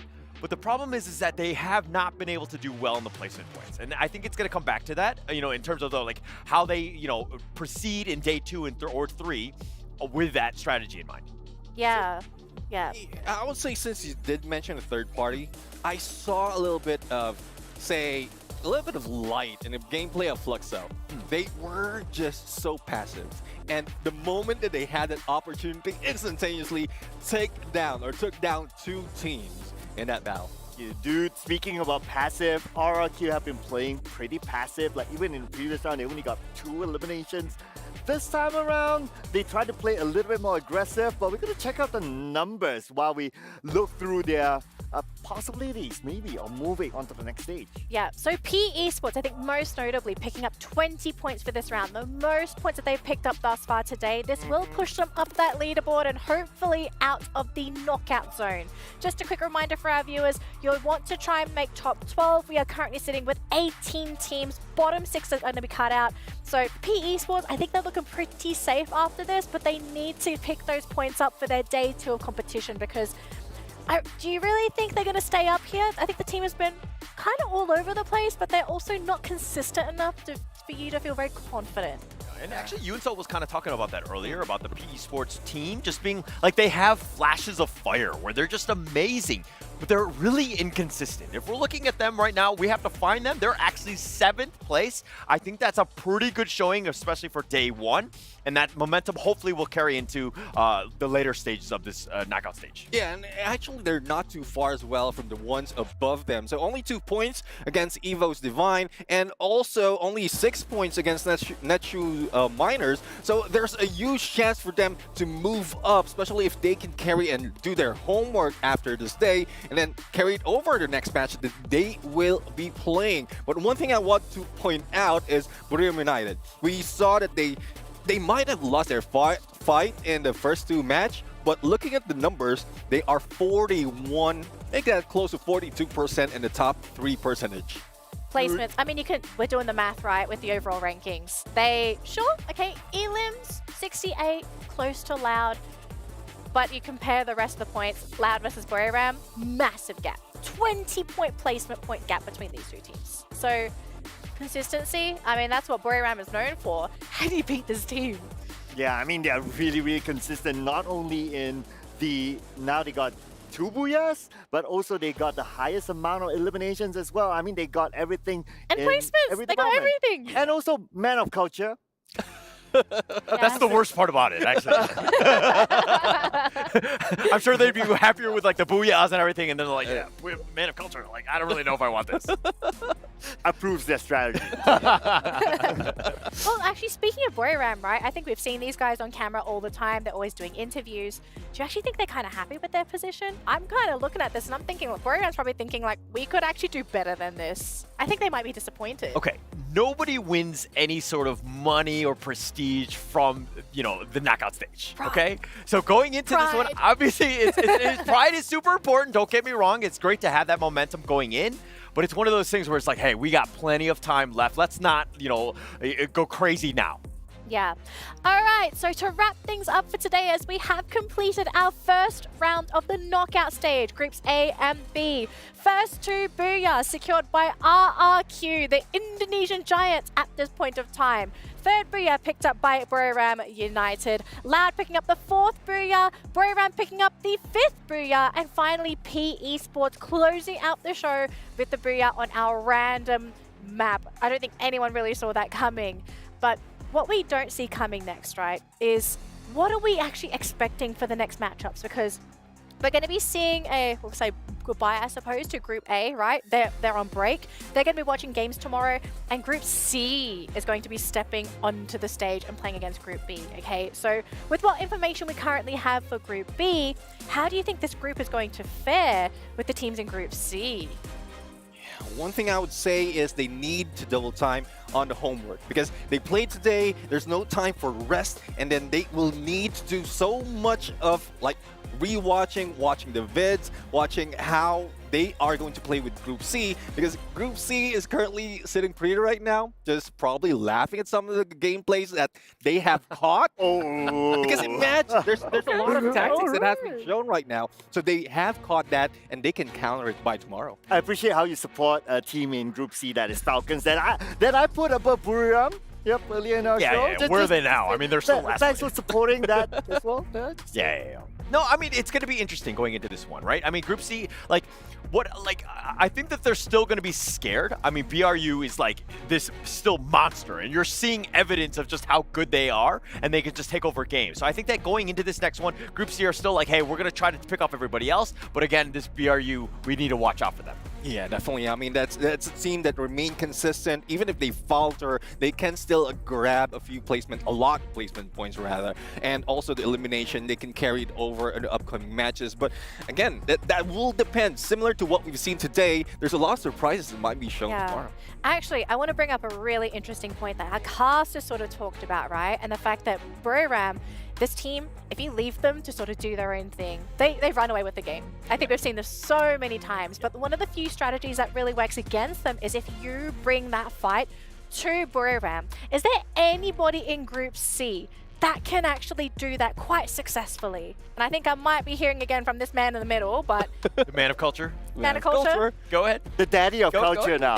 I'm not dealing with status. Escalated that. Daddy of culture will say that the power, the aura of the Falcon's nest. I'm going to start hearing this man call soon. They'll be here. Anyone else aside Falcons? I'm going to go Team Solid. You know, I think that you saw some of the teams try the aggressive play today. It wasn't very successful, but I think Team Solid are one of the best to do it, and I think that we'll see that going into tomorrow.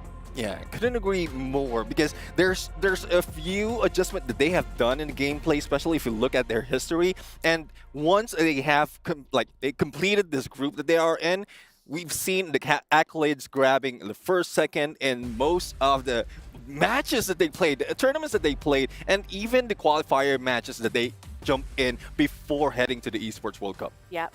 Well, before we close things out, bit of a shout out here to our Sony MVP of the day. It's none other than Moshi. Anyone disagree? No? No. Hands down.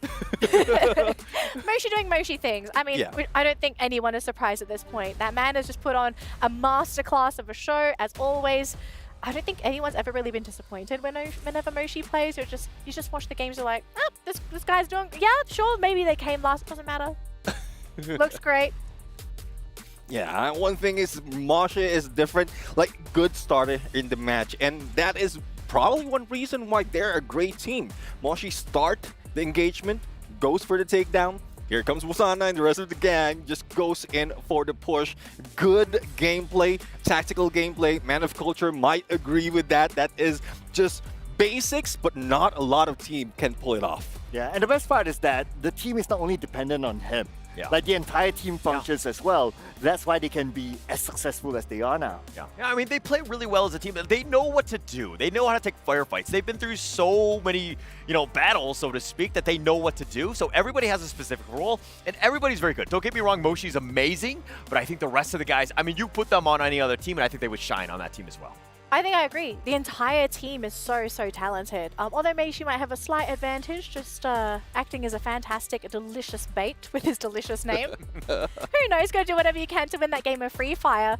But that basically concludes day one of the knockout stage, right? I think at this point, if you are tuning into the broadcast, get ready for day two. The games are not going to end. We're going to continue on with all of these amazing matches. Any final words, gentlemen, before we end the day? Well, I would say hopefully everyone enjoy what happened. There's a lot more, especially for tomorrow when Group C will be introduced. We have seen the close quarters combat meta. We have seen the sniper meta. I can't wait to see what can Group C bring to the table. Yeah, and I want to see Group C just because I want to see Team Falcons stumble a bit just so I can rub it into your face tomorrow. Okay. It's on, guys. It's on. Let's bring it. Let's go. All right, I'm going to let you guys have you can have your spat outside, okay? But we're going to end the show here, folks. Thank you all so much for tuning in. We'll catch you all tomorrow, exact same time. Don't miss it. This is the Free Fire Esports World Cup, where we are here for the best games of Free Fire for 2024. Until tomorrow, have a fantastic night, and we'll see you for tomorrow's matches.